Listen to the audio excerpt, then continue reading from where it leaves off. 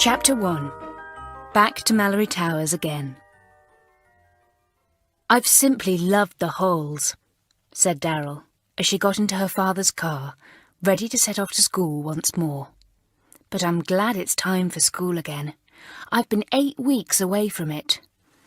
"Well, well, how simply terrible," said her father. "Is your mother ready, or must I hoot? It's an extraordinary thing that I'm always the first one ready. Ah, here comes Mother." Mrs. Rivers hurried down the steps. "Oh dear, have I kept you waiting?" she said. "The telephone went at the last minute. It was Sally Hope's mother, Darrell, asking what time we should be along to pick up Sally and take her with us." Sally Hope was Darrell's best friend. Mr. Rivers, Darrell's father, was motoring them both down to Malory Towers, their school in Cornwall. They were setting off very early, so that they would be there before dark, and Sally was going with them. "I hate leaving home, but I just can't help being excited at going back again," said Darrell. "This will be my 5th term at Malory Towers, Mother, and I'm to be in the 2nd form. I shall feel grand." "Well, you're 13 now, so it's time you went up," said her mother, settling down in the car. "You will quite look down on the 1st form, won't you? You'll think they are mere babies." "I suppose I shall," said Darrell with a laugh. "Well, the 3rd form look down on us, so we're all kept in our places." "There's your little sister waving to you," said her father, as the car slid down the drive. "She will miss you, Darrell." Darrell waved frantically. "Goodbye, Felicity," she yelled. "You'll be coming to Malory Towers sometime, then we'll go together." The car purred out of the drive into the road. Darrell took a last look back at her home. She would not see it again for 3 months. She felt a little sad, but then, being a sensible girl, she cheered up at once and set her thoughts on Malory Towers. She had grown to love her school very much in the last year, and she was proud that she belonged to it. 4 terms in the 1st form with Miss Potts lay behind her. Now she had a year in the 2nd form to look forward to. They arrived at Sally Hope's house in an hour's time. Sally was ready for them, her school trunk and her night-case standing beside her on the steps. With her was her mother, and by them stood a toddler of about 18 months, clutching at Sally's hand. "Hello, Sally! Hello, Daphne!" shouted Darrell in excitement. "Good you're ready." The trunk was put in the boot at the back of the car with Darrell's. The night-case was strapped on the grid. Sally's lacrosse stick was shoved in with the odds and ends, and then she got in herself. "Want to come too?" called Daphne, her eyes full of tears as she saw her beloved Sally going away. "Goodbye, Mother dear. I'll write as soon as I can," called Sally. "Goodbye, Daffy, darling." The car slid off again, and Daffy began to howl. Sally looked a little upset. "I hate leaving Mother," she said. "And now I hate leaving Daffy too. She's lovely now. She can run everywhere, and she talks awfully well." "Do you remember how you hated her when she was a baby?" said Darrell. "Now, I bet you wouldn't be without her. It's fun to have a sister." "Yes, I was horrid to her," said Sally, remembering. "That was an awful 1st term I had at Malory Towers. I was so miserable, thinking I'd been sent away from home to make room for Daffy, the new baby. I hated you too, Darrell. Isn't it queer to think of? And now we're best friends," said Darrell with a laugh. "I say, who do you think will be head of the 2nd form this term, Sally? Catherine's in the 3rd form now, so she won't be. It'll be somebody else." "Alicia, perhaps," said Sally. "She's about the oldest." "I know, but do you think she would make a good head?" said Darrell doubtfully.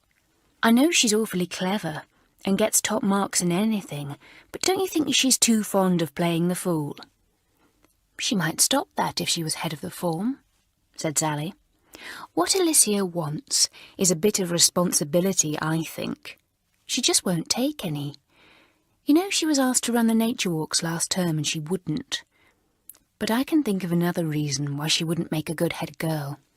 What? Asked Darrell, enjoying this gossip about her schoolfellows. Well, she's rather hard, said Sally. She wouldn't bother to help people if they were in trouble. She wouldn't bother herself to be kind. She'd just be head of the form and give orders and see that they were kept and nothing else. And you do want something else in a head girl, don't you think so? Well, who do you think is fit to be head of the form? Demanded Darrell. What about you? You size people up awfully well, and you're fine when anybody's upset or in trouble, and you're so steady somehow. You don't fly off the handle like I do, or get all worked up about things. I'd love you to be head. I wouldn't want to be, said Sally. And anyway, there's no chance of it. I think you would be fine as head of the form, Darrell. You really would. Everyone likes you and trusts you. For a wild moment, Darrell wondered if it was possible that she might be chosen. It was true that all the girls, except one or two, really liked and trusted her. But there's my temper still, she said regretfully. Look how I flared up last term when Marigold ticked me off at tennis thinking I was somebody else.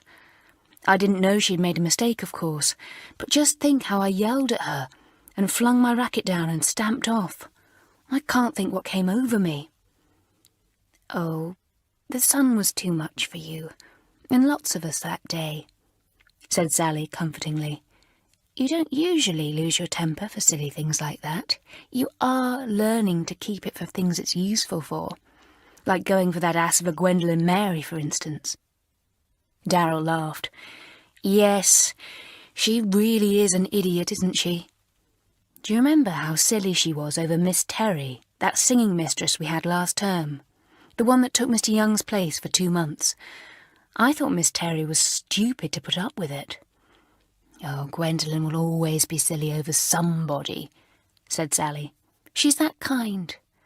I expect she'll pick on somebody this term too, to worship and follow around. Well, thank goodness it's not likely to be me. I hope there'll be some new girls, said Darrell. It's fun sizing them up, isn't it, and seeing what they're like. There are sure to be some, said Sally. I say, wouldn't it be funny if Mary Lou was told to be head girl? Both girls laughed. Mary Lou was devoted to both Sally and Darrell, though Darrell was her heroine, and the girls liked little Mary Lou very much. But she was such a timid little thing, shrinking away from all idea of responsibility, that it was quite funny to picture her face if she was ever told she was to be head of the form. She'd have a blue fit and go up in smoke, said Darrell. But she's much better now, Sally. Do you remember how she used to shake at the knees when she was scared? She hardly ever does that now. We've all been decent to her and not scared her, and we've made her believe in herself, so she's different. She'll never be so bad again. It was a long, long drive to Cornwall. The journey was broken by picnic meals taken by the wayside, sitting on heather or grass. Mrs. Rivers took the wheel of the car once to relieve her husband.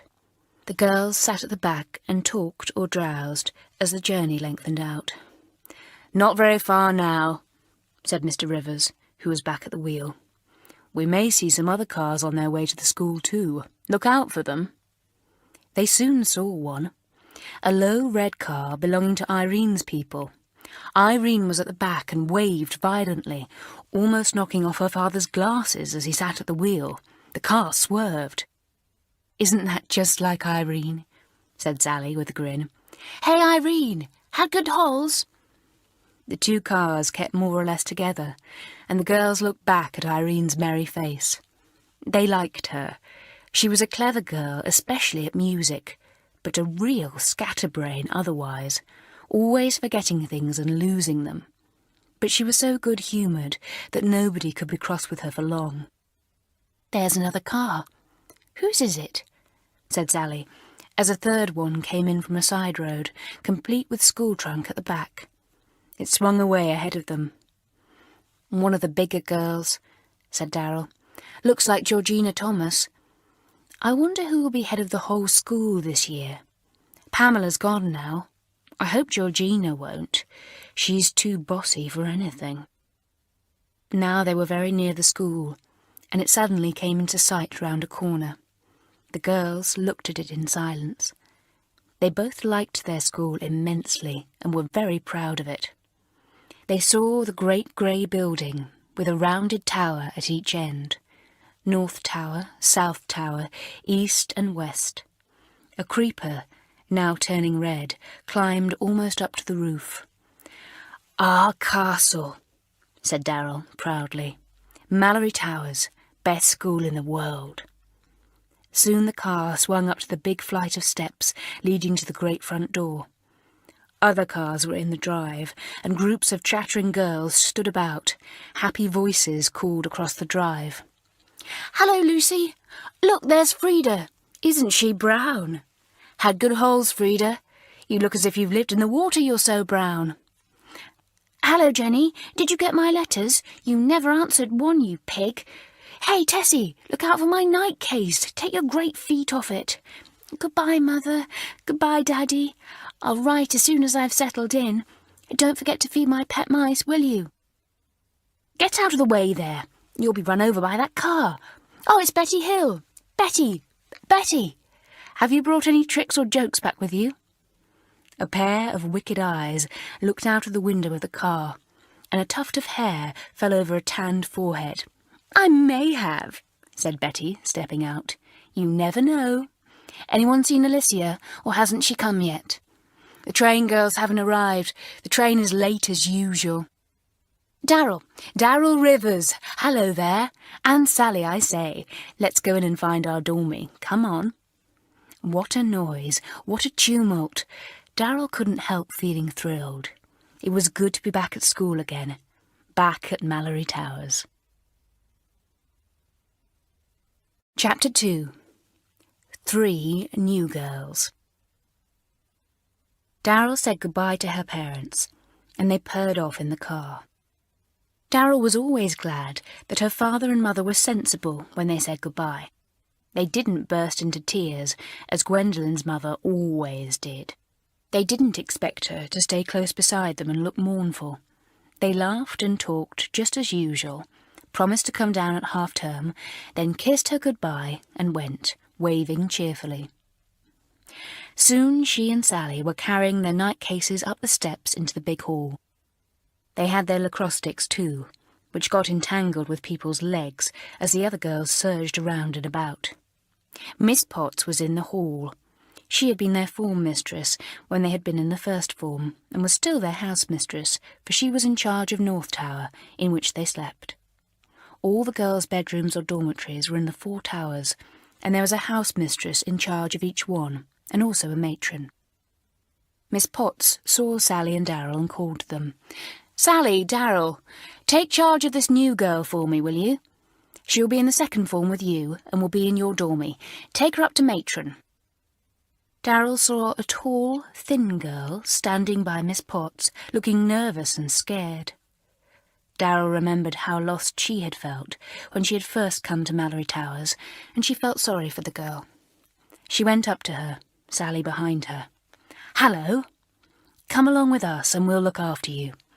What's your name?" "Ellen Wilson," said the girl. She had a very pale face and looked tired out. In the middle of her forehead was a deep line, cutting down between her eyebrows, making her look as if she was continually frowning. Darrell didn't much like the look of her, but she smiled at Ellen kindly.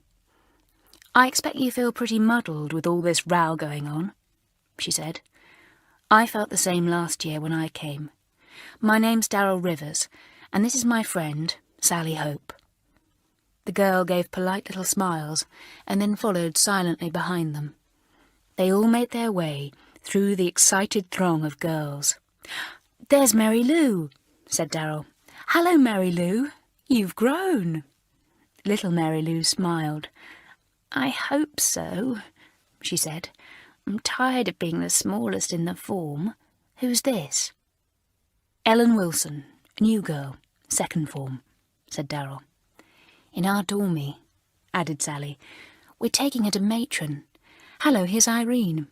Irene, we saw you nearly knock off your father's glasses in the car when you waved to us." Irene grinned. "Yes, that was the 3rd time I'd done it. He was just getting annoyed with me. Are you going to Matron? I'll come along too." "Got your health certificate?" asked Sally slyly. It was a standing joke with the girls that Irene always arrived without it, no matter how safely her mother had packed it in her nightcase or given it in an envelope to Irene to put in her pocket. "Got yours?" said Darrell to Ellen Wilson. "We have to hand them over at once, and woe betide you if you go down with measles or chicken pox or something, if you just handed in a certificate saying you haven't been near anyone ill." "Golly, Irene, you don't really mean to say you haven't got yours again?" Irene was feeling in all her pockets, with a humorous look of dismay on her face. "Can't find it at the moment," she said. "Must be in my nightcase. But no, Mother said she wasn't going to put it in there any more because it always disappeared. Blow!" "Matron said she'd isolate you next time you came without a health certificate," said Sally. "You'll have to be in the sand for 2 days till your mother sends another one. You really are an idiot, Irene." Feeling frantically in all her pockets, Irene followed Sally, Darrell and Ellen to North Tower and went in with them. The second form dormy was not far from the first form dormy, where Darrell had slept for the last 4 terms. It was on the 2nd floor and was a lovely big room with 10 white beds in it, each covered with a pretty eiderdown. The girls dumped their nightcases down in the dormy and went to look for Matron. Ah, there she was, shepherding another new girl up to the dormy. Darrell looked at the girl. She was about the same age as Darrell, and like Darrell, had black curly hair, but cut much shorter, more like a boy. She looked rather scruffy and untidy, but she had a very attractive grin, and her eyes twinkled as she looked at the other girls. She did not seem nearly so lost or forlorn as Ellen. "Ah, Sally, Darrell, here's another new girl," said Matron briskly. "Take charge of her, will you? Her name is Belinda Morris. Now, have you all got your nightcases? And what about your health certificates?" "Our nightcases are there," said Darrell, pointing to where they had dumped them on the floor. "And here's my health certificate, Matron." "Where's my nightcase?" said Belinda suddenly. "Surely you had it with you a minute ago," said Matron, looking all around. "Well, give me your certificate and then go and look for your case." "But it's in the case," said Belinda, and looked vaguely around. "You probably left it down in the hall for everyone to fall over," said Matron. "You girls." "Thank you, Darrell. Is this your certificate, Sally? And yours, Mary Lou? And yours, Ellen? What about yours, Irene?" "It's a most peculiar thing, Matron," began Irene, hunting in all her pockets. "You know, I had it when I started off this morning. I remember Mother saying—" Matron stared at Irene, really exasperated. "Irene, don't dare to tell me you've not brought it again. You know what I told you last term. There is a rule here that girls who forget their health certificates should be isolated until one is produced. I've never had to enforce that rule yet, but in your case I really think—" "Oh, Matron, don't isolate me," begged Irene, taking her nightcase, opening it, and emptying all the contents higgledy-piggledy on the floor. "I'll find it, I will." The girls stood by, laughing. Really, Irene was very funny when she had lost something. Matron looked on grimly. Irene bent low over the case, hunting hard, and suddenly she gave a cry and put her hand to her chest. "Oh, something's pricking me. Whatever can it be? Gracious, something's run a sharp point right into me." She stood up, rubbing her chest. Then she opened the front of her coat, and the girls gave a scream of laughter. "Irene, you donkey! You've got your health certificate pinned onto your front. You couldn't lose it if you wanted to." Irene looked down, pleased. "Of course," she said, unpinning it. "I remember now. I knew I should lose it unless I really did hang on to it somehow, so I pinned it tightly to my front. Here it is, Matron. You won't have to isolate me after all." Matron took it and put it with the others she had. "A narrow squeak for you, Irene," she said, and her plump face broke into a smile. "You put a grey hair into my head at the beginning of every term. Now, you girls, unpack your night cases and put out your things. The trunks won't be unpacked till tomorrow, and then each of you will have to check the clothes list you brought with you." She departed, rustling stiffly in her starched apron, looking out for more returning girls, collecting lists and names and certificates, bringing order out of confusion, and welcoming back all the 60 or so girls returning to North Tower. In the other towers, 3 more matrons were doing the same thing.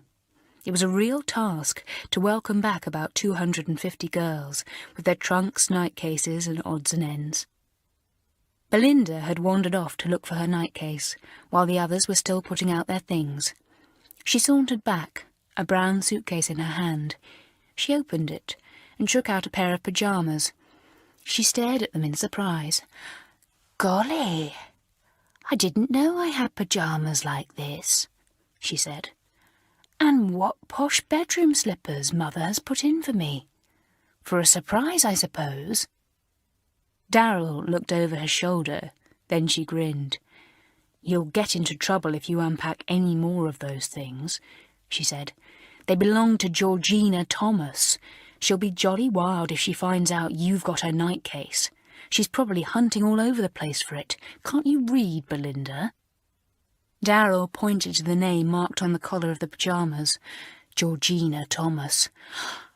"Goodness, what an ass I am," said Belinda, and stuffed all the things back untidily into the case. "I thought it was my case." She went out of the room again, presumably to hunt once more for her lost case. Darrell grinned at Irene.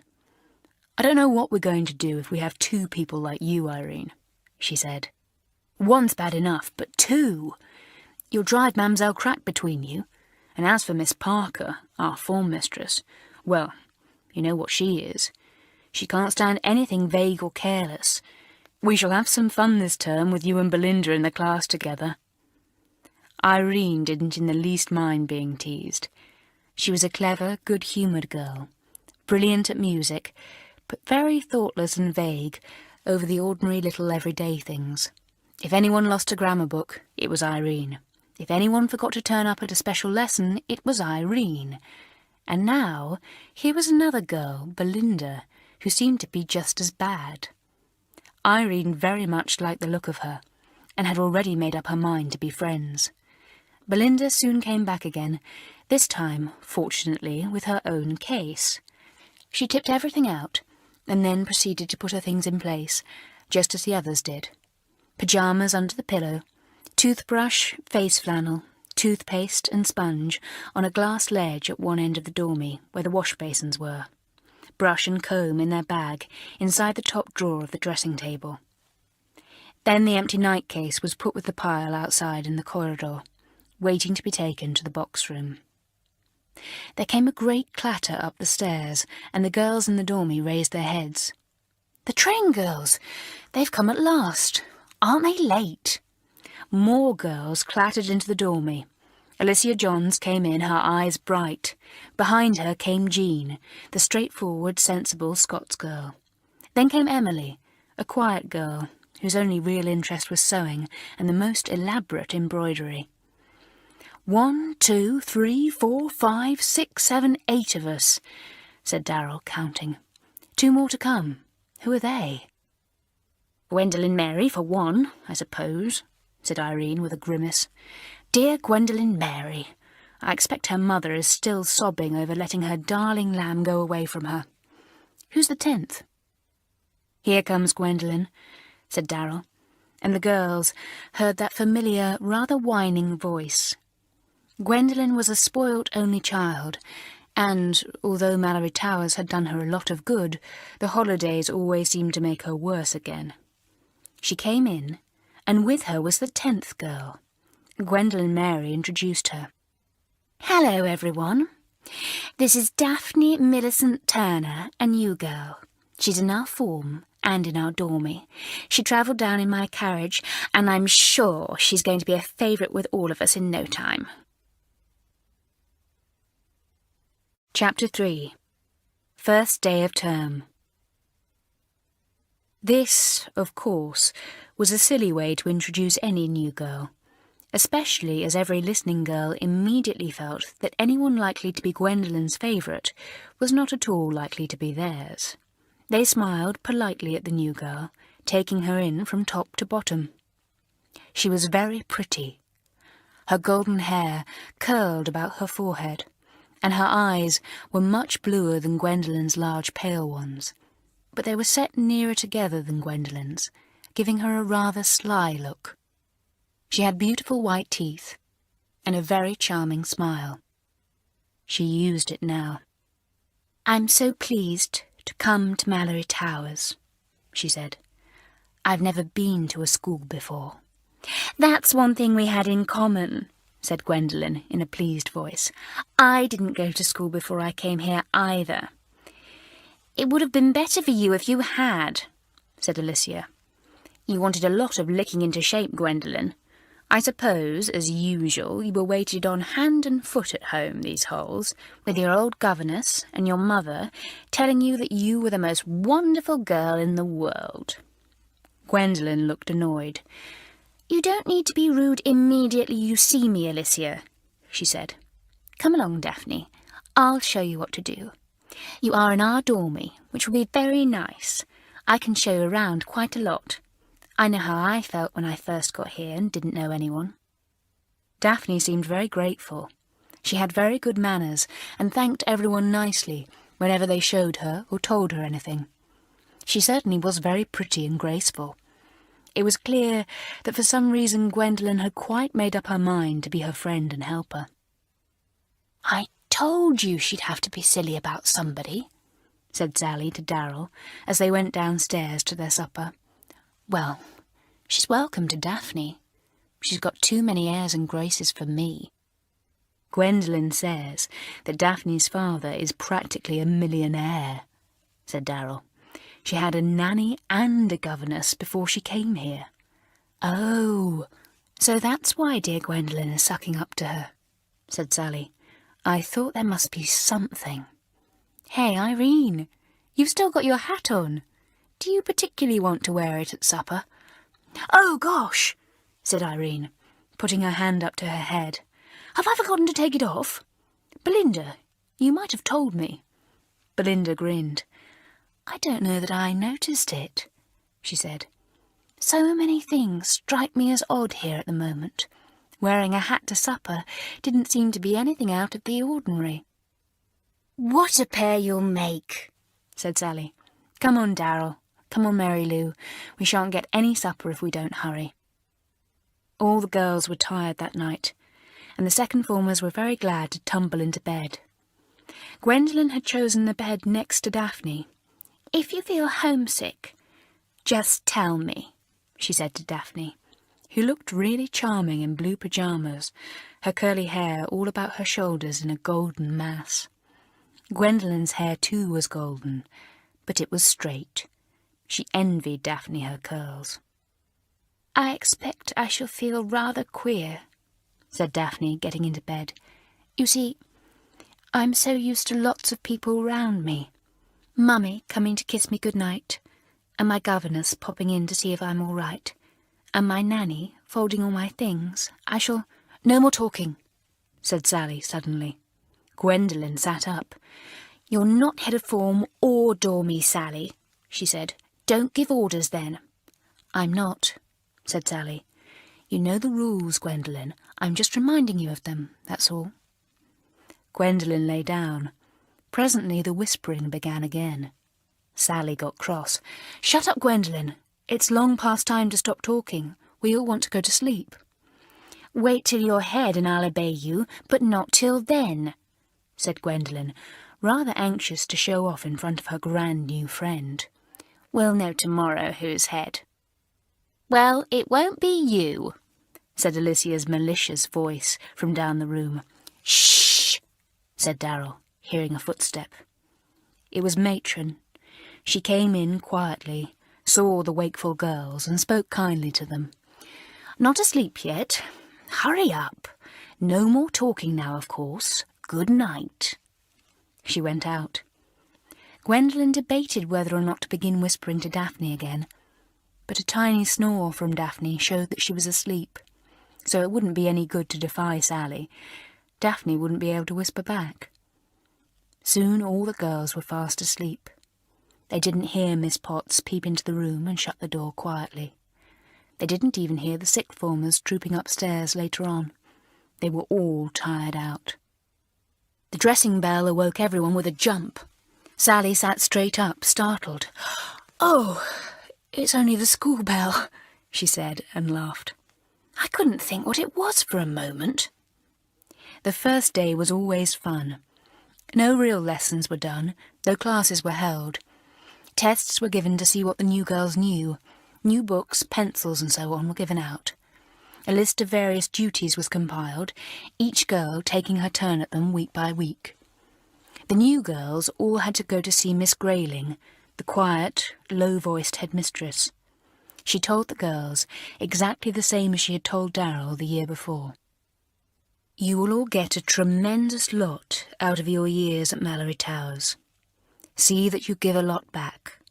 Be just and responsible, kind and hard-working. I count as our successes those who leave here as young women, good-hearted and kind, sensible and trustable, good, sound people that the world can lean on. Our failures are those who do not learn these things in the years they are here."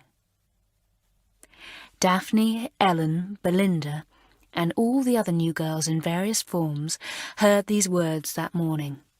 All of them listened impressed. Some remembered the words and never forgot them. They would be the successes. All three new girls in the second form seemed to be listening earnestly and sincerely, especially Daphne. Miss Grayling glanced at her, looked at her closely without appearing to. She knew quite a lot about Daphne Millicent Turner. Daphne looked back, putting all her soul into her eyes. She wanted badly to make a good impression on Miss Grayling. She smiled her charming smile, but the headmistress did not return it. She spoke a few more serious words, and then dismissed the girls. They went silently out of the room. "Isn't she wonderful?" said Daphne fervently. "Gwendolen said she'd make a real impression on me. And she has." Nobody appeared to care whether any impression had been made on Daphne or not. They separated and went their different ways. This term, Darrell and Sally made their way to the second form room. They passed the door of the first formers, the room where they themselves had sat for many terms. The door was open. A tangled crowd of small girls were choosing desks and bagging seats. "Babies," said Darrell loftily. "Just inky-fingered kids who probably don't know their 12 times table yet." Two old second formers, now third formers, passed them in the passage. "Hello, kids," said one of the third formers condescendingly. "Look out for old Nosy. She's hard on people who make too many spelling mistakes." Nosy was the popular name for Miss Parker, the second form mistress. She had rather a large nose, which, so the girls said, she kept putting into things that were no concern of hers. Certainly she was a most inquisitive person when she suspected any mischief was going on, and did not rest till she got to the bottom of it. She was strict, but sometimes she had dreamy fits when she seemed to forget the class and sat gazing into the distance. The class lived for these rare moments, and then made the most of them. Darrell was sure she would not like Miss Parker nearly as much as she had liked Potty, the mistress who had taught her in the first form. Belinda and Ellen seemed to be very keen to know all the details about the various teachers. Darrell and Sally were pleased to supply them. Daphne, of course, went to Gwendolen for information. "You've got to be careful of both Mamsells," said Darrell, "but most of all Mamselle Rougier, the tall, thin one. They've both got tempers, but Mademoiselle Dupint's temper is just a short, hot one. And Mademoiselle Rougier's is a real bad one. And look out for Miss Carton, the history mistress, because if you don't like history, she'll sharpen her tongue on you, said Alicia. I do like it, so I'm all right. But if you don't, look out. The first day passed pleasantly and interestingly. The new girls were taken to see the various parts of the big school buildings, the tennis courts and the gardens. They marvelled at the great swimming pool, hollowed out from the rocks and continually filled with fresh water each tide. I suppose you can swim very well, said Daphne to Gwendolen. Gwendolen hesitated and looked around. She had been boasting quite a lot to Daphne, but not in the hearing of the others. Now, Darrell was too near for her to make any untruthful statement about her swimming. Well, not so well as the others, she said. I bet you swim the best, said Daphne warmly. You're too modest. Darrell giggled. No one could call Gwendolen modest, surely. She was the worst boaster in the school, and sometimes could not draw the line between stupid boasting and real untruth. Ellen said she could not swim. I've never had much time for games, she said, but I'd like to play them well. I had to work so hard always. You must be jolly clever, said Mary Lou. You won the only scholarship offered that would take you to Malory Towers, didn't you? Yes, but I don't believe I'm really clever, said Ellen, the little line deepening on her forehead and giving her a worried look. I mean, I can work and work and work and remember things all right, but I'm not brilliant like some girls. Some don't need to work hard at all. They're taught because they're so clever, and they can't help it. I have had to work for everything. Still, I badly wanted to come to Malory Towers, and here I am, so the hard work was worth it. Well, you try being good at games as well as at work, said Sally, who was very keen on all games herself. You know what they say, all work and no play makes Jack a dull boy, and Ellen a dull girl, said Ellen with a small laugh. I'm afraid that's what I am too, dull. Belinda loved everything about Malory Towers. Irene, who seemed to have taken her as much in tow as Gwendolen had Daphne, was delighted with Belinda's rapturous admiration of everything. Oh, the views! Cried Belinda. Look at that sea! Look at the colours in that swimming pool! Where's my paint box, quick? It was then that for the first time the girls discovered Belinda's talent. She could draw and paint marvellously well. Best of all, or so the girls thought, she could caricature anyone in a bold pencil or charcoal drawing, producing a comic, exaggerated likeness that sent everyone into peals of laughter. We'll have some fun with you, Belinda, said Irene. You can draw Nosy Parker, and Mamselle, both Mamselles in fact, and Matron and everyone. I'm glad you came. We'll certainly have some fun with you. Chapter 4. Settling in. On the first day of the term, Miss Parker announced who the head girl of the form was to be. The class were all agog to hear her, and sat like mice while she rustled her papers and looked for her pencil. I'm sure you all want to know who's been chosen for head girl this term, she said. Well, I will not keep you in suspense long. After a short discussion at the staff meeting, we decided on Sally Hope. The girls clapped, and Sally blushed red.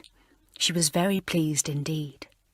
Miss Parker went on, glancing at her notes as she spoke. You may perhaps like to know which girls were in the running for the position. Darrell Rivers was, Jean MacDonald was another, Winnie Toms was a third.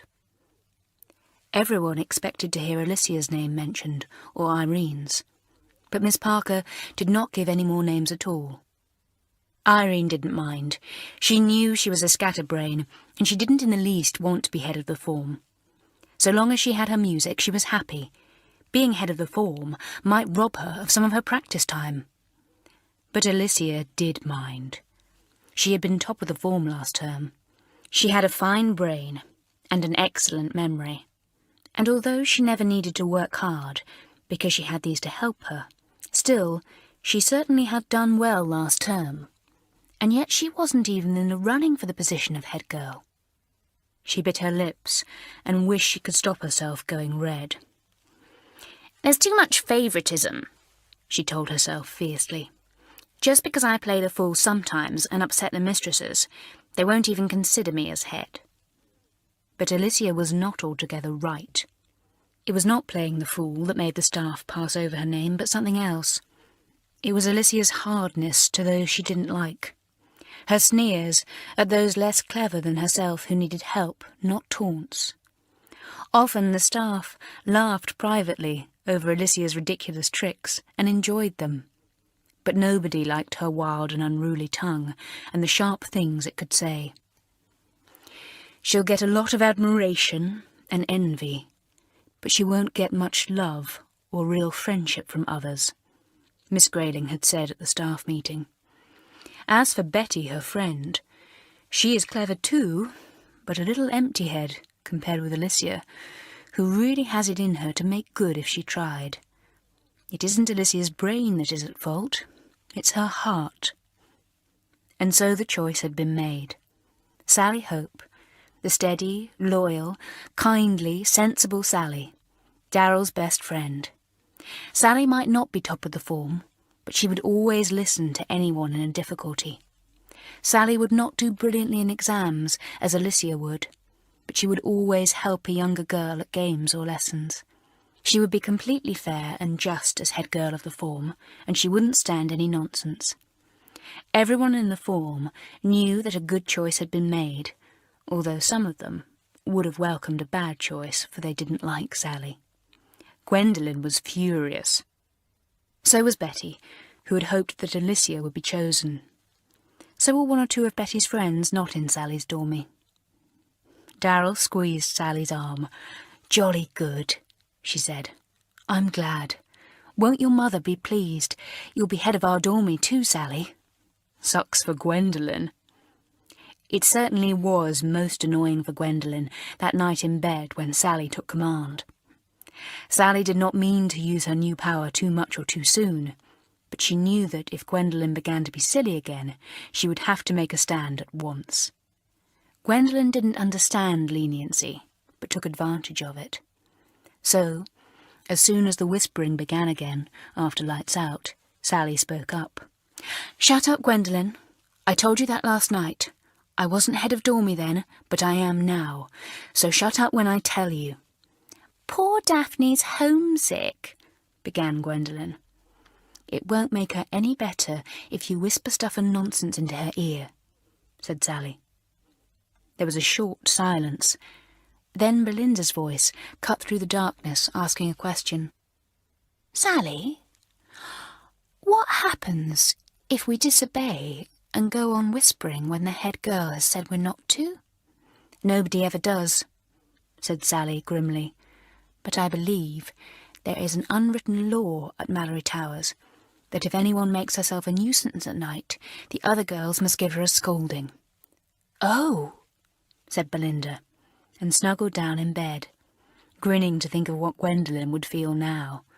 Would she whisper again or not?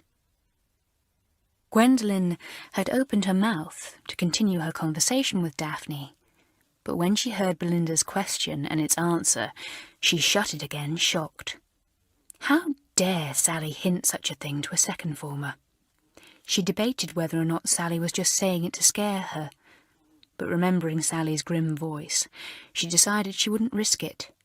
It would be too humiliating if Sally really did carry out her threat. Daphne would never respect her again.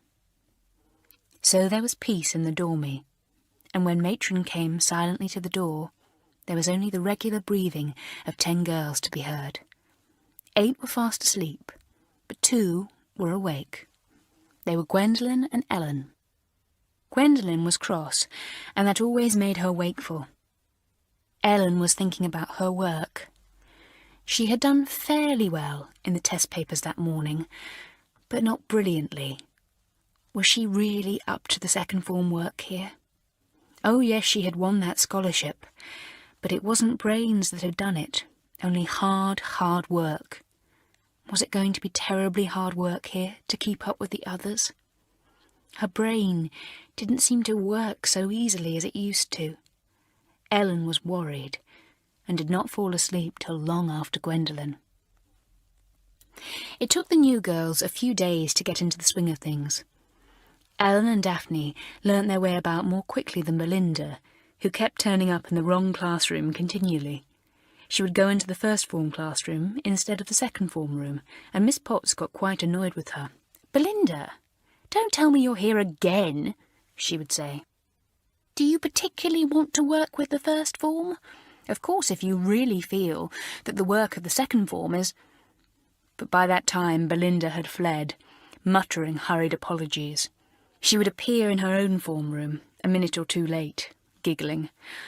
"I'm so sorry. I got lost, Miss Parker," she would say, and subside into her seat. "I'll look after her a bit, Miss Parker," said Irene. But Miss Parker forbade that immediately. "That would mean the two of you getting lost," she said. "You'd probably be down in the swimming pool waiting for a diving lesson, while we were all up here doing maths. It's time Belinda learnt to look after herself. After all, she's been here 3 days now." "Yes, Miss Parker," said Belinda meekly, and began to make a little sketch of the teacher on her blotting pad. She was always drawing wherever she was. She kept a little sketchbook in her pocket, and filled it with odd drawings of the girls, the flowers on the windowsill, the view from the window, anything that caught her observant eye. Mademoiselle Dupont, plump, short, and beady-eyed, holding her lorgnettes close to her eyes, was a source of delight to Belinda, for she was so easy to draw. Nearly every girl in the class now had a neat little sketch of Mademoiselle, marking her place in her French grammar. It was the ambition of the class to have as a marker caricatures of all the mistresses taking their different classes. Miss Carton for their history books, Miss Grayling for the scripture exercise books, Mr. Young for the school songbook, and so on. Belinda had promised to do one for each girl as a marker, providing that they would tidy her drawers for her, keep her desk spick and span, and generally see that whatever she forgot was done before she got into trouble. "I simply can't help forgetting things," she explained. "I'm even worse than Irene. If I get into too many rows, I get upset and can't draw. That's awful." "Don't worry, we'll run around you all right," said Alicia, looking in delight at the sly drawing Belinda had done of Mr. Young, the singing master. There he was, with his funny little moustache twisted up at the ends, his bald head with the 3 or 4 hairs plastered down the middle, his too high collar, and his eyes large behind their glasses. "You really are a marvel, Belinda," said Betty, looking over Alicia's shoulder at the drawing. "What will you draw for me if I promise to take over your week of classroom duties when your turn comes?" Thus Belinda made her bargains, and got out of all the jobs she didn't want to do. Miss Parker was amazed to find the girls doing so much for Belinda. Belinda exasperated her with her irresponsible ways, and she couldn't think why the girls ran around her so much. "It's queer," she said to Mademoiselle. "They never do that for Irene, who is almost as bad. Do they like Belinda so much, then? I can't see what there is in that silly child to make them fuss around her so much. Why, I even saw Gwendolen tidying out her desk for her this morning, instead of going off at break." "Ah, Belinda has the artistic temperament," said Mademoiselle. "She has no time for such things as tidying desks and making beds. I myself have an artistic temperament, but in this so-English school it gets no sympathy. You English, you do not like such things." "No, we don't," said Miss Parker, who had heard a good many times before about Mademoiselle Dupont's artistic temperament. It usually took the form of groaning over such laborious jobs as marking papers, making out long lists, and so on. Mamselle's artistic temperament was always at war with such tasks, and she tried in vain to hand them over to more practical people, such as Miss Potts or Miss Parker. "We must be patient with such as Belinda," went on Mamselle. "How I have suffered because people— Well, believe me, Belinda will suffer too if she doesn't get rid of some of her ways," said Miss Parker grimly. "I know what Miss Potts had to put up with in Irene the last year. She put a bit of sense into her, thank goodness, and I can deal with her. Belinda's got to toe the line too. It's a pity all the girls seem bent on doing so much for her." Nobody told Miss Parker the real reason, and although she tried hard to find out, she couldn't. Nobody showed Miss Parker any of the drawings either. Belinda had a malicious pencil sometimes, and just hit on the weak points in her subjects. Miss Parker's big nose always appeared in her drawings just a little bigger than in life. Mademoiselle Rougier was always bonier than she really was. Mademoiselle Dupont was rounder and fatter.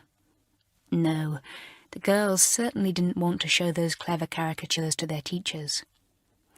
The only teacher who was really delighted with Belinda was Miss Linney, the art mistress. She was young and light-hearted, with a great sense of fun. She soon found out Belinda's gift for art and encouraged her all she could. "I'm going to enjoy myself here," said Belinda to Irene. "Miss Linney's thrilled with me and is helping me no end, and I've got out of all the silly jobs I hate. Emily's even going to darn my stockings for me." "You're lucky," said Irene enviously. "I wouldn't mind swapping some of my music compositions if somebody would do jobs for me. But nobody wants the music I write. But they all want your funny drawings, Belinda." Chapter 5. Sorting Themselves Out. The first week went slowly by. It always did go slowly. And then, after that, the weeks went faster and faster. All the girls had now settled in well and were enjoying themselves. The weather kept fine and warm, and there was still bathing to be had for those who wanted it. The tennis courts were still in use too, although the winter game of lacrosse was now being played, so there was plenty to do in spare time. Gwendolen and Daphne had become firm friends. Gwendolen had not had a proper friend during the 4 terms she had been at Malory Towers, and she was thrilled to have Daphne. She admired the girl's prettiness and her charming ways, and loved to hear the stories of her wealthy home. The 2 girls had much in common. Neither of them liked the water, and nothing would persuade them to take a dip in the pool. "We have to do enough of that each summer," objected Gwendolen one hot day when her form tried to get her to come along and bathe. "We don't have to swim this term, so I'm jolly well not going to. Anyway, you don't really want me to come. All you want me for is to creep up behind me and push me in." "No, we want Belinda to see you shivering in your bathing suit, putting one toe gingerly into the water," said Alicia. "It would make such a comical picture for our classroom wall, Gwendolen."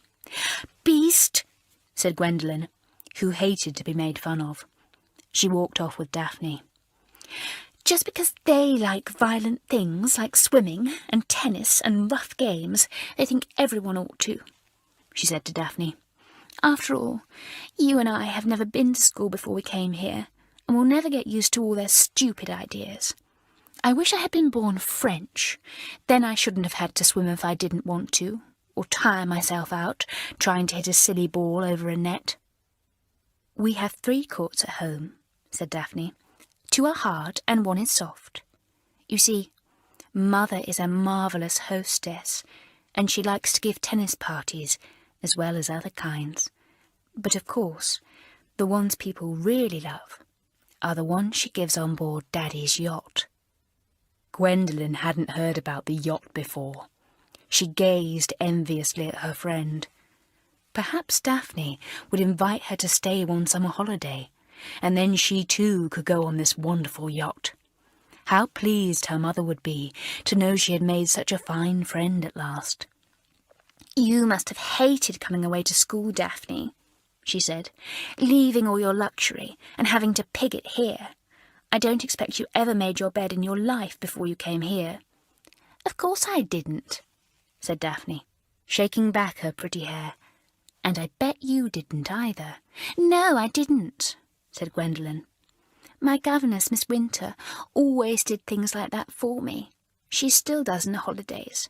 She's a stupid old thing, but she's useful in those ways. She wasn't much good at teaching me, though. I was awfully backward when I first came here." Gwendolen still was. Instead of getting down to things and trying to work really hard all the term to catch up with the others, she made a great show and did very little. Her parents were almost resigned to the fact that her reports always contained the words, "Fair, could work harder. Weak, does not use her brains enough. Poor, has not tried her best."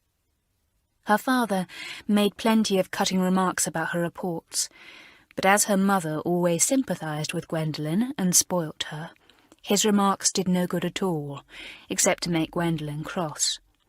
Then she would burst into tears, and it would be all that Miss Winter and her mother could do to comfort her.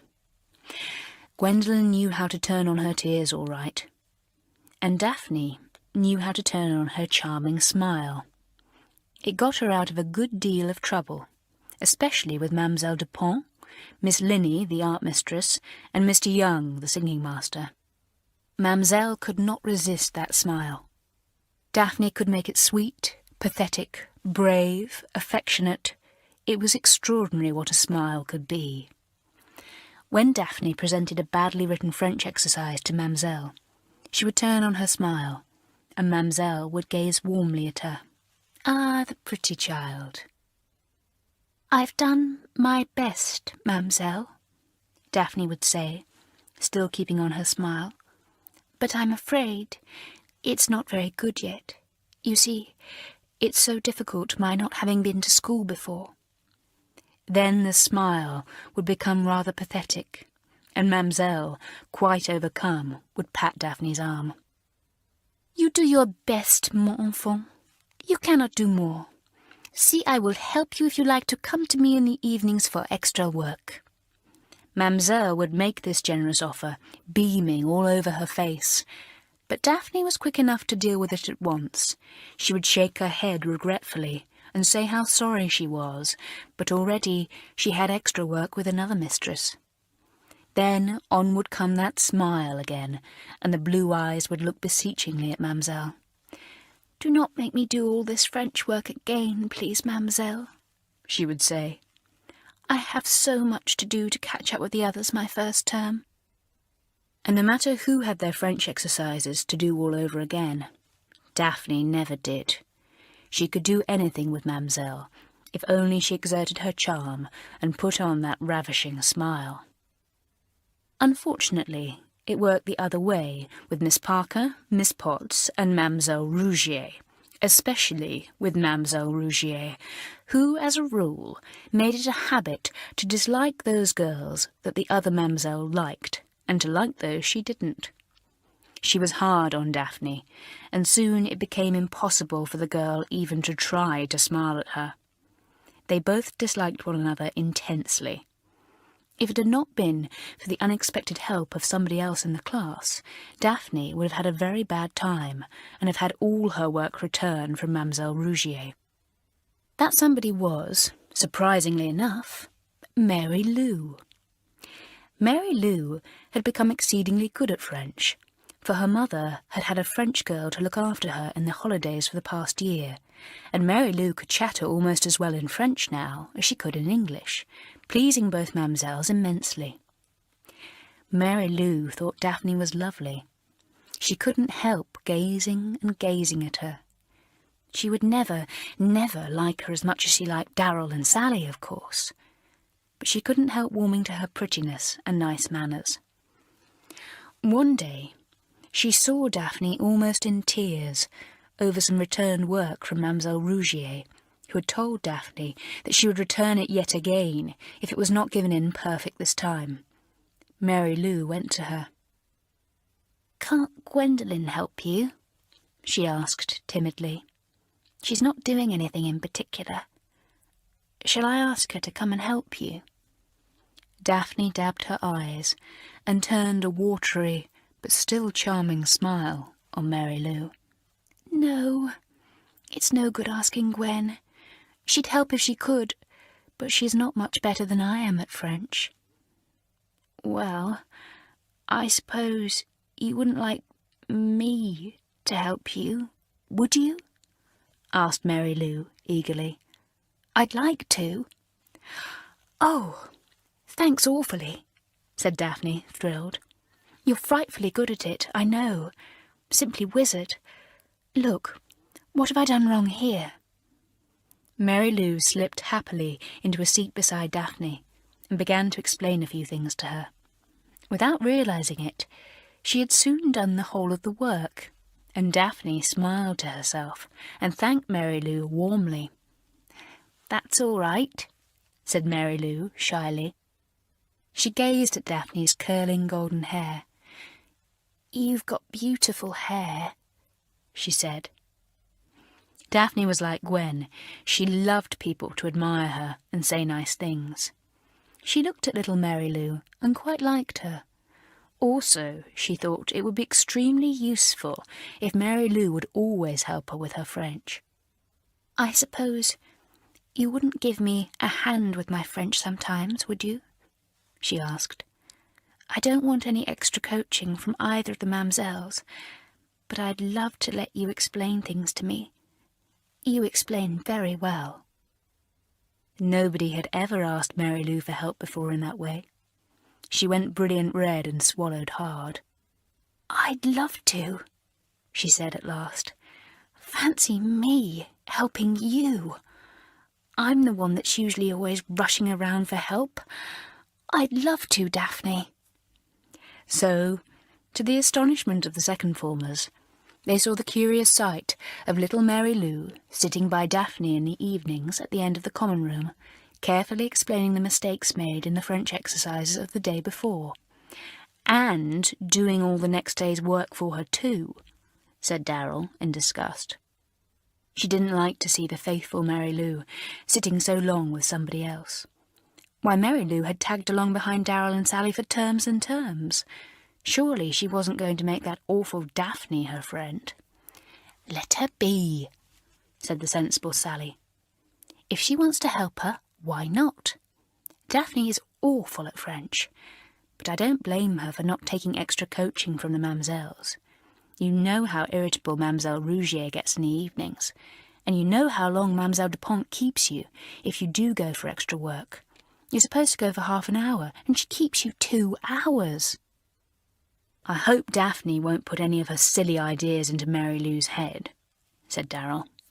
"Maybe Mary Lou will put a few sensible ideas into Daphne's head," said Sally. "I know you're longing to interfere, Darrell. Well, don't." The girls soon sorted themselves out in the form, making their own friends, choosing people to sit next to and go for walks with. It was nice to have a particular friend, and to have someone to confide in. Sally had Darrell, and Darrell had Sally. Irene had Belinda. The two became quite inseparable, and did one another no good. What one forgot, the other certainly didn't remember. They seemed to make one another worse. Alicia, of course, had Betty. Alicia was not as good-tempered as usual. She still smarted because she had not been made head girl, and she was not at all nice to Sally, nor as loyal to her as she should have been. Sally took no notice, but she was not very happy about it. Gwen had Daphne, of course, and now Mary Lou seemed to want Daphne too. How was Gwen going to feel about that? "You needn't worry," said Daphne to Gwen. "I'm only using her. Silly little thing. I'll let her come out with me sometimes, when you're busy, because I don't want her to think I only want her help for my French. You can use her too, Gwen. Copy my work when I've done it." so Gwendolen put up with Mary Lou's company at times, and even said nothing when she went off alone with Daphne. What did it matter? Daphne was only using her. But all the same, Daphne couldn't help liking little Mary Lou, and it was certainly a change from the silly Gwen to have good-hearted Mary Lou trotting by her side once or twice a week. Chapter 6. The Invisible Chalk. After a few weeks, Alicia got restless. "It's time we liven things up a bit," she said to Betty. "I know we're second formers now and all that, but there's no reason why we shouldn't have a bit of fun. Sally's such a bore. Never a joke, never a trick." "What shall we do?" said Betty, her wicked dark eyes gleaming. "I've got some invisible chalk. Have you got anything?" "Invisible chalk? You never told me," said Alicia, her face brightening. "What is it? Show me." "I've got it in my locker in a box," said Betty. "The common room will be empty now. Come along and I'll show you. It's queer stuff." The two girls went to their common room. Betty opened her locker and took out a tin box. Inside, wrapped carefully in paper, was a thick slab of curious pink chalk. "It doesn't look invisible," said Alicia. "What does it do?" "Well, if you rub it onto a chair, it can't possibly be seen," said Betty. "And whoever sits down on it makes it warm, and it leaves a bright pink patch on a dress or a skirt." "I see," said Alicia. "Golly, we could rub it on the mistress's chair in our form room, when Mademoiselle Rougier is coming, perhaps." "I know. Let's rub it onto Mr. Young's chair when he comes to take singing," said Betty. "On his piano stool. Then he'll sit down hard on it when he plays the accompaniment for our songs, and when he gets up and turns round to write on the blackboard—" "Golly, what a scream!" Alicia laughed loudly. "It would be better to play it on Mr. Young than on Nosy or Mamselle. He won't suspect a thing, and the first form will have a share in the joke too, because they take singing with us." Alicia cheered up considerably after this. She and Betty tried out the invisible chalk very carefully, and it was a great success. Betty took a wooden-bottomed chair and rubbed the curious pink chalk all over it. "Look," she said. "It doesn't show at all, Alicia. Can you see anything of it?" Alicia looked carefully at the chair, tipping it this way and that. "It's perfect," she said. "Not a thing to be seen. Funny how you can rub it on and it seems to disappear, Betty. It really is invisible. Now, you sit down on it and let me see what happens." Betty sat down and remained there for a minute or two. The chalk would not work unless it was slightly warmed. As Betty was sitting solemnly there with Alicia watching her, Gwendolen popped her head in to look for Daphne. She was astonished to see Betty sitting solemnly by herself on a chair with Alicia a little way off. "What are you doing?" she asked curiously. "What's happening?" "Nothing," said Alicia. "Buzz off. Daphne's not here." "But what are you doing?" persisted Gwendolen, suspecting something, though she didn't know what. "Why is Betty sitting on that uncomfortable chair in the middle of the room like that?" "Alicia, Nosy wants you," suddenly cried a voice, and Jean's head came round the door. "Hurry, she's in a stew about something. Your maths paper, I should think." "Blow," said Alicia, and shot off. "Be back in a minute, Betty," she said, and ran down the passage. Jean looked with interest at Betty, sitting all alone in the middle of the common room. "Tired?" she asked. Betty scowled. She felt foolish. She wanted to hurl a book at Gwendolen's silly golden head, but she didn't dare to get up, in case she had a nice chalky pattern on her back. She didn't want to let anyone else into the trick at the moment. "Paralysed or something, poor thing," said Gwendolen. "Can't get up. Or perhaps it's rheumatism." To Betty's great relief, Gwendolen became tired of teasing her and went out to find Daphne. Jean gave a grin and left too. Betty got up and looked round at herself. She gave a chuckle of delight. She had a brilliant pink pattern on the skirt of her tunic. How extraordinary that the invisible chalk should act like that when it was warmed up. Alicia came flying in.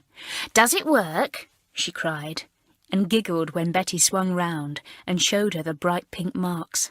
"Golly, it's fine. We'll try it on old Mr. Young tomorrow." "Shall we tell anyone?" asked Betty.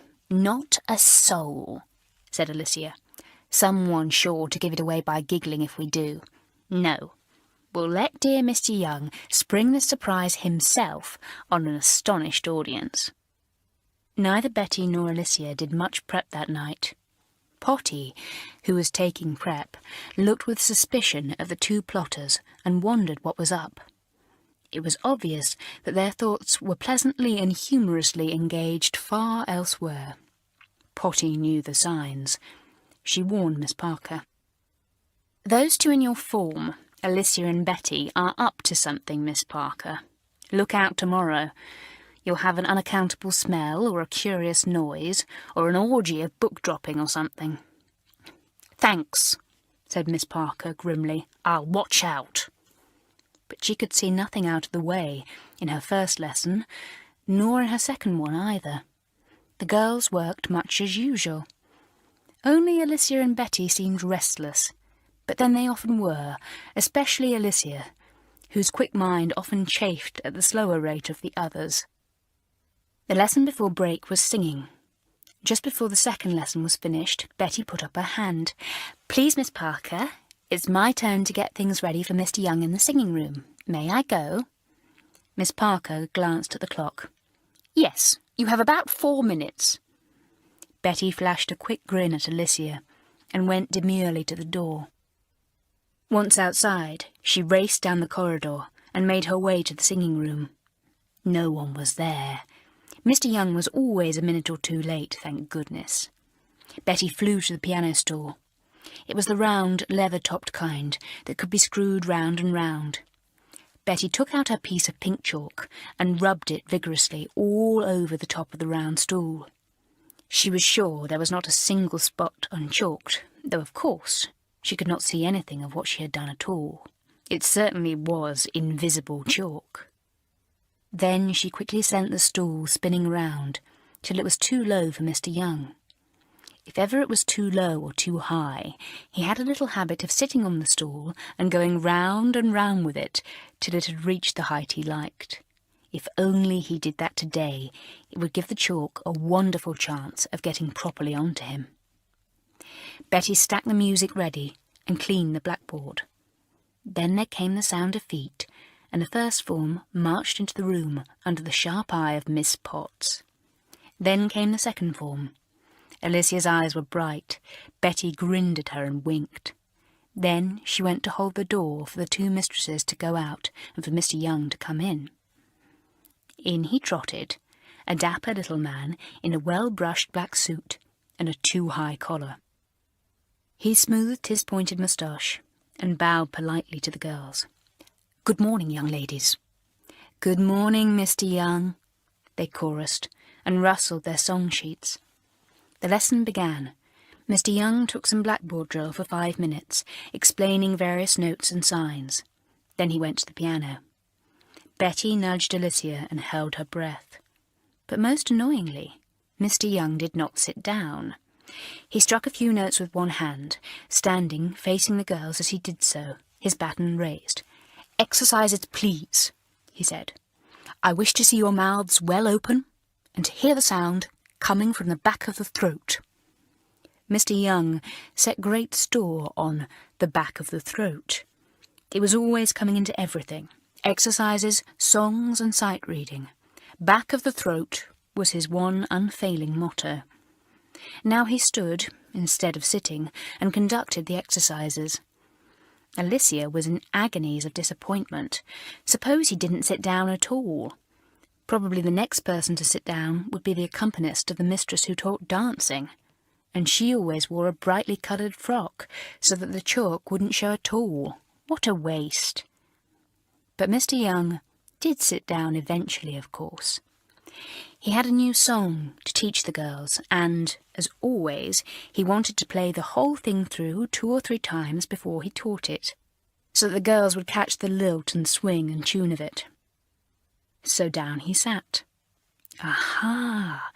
That stool was once more too low. Mr. Young twirled himself vigorously round on it till it was the right height. The girls giggled. Mr. Young could never realise how funny he was, twirling round lightly on that little stool. "Now I will play you your new song," said Mr. Young. "You may sit to listen to it. You will hear when the chorus comes, for I will sing it to you." Off he started. Tum-tum-ti-tum, his hands flying up and down, and then his voice booming out the chorus. Alicia and Betty winked at one another. The chalk ought to be working now. 3 times Mr. Young played the song, and then he got up. "Did you like it?" he asked, and the girls chorused loudly, "Oh, yes, Mr. Young." Mr. Young turned towards the blackboard and picked up a piece of white chalk. At once the girls saw that he was smeared with the brightest imaginable pink at the back. They stared in delight. "Look at Mr. Young! What's he rubbed against? Oh, do look!" Soon the class was in a state of giggles, and Mr. Young glared round. "Silence, please! What behaviour is this today?" There was a momentary silence, but as soon as the unfortunate singing master turned back to the board, again more giggles broke out. Then Irene gave one of her terrific explosions. Mr. Young flung the chalk down on the floor.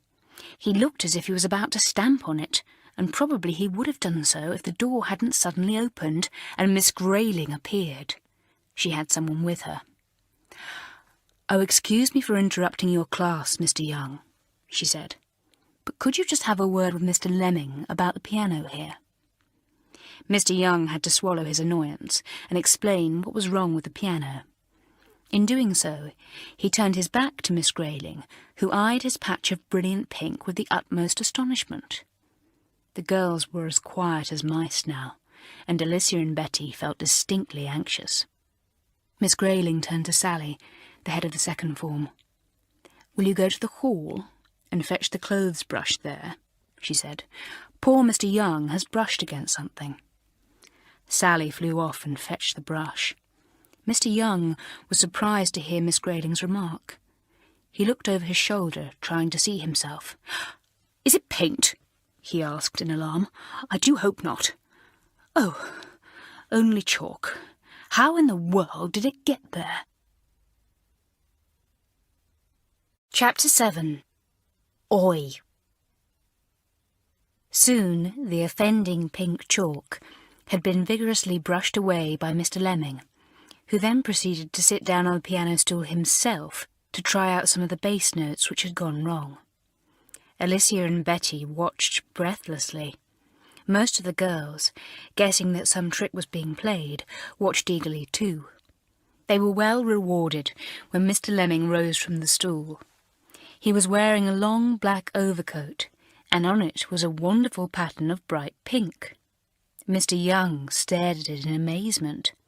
"Ah, you have it too!" he cried.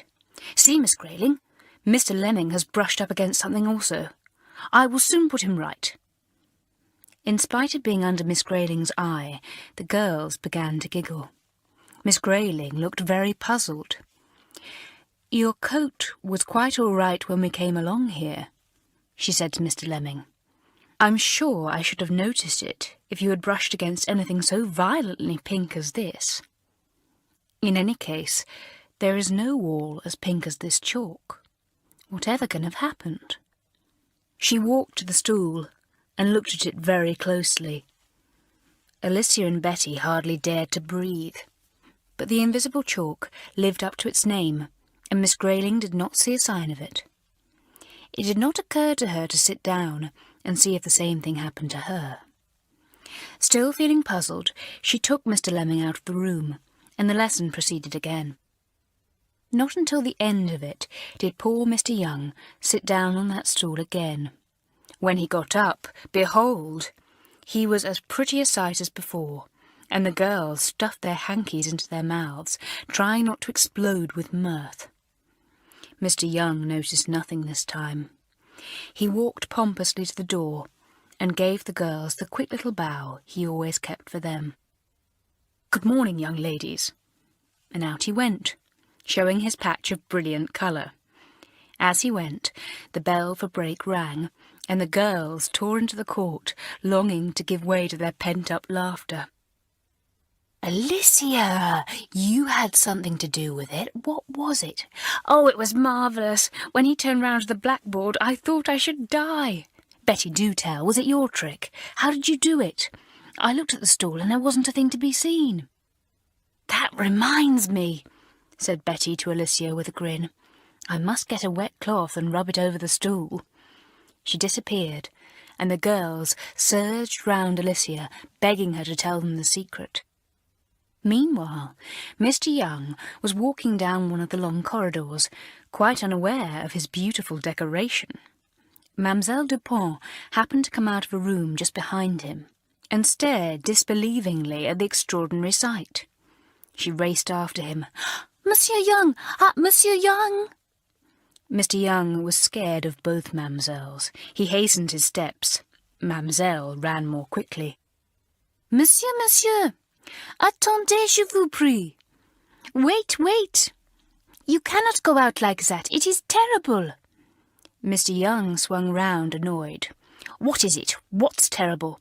This, said Mademoiselle, and tapped him smartly on the chalk. A cloud of it flew off at once. Mr. Young was horrified at being tapped so familiarly by Mademoiselle, and amazed at the cloud of chalk that flew from his person.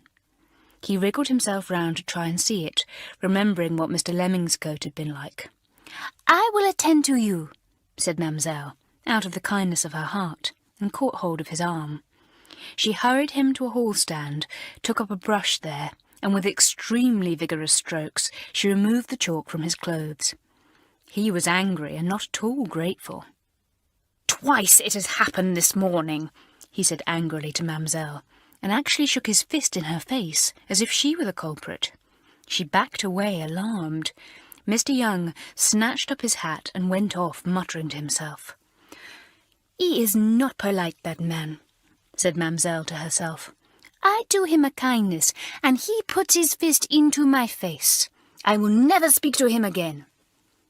The only girl who had seen this episode in the hall was Darrell, and she hurried to the others with the titbits. "I was going past the end of the hall, and I saw Mademoiselle banging at Mr. Young for all she was worth with the clothes brush," she panted. "He was so angry. Oh, do let's do it again, Alicia. It's a gorgeous trick." It is always a mistake to play the same trick twice running, and Alicia knew it, but she could not resist the temptation to try it on Mademoiselle Dupont. "Shall we?" she asked Betty, and Betty nodded in glee. The girls crowded round to see the queer invisible chalk. They chuckled and laughed when they thought of the singing lesson, and they let the first formers into the secret too. Altogether, the trick cheered everyone up considerably, and the thought that they would play it once more gave them something to look forward to. "Who can rub it on the mistress's chair before the French lesson this afternoon?" demanded Betty. "Alicia and I can't. We've no chance of being in the room. Who is room monitor?" "I am," said Darrell. "I'll do it. Give me the chalk. What do? Just rub it over the chair?" 10 minutes before afternoon school, Darrell slipped into the second form classroom. It was her job that week to tidy the bookshelves, clean the blackboard, and see that the chalk was handy and the duster there. It took her only a minute to do these things. Then she went to the chair that stood behind the desk and took the chalk from her pocket. She was about to rub it over the seat of the chair when a mischievous idea struck her. Couldn't she write something short, so that a word would appear on Mademoiselle's skirt and send everyone into fits? It would have to be a short word. "I'll write Oi," said Darrell to herself in glee. "I'll have to write it backwards so that it will come off on Mademoiselle the right way round." So, very painstakingly, she rubbed the chalk on the seat of the chair in the form of the letters O and Y. Oi! Fancy going about with that written on you. How all the girls would yell. The bell went for lessons. Darrell slipped the chalk into her pocket and went to her place. She giggled when the rest of the form came in. "Did you do it? Did you have time?" whispered the girls. Darrell nodded. Then in came Mamselle, appearing to be in quite a good temper, and the door was shut. Mamselle sat down at once. She had very tiny feet and did not like standing. The girls watched eagerly. When would she stand up? Darrell could hardly wait for her to turn her back to the class. What would they say when they saw what she had written on the chair? Jean was called to the blackboard to write something. "Do it all wrong," hissed Darrell. "Then Mamselle will get up to correct it." So, much to Mamselle's surprise, the usually careful Jean made ridiculous mistakes in the French words she wrote down, and appeared to be quite unable to put them right, despite Mamselle's exasperated instructions. At last, thoroughly annoyed, she dismissed Jean to her seat, and got up to put the mistakes right herself. The class saw her back view at once and gasped. Written across her tight-fitting skirt in bright pink letters was the word "Oi." Even Darrell was surprised to see it so clearly, and suddenly felt very uncomfortable. It was one thing to make a patch of pink appear on somebody's clothes. It could easily be explained away. But how could the word "oi" be explained? It was quite impossible. The class gaped at Mamselle's back view. They were absolutely taken aback. They didn't know whether to giggle or be alarmed. "Darrell, you idiot! Suppose she goes walking up the corridor in front of all the other mistresses with that written on her skirt," hissed Alicia.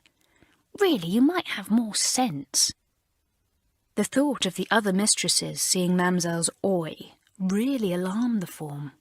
Miss Parker would certainly not approve. She would consider it most disrespectful. But how to get it off? That dreadful pink "oi" flashed back and forth as Mamselle wrote on the board, turned to the class to explain, and wrote again. "I'll tell Mamselle she's got some dust or something on her skirt, and I'll brush it off," promised Darrell in a whisper, "at the end of the lesson." But she had no chance to, for Mamselle walked off in a hurry, remembering that she was late for the first form next door. And the first formers had the surprise of their lives when they saw Mamselle's pink "oi" flashing at them every other minute. They couldn't keep back their giggles, and Mamselle grew more and more furious. "What is there so funny about me this afternoon?" she demanded. "Is my hair untidy? Is there mud on my face? Are my shoes not a pair?" "No, Mamselle," said the first form, almost helpless with trying to stop their laughter. "I am not funny, and I do not feel funny," said Mamselle severely. "But I shall soon do some funny things. Ah, yes, I shall soon say 100 lines of French poetry from you, please, and from you and you. Aha, I shall soon be very funny." With that, she swung round to the blackboard, and the "oi" flashed again. The first form clutched one another in agonies of suppressed laughter. But all the same, they had the sense to grab Mamselle before she went out of the room. "We'll have to get that off before she goes," said Hilda, "or else the second formers will get into awful trouble. I expect they meant to brush it off somehow and didn't have the chance." So before Mamselle left the first form room, Hilda politely offered to brush down her skirt, as it was all dusty with chalk. "Tiens!" said Mamselle, looking down at it. "This blackboard chalk, it is not good for dresses. Thank you, Hilda. Vous êtes gentille.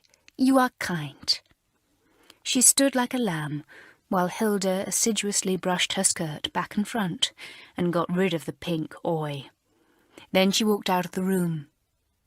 The second formers, who had finished their lesson, were watching for her, hoping to brush her down themselves before she went off to the little room she shared with Miss Potts. With great relief, they saw that Mamselle's skirt was now spotless. They went back into their form room and sank down into their chairs. "Thank goodness," said Alicia. "We might have got into a first-class row over that.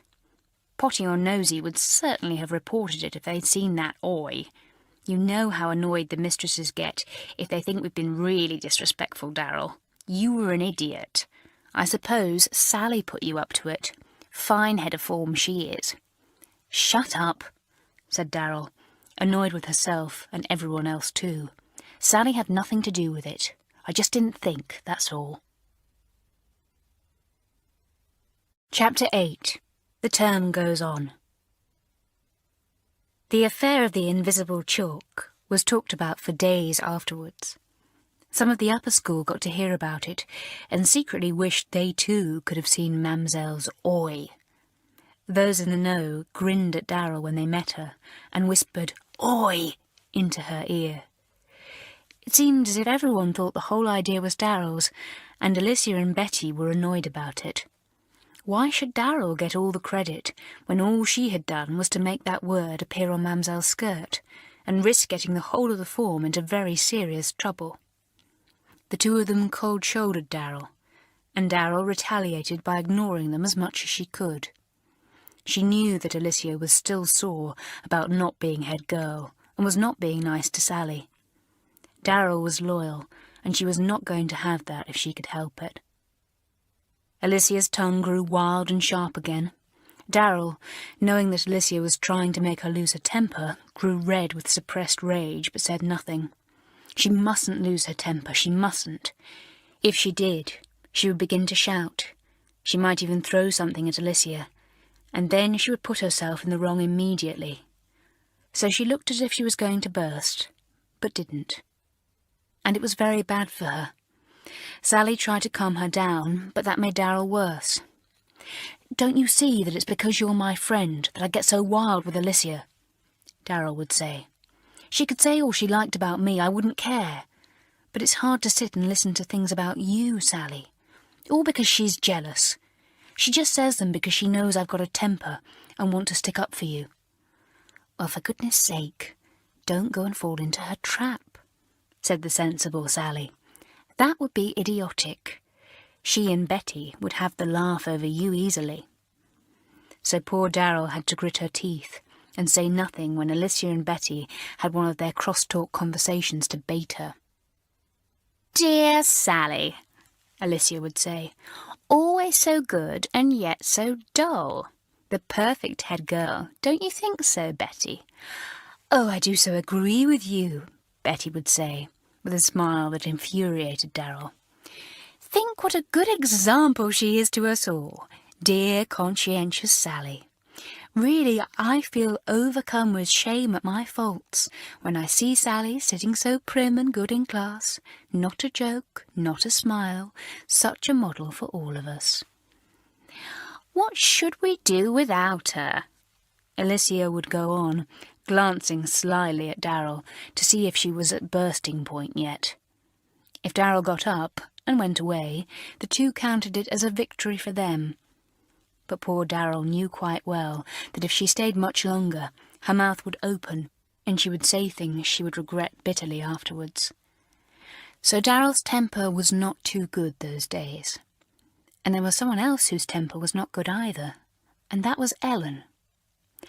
She had been quite even-tempered, though rather worried-looking, for the first few weeks, and then suddenly she became really irritable. She snapped at the girls, and the little cleft in her forehead deepened until it seemed as if she was always frowning. Jean tried to find out if anything was the matter. Sally had tried, but Ellen seemed to think that Sally was just being a good head girl, trying to set her right and stop her being so irritable. So she snapped at Sally, and the head girl, surprised and hurt, said no more. "Funny girl," she said to Darrell. "I don't understand her. She's won a scholarship to Malory Towers, which must mean she's terribly clever, and she works as hard or harder than any of us do, and yet she's never top, or even in the first 3 or 4. I suppose she's cross about that and gets bad-tempered. I don't like her." "Neither do I," said Darrell. She's not worth bothering about, Sally. Leave her alone.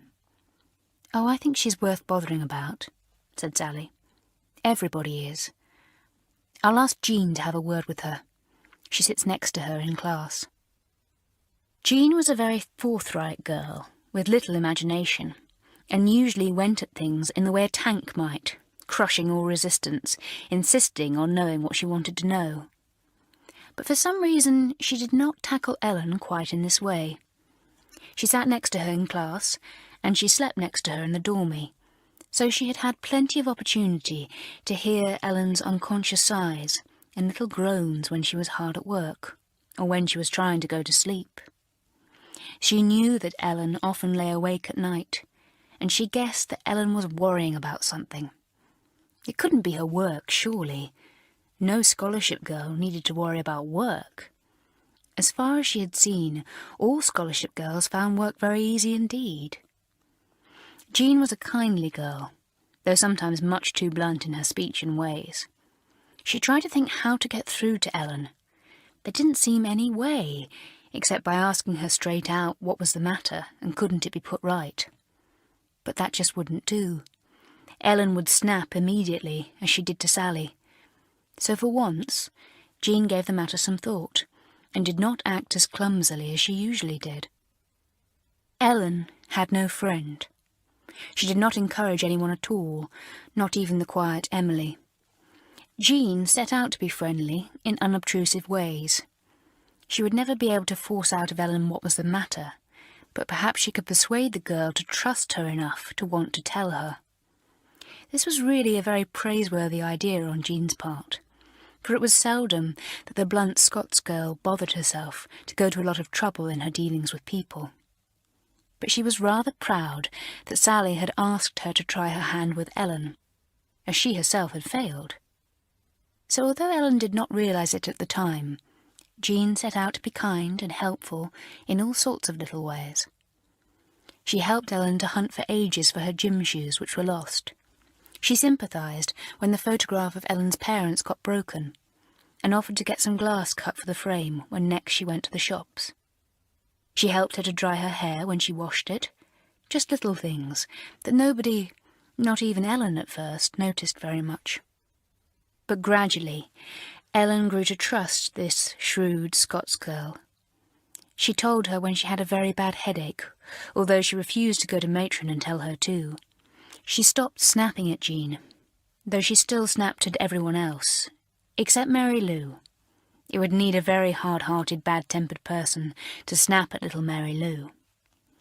There were some evenings when Ellen was quite unbearable. "Really, anyone would think she suffered from what my mother calls nerves," said Alicia one evening. "Jumps at any little thing. Takes things the wrong way, snaps like a bad dog. Look at her now, scowling at her work basket as if it had bitten her." If anyone passed too close to Ellen and knocked her elbow, she would jump and snap. "Look out! Can't you see where you're going?" If anyone interrupted her reading, she would slam her book down on the table and glare at the offender. "Can't you see I'm reading? There isn't a quiet place in the whole of this beastly house." "You're not reading," Darrell would say. "You haven't turned a page since you took up your book." "Oh, so now you've been watching me, have you?" Ellen would say, and her eyes would suddenly fill with tears. Then she would go out of the room and slam the door. "Isn't she awful?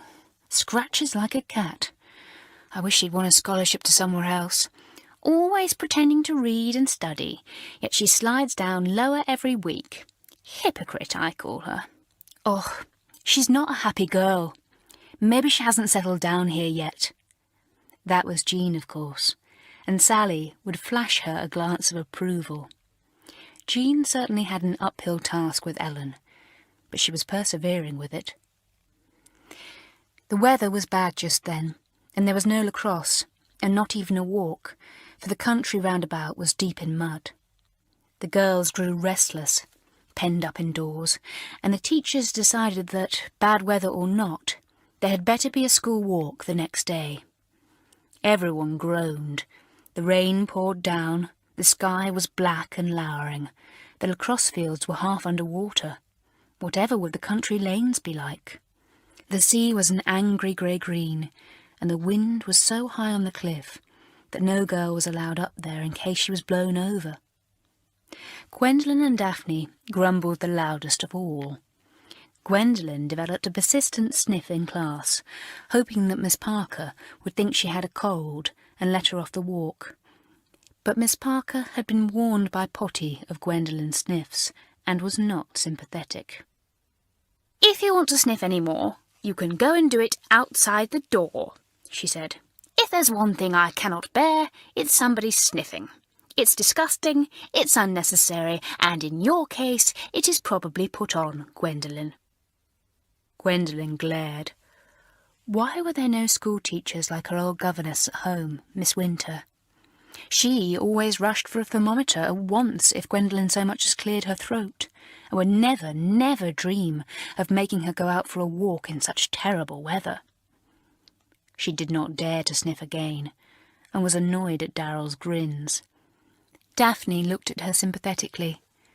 Not that she cared whether Gwendolen had a cold or not, but it was a thing to do.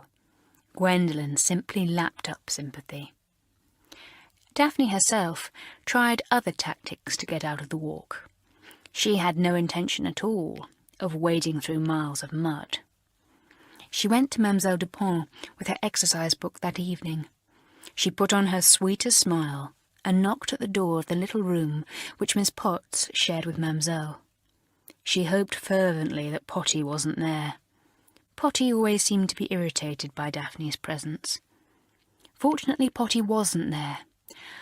"Ah, it is you, ma petite Daphne," cried Mademoiselle, welcoming her favourite with a smile almost as charming as Daphne's.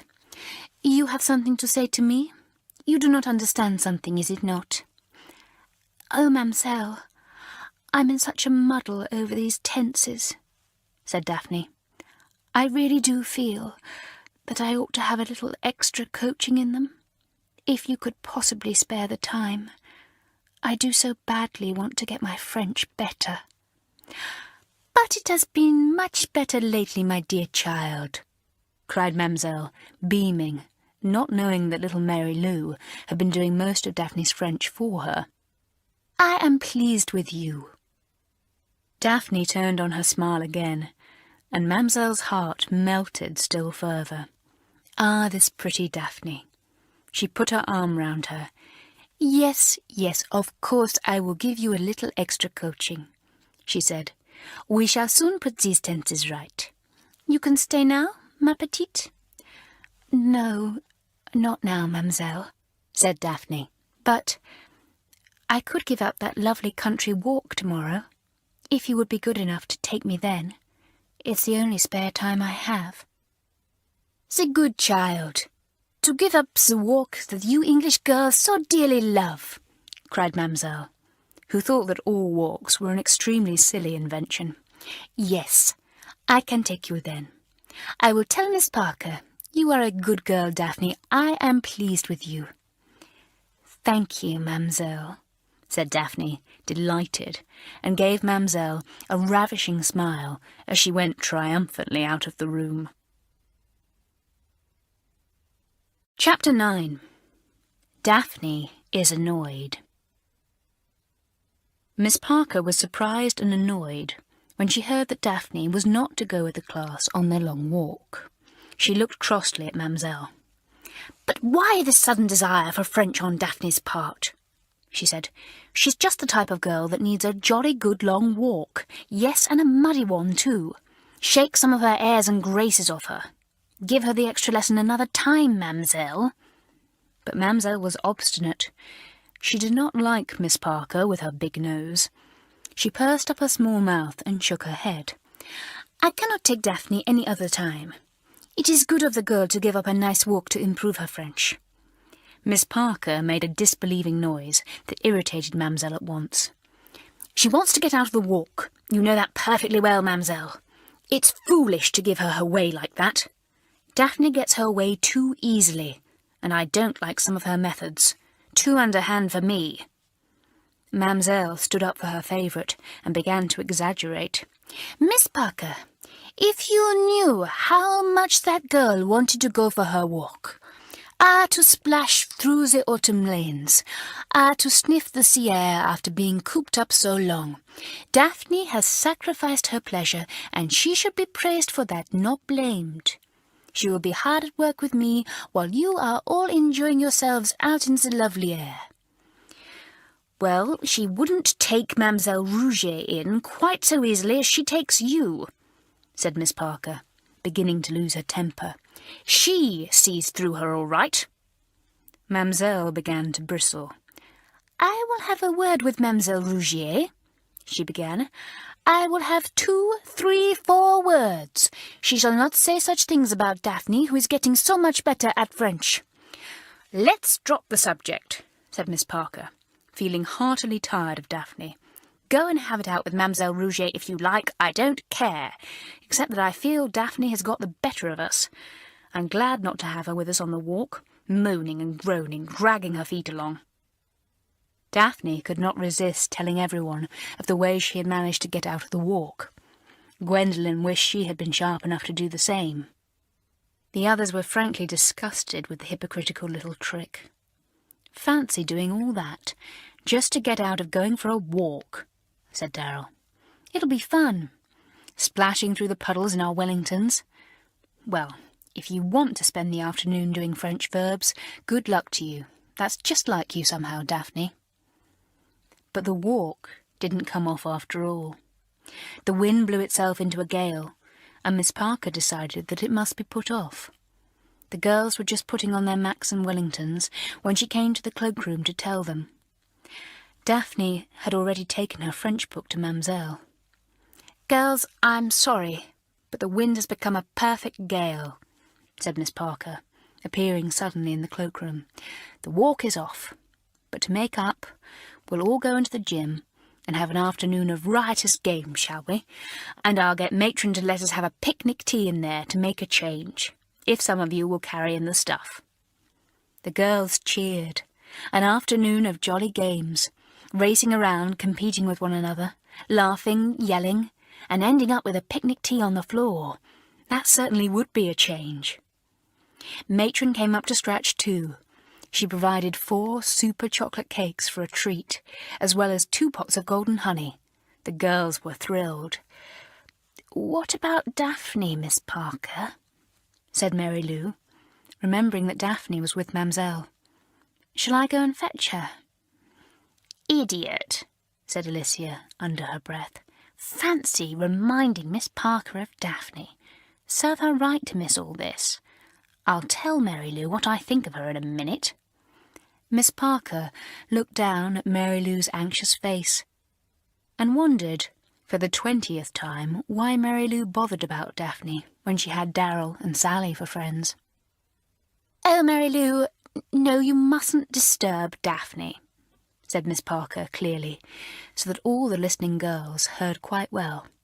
She badly wanted to have this extra coaching, Mademoiselle tells me, and was quite willing to forgo the walk. She would be willing to forgo the games and picnic too, I am sure. We mustn't disturb her. When a girl shows herself to be as studious as that, it would be a pity to spoil it all. Mary Lou was the only one who did not see the sly humour of Miss Parker's words. The others did immediately, and a roar of laughter broke out. Miss Parker smiled too. Sucks for Daphne, said Alicia. Serves her jolly well right. They had a gay and riotous afternoon and got thoroughly tired and dusty. Then they sat down to an enormous tea, demolishing bread and butter and honey and the 4 chocolate cakes in no time. Daphne appeared just as the last piece of cake was eaten. She had had an extremely boring afternoon, for Mademoiselle Dupont had taken her at her word and had given her some very, very thorough coaching in the French verbs. She had made poor Daphne repeat them after her scores of times. She had corrected her pronunciation conscientiously, and had even made Daphne write them out. Daphne wished heartily she had never suggested such a thing. She had thought that she would have a nice cosy time with Mademoiselle, talking about herself. But although Mamselle was fond of Daphne, and quite taken in by her, she was determined to do her duty as regards coaching the girl. So she kept poor Daphne's nose to the grindstone, and when Daphne faintly protested, saying that she thought she had bothered Mamselle enough, and the girls would be back from their walk now, surely, Mamselle pooh-poohed the idea at once. "We shall hear the girls come back," she said, not knowing that they had never gone out. "As soon as we hear them, you shall go down to join them, ma petite, and you will enjoy your tea, I am sure. A good conscience makes us enjoy our food well." When Mamselle, puzzled by the non-appearance of the girls back from their walk, sent Daphne down to see what had happened, the girl could have burst into tears when she saw the empty plates, the cake all gone, and the happy faces of the second formers in the gym. "You mean pigs," she cried. "You didn't go out after all, and you've had tea without me." "We couldn't disturb you at your extra French lesson," grinned Alicia. Dear Miss Parker quite agreed it would be a pity to spoil it for you, as you were so anxious to have it. Daphne glared at Gwendolen. "You might have come for me," she said. "You could easily have slipped off and fetched me." "The only person who tried to get you was Mary Lou," said Sally. "She actually went up to Miss Parker and suggested that she should go and get you. Mary Lou doesn't think that extra French is preferable to walks or games." Daphne looked at Mary Lou and felt warm towards her. Not even Gwendolen, her friend, had tried to get her out of that awful French lesson to join the games, but Mary Lou had. Mary Lou had thought loyally of her. "Thanks, Mary Lou," said Daphne, and turned a rather watery smile on her. "I won't forget that. That was decent of you." From that time, the selfish, boastful, untrustworthy Daphne was nice to Mary Lou, not only because the smaller girl helped her so much with her French, but because she really liked her and admired her. Perhaps never before had Daphne really liked anyone for themselves. Mary Lou, of course, was delighted. She had quite fallen under Daphne's spell, and was too trusting to see the faults in the girl's character. She was very happy to be with her, and delighted to help her whenever she could. She did not even see that the help she gave almost amounted to making Daphne cheat. For many an evening she did practically the whole of Daphne's prep for her.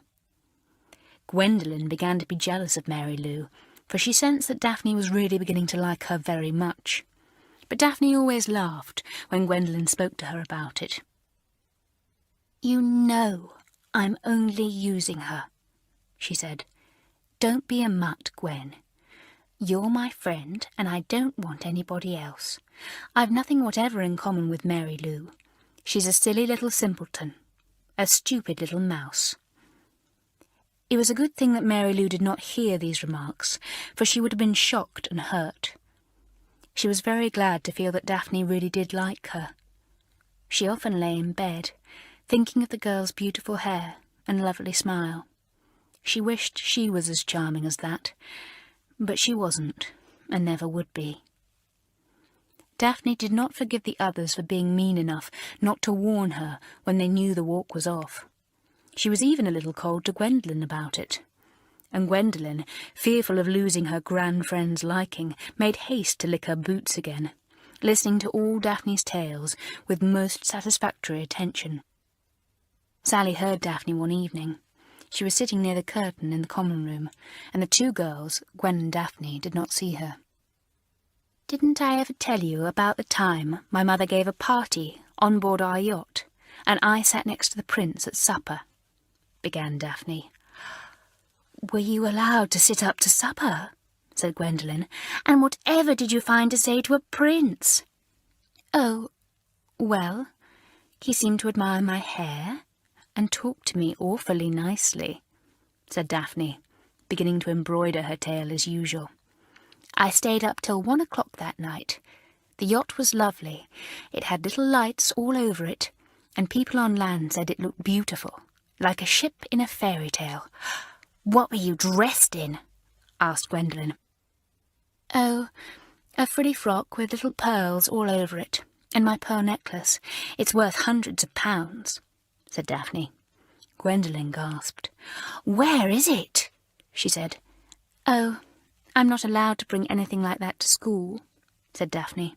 "Mother's very strict about things of that sort, you know. I haven't any jewellery here, or grand dresses, or anything you haven't got." "No, I've noticed that. I think it's very sensible of your mother," said Gwendolen. Sally had got tired of all this grand talk. She slipped off the windowsill. "It's a pity your mother didn't supply you with your own lacrosse stick, and another pair of shoes, and plenty of writing paper," she remarked. "Then you wouldn't have to keep borrowing from everyone else. A little less yacht and fewer cars, and more envelopes and a book of stamps would be better for you, Daphne." Daphne looked haughtily at Sally. "Mind your own business," she said. "I was talking to Gwen." "It is my business," persisted Sally. "You are always borrowing from one or other of us, and you never pay back. As you're so rich, you ought to use some of your plentiful pocket money to buy the things you lack." "Beast!" said Daphne, as Sally went out of the room. "She's jealous of me, I suppose, just because her people aren't as well off as mine." Chapter 10. The Two Mamsells. Half-term came and went. Sally and Darrell went out together with Darrell's parents and had a lovely time. To Gwendolen's disappointment, Daphne's parents did not visit her, so there was no chance of being asked out to meals with Daphne or going off in a magnificent car. "I wanted to see your mother," said Gwendolen. "She looks so lovely in her photo." On Daphne's dressing table stood a photograph of a very beautiful woman, in a flowing evening gown with gleaming jewels round her lovely neck. Everyone had admired it. "You aren't much like your mother all the same," said Darrell critically to Daphne. "She's got wide-set eyes, and yours are rather near together. And your nose isn't the same." "Everybody isn't always like their mother," said Daphne. "I take after my father's family, I suppose. I have an aunt who is very, very beautiful." "And I suppose you are considered to resemble her, Daphne," said Jean in her quiet, amused voice. "What it is to have beautiful and distinguished relatives. I have a plain mother who's the kindest darling on earth, and quite an ugly father, and all my aunts are as plain as I am. But I don't care a bit. They're jolly good fun, and I like the whole lot." Gwendolen asked Daphne if she would like to go out with her at half-term, and Daphne accepted graciously. Mrs. Lacey, Gwendolen's mother, was very struck with the beautiful girl and her charming smile. As for Miss Winter, the governess, who always most faithfully came to see her darling Gwen every half-term, she could hardly take her eyes off her, which annoyed Gwendolen very much. "Such a nice friend for you, dear," said Mrs. Lacey to Gwendolen. "Such beautiful manners.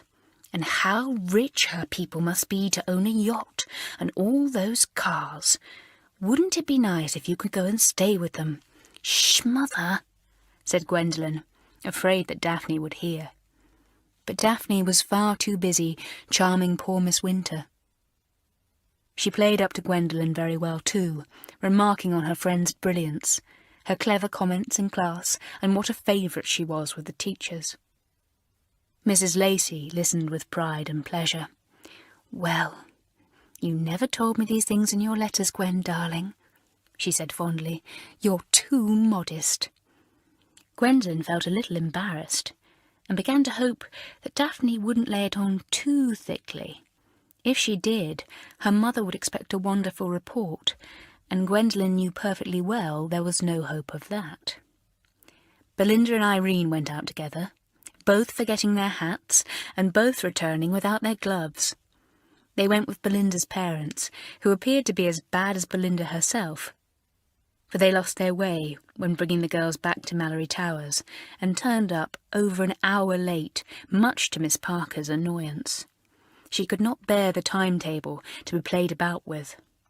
But neither Belinda nor Irene noticed her cold manner as they went noisily into the room to report their return to her.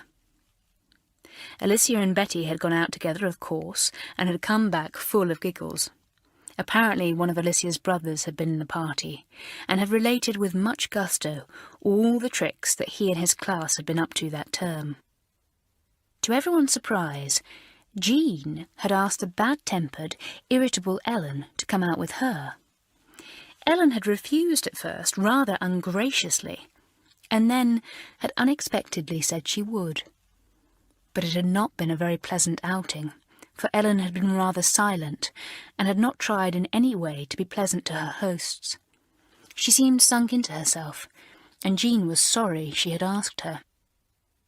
"You might have been a bit more cheerful, Ellen," she said, as they came into the school again. "You hardly spoke, and you didn't laugh once, even when my father made some quite good jokes." "Well, don't ask me out again, then," said Ellen snappily, and turned away. Jean caught the gleam of tears in her eyes.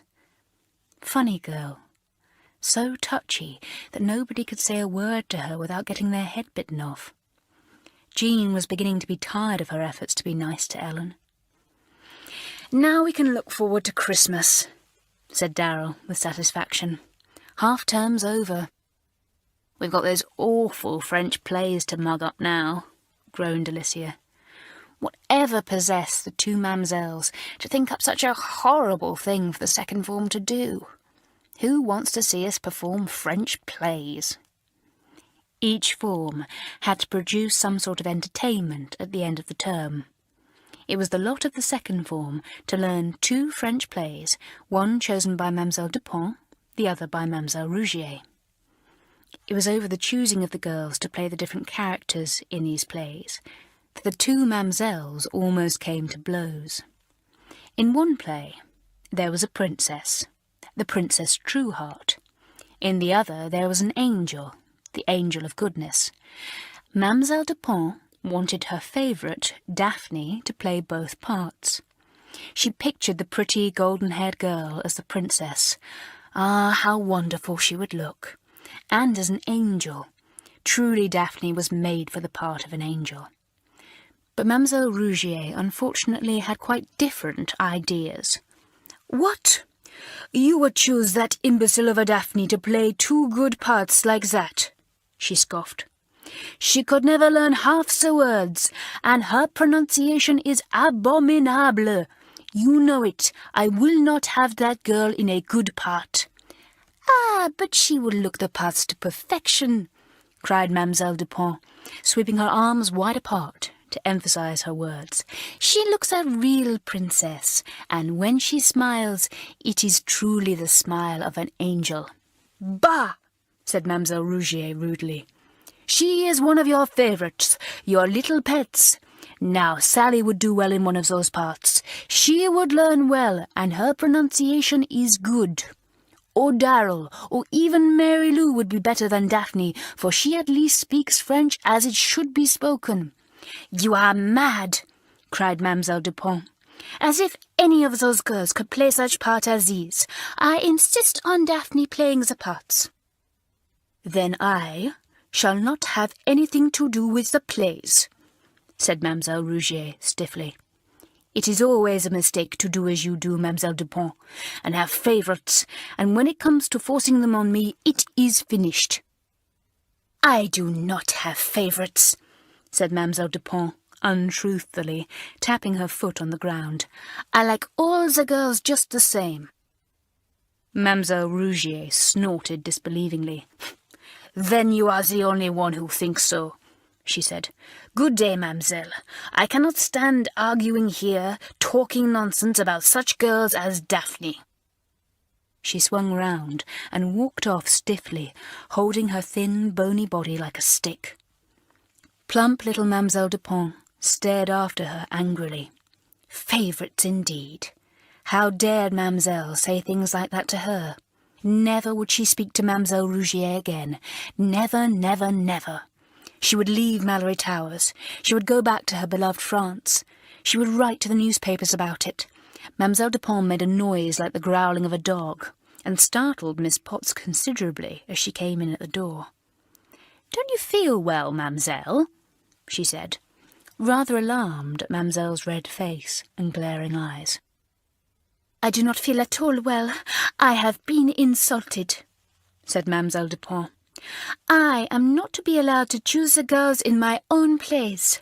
Mademoiselle Rougier objects to my choosing the pretty, charming Daphne for the princess. She will not even allow me, Mademoiselle Dupont, to give her the part of the angel of goodness." "Well, I must say I agree with her," said Miss Potts, sitting down and arranging her papers. "Daphne always seems a double-faced little creature to me."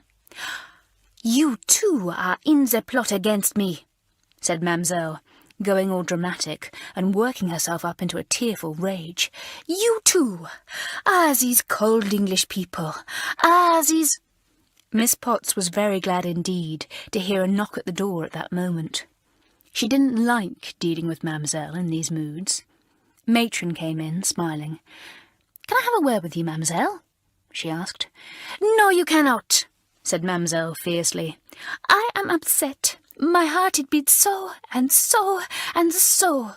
But I tell you this, I will choose what girl I wish for my plays. Ah!" And making a noise like a dog again, Mamselle walked angrily from the room, leaving Matron quite stupefied. "Whatever is she talking about?" she asked Miss Potts. "Oh, she's had some sort of upset with the other Mamselle," said Miss Potts, beginning to add up marks. "They get across one another at times, you know, but this appears to be more serious than usual. Well, they'll have to sort out their own tangles." Mademoiselle Dupont and Mademoiselle Rougier took it in turns to train the girls in the 2 French plays. Mademoiselle Dupont put Daphne into the 2 principal parts each time she took the play, much to the girls' gratification.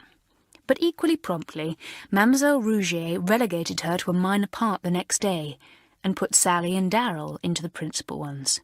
It was most muddling. Neither Mamselle would give way. The quarrel appeared to be deadly and serious. They looked the other way when they met. They never spoke to one another. The girls thought it was a great joke, but on the whole they took Mademoiselle Dupont's part, for they liked her much better of the 2. They did not approve of her choice of Daphne for the principal parts, but that couldn't be helped. Belinda, intrigued by the quarrel, did a masterly set of caricatures of Mademoiselle Rougier, taller and bonier than ever. She drew her with a dagger in her hand, stalking poor Mademoiselle Dupont. She drew her hiding behind a bush with a gun. She drew her pouring poison into a teacup to present to her enemy. The girls giggled over the pictures. Alicia was very struck by them. A wicked idea came into her head. "Belinda, Mademoiselle Dupont would adore these pictures. You know what a sense of humour she has. She ought to see them. Put them on her desk tomorrow afternoon, just before she takes French translation, and watch her face when she opens the book." "I bet we shan't have any French translation tomorrow afternoon once she sees the pictures," giggled Betty, and the others agreed. Belinda bound the pictures neatly into a book. She had put no name to them, but they were so cleverly drawn that anyone could see at once that they were meant to represent the 2 Mamselles. "I'll pop it on the desk just before the afternoon class," she said, "and you can jolly well all of you do my prep for me tonight to repay me for getting you off your French translation tomorrow." Alicia whispered something to Betty. Betty looked startled and then grinned broadly. Alicia had just told her something interesting. "It isn't Mademoiselle Dupont who's taking us tomorrow. It's Mademoiselle Rougier. Watch out for fireworks." Chapter 11. A shock for the second form. The book of drawings was placed on the classroom desk in good time. The girls stood in their places, excited, waiting for Mamselle to come. How she would roar at the pictures, how she would enjoy the joke against her enemy, Mademoiselle Rougier. Alicia was holding the door. It had been quite by chance that she had heard that the lesson was to be taken by Mademoiselle Rougier instead of Mademoiselle Dupont. She hugged herself, secretly, when she thought of the bombshell she had prepared. It would pay back Mademoiselle Rougier for many a sharp word she had given Alicia. Quick footsteps came down the passage. The girls stiffened. Somebody came in at the door and went to the desk. But it wasn't the Mademoiselle they had been expecting. It was, of course, the other one. Mademoiselle Rougier seated herself and addressed the class. Asseyez-vous, s'il vous plaît. Some of the girls forgot to sit down, so overcome with horror were they to think that Mademoiselle Rougier was sitting there with that book of caricatures right under her nose. Mademoiselle rapped on her desk. Are you deaf? Sit. They sat. Belinda stared beseechingly around. She caught Alicia's satisfied grin and felt angry. So Alicia had known that Mademoiselle Rougier was coming instead of Mademoiselle Dupont, and had used her as a cat's paw to play a very dangerous trick. Everyone knew what Mademoiselle Rougier's temper was like. She would probably go straight to the head. Belinda didn't know what to do. Darrell saw how alarmed she was and did a bold thing. She got up and walked to Mademoiselle's desk and put her hand on the book. I'm sorry. This was left here by mistake, Mademoiselle, she said politely. She almost got away with it, but not quite. The girls stared breathlessly. Wait a moment, said Mademoiselle Rougier. Books left on the desk must not be removed without permission. What is this book? Oh, only a sketchbook, said Darrell desperately. Mademoiselle glanced round the silent class. Why were they all looking and listening so intently? There was something curious here. She took up the book and opened it. Her glance fell on the picture of herself stalking Mademoiselle Dupont with a dagger. She stared at it incredulously. There she was in the picture, tall, thin, bony, positively evil-looking, and with a dagger too. She turned over a page. What? Here she was again with a gun. Ah, no, this was too much. She turned another page and another. Always she saw herself there, unkindly caricatured, pursuing poor Mademoiselle Dupont, who had been given a most amiable look, and was obviously the heroine, while she, Mademoiselle Rougier, was the villain. This is unbelievable, said Mademoiselle, under her breath, almost forgetting Darrell, who stood petrified nearby, and all the other waiting girls. Belinda was very pale. What bad luck! Whatever would happen now? Oh, why had she been such an idiot as to let Alicia lead her into this silly trap, just to make Alicia and Betty enjoy seeing her well ticked off? Mademoiselle became aware of the girls again. She snapped at Darrell and made her jump. Go back to your place. Darrell fled, thankfully. Mademoiselle looked round the class, raking them with cold, angry eyes. Who has done this? Who has committed the insult of placing this book beneath my eyes? Sally spoke up at once. We're all in it, Mademoiselle, but we didn't mean you to see the book. We meant it for Mademoiselle Dupont. We didn't know you had changed over lessons today. This was unfortunately the worst possible thing that Sally could have said. Mademoiselle shot to her feet at once, her eyes stony. What? You meant to give this to Mademoiselle Dupont? You meant her to laugh at me with you? Is that what she does behind my back? Ah, how glad I am to know how she behaves, this shameful Frenchwoman. She shall know of this. I go to Miss Grayling at once, this very minute. The class sat in horrified silence. It had not occurred to them that it might be insulting to Mademoiselle Rougier to show the book of comical drawings to Mademoiselle Dupont. Belinda felt faint. Mademoiselle, don't go to Miss Grayling, But the class were not going to let Belinda take the blame. Even Alicia looked scared now. Many of the girls spoke at once, drowning poor Belinda's faint voice. "Mamselle, we're sorry. Don't report us." But Mamselle, swept by a cold fury, was already departing out of the door. The girls looked at one another in real horror. "Alicia, you knew Mademoiselle Rougier was coming this afternoon instead of Mademoiselle Dupont," said Belinda. "I saw you wink at Betty. You knew, and you used me to play one of your nasty tricks. I'd never have shown those pictures to Mademoiselle Rougier, and you know it." Alicia was truthful, whatever her faults were. She did not deny it. "I didn't know she'd make such a fuss," she said, rather feebly. "Alicia, you're a beast," said Darrell, feeling a hot flame working up inside her. "You might have thought what serious trouble you'd get Belinda into. You...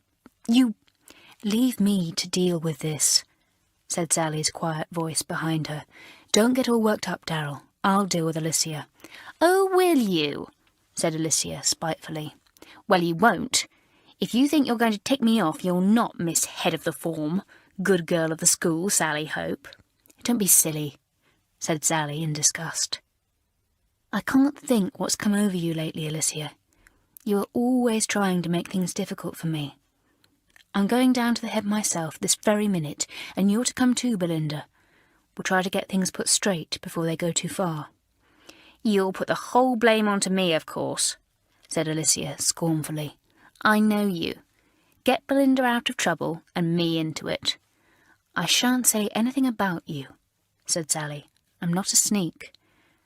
But I'd think a lot better of you if you came along with us and explained your part in the affair." "I don't care what you think of me," said Alicia, getting angry. "I'm not going to tag along at your heels and say, 'Please, I did it.' You're not going to make me do anything I don't want to do." "I'm not going to try," said Sally. "Come on, Belinda, let's go before it's too late." Poor Belinda, looking frightened out of her life, went along the passage and down the stairs and out into the court. They made their way to the headmistress's rooms.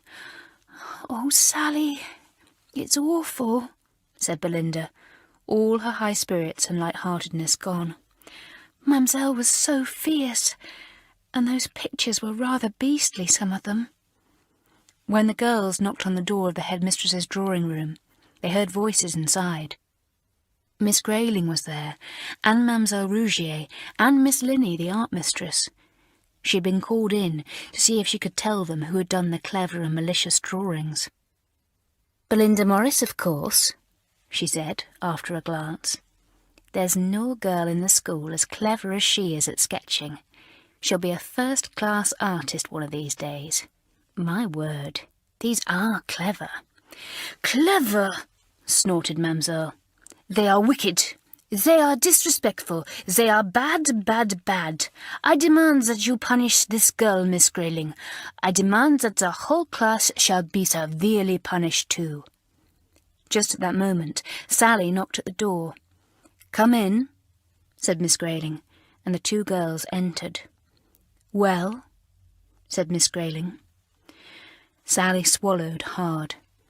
It was all very difficult, especially as Mamselle was glaring at her so fiercely. "Miss Grayling," she began, "we're very, very sorry about this." "What is it to do with you?" asked Miss Grayling.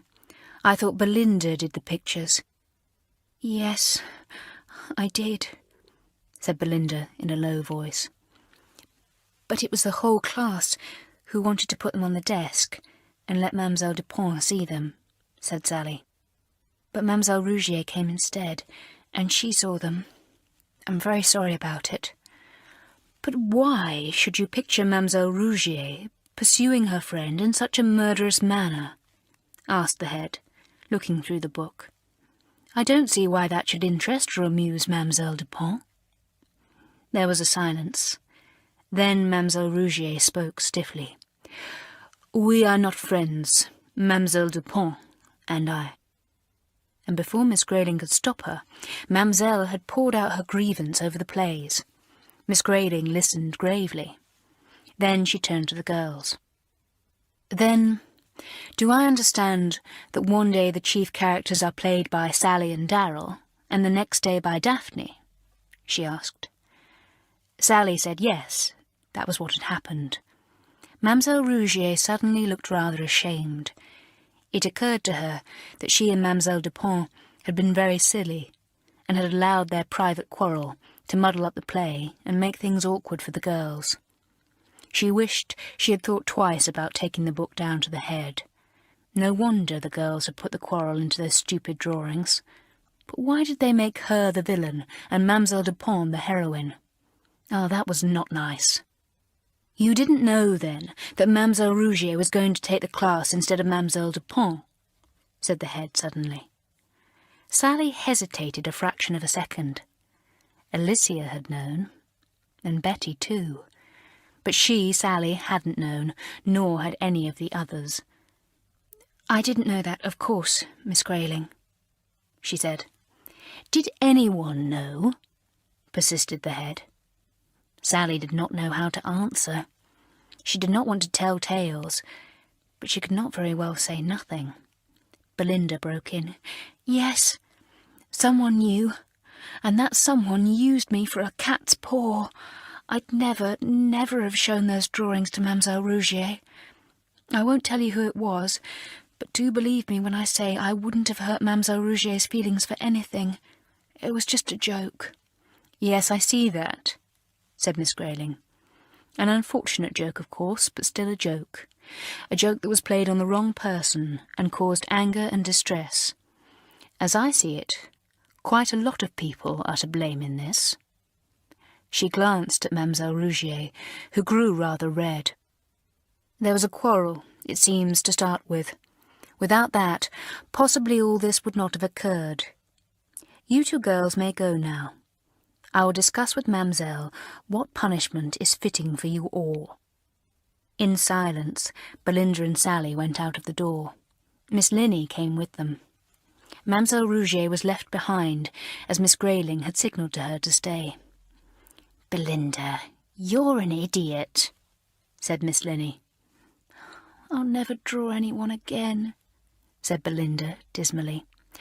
"Oh, yes, you will," said Miss Linney. "But you'll probably draw kinder pictures in future. Don't be too clever, Belinda. It always lands you into trouble sooner or later." Chapter 12. Mademoiselle Dupont puts things right. Upstairs something was happening. Mademoiselle Dupont had come past the door of the second form and had found it open. On looking in, she had discovered, to her surprise, that Mademoiselle Rougier had apparently deserted her form and left the girls alone. More surprising still, the girls were sitting as quiet as mice. And what long faces! "What is the matter, mes petites?" cried Mademoiselle, her little beady eyes ranging over the silent class. "What has happened?"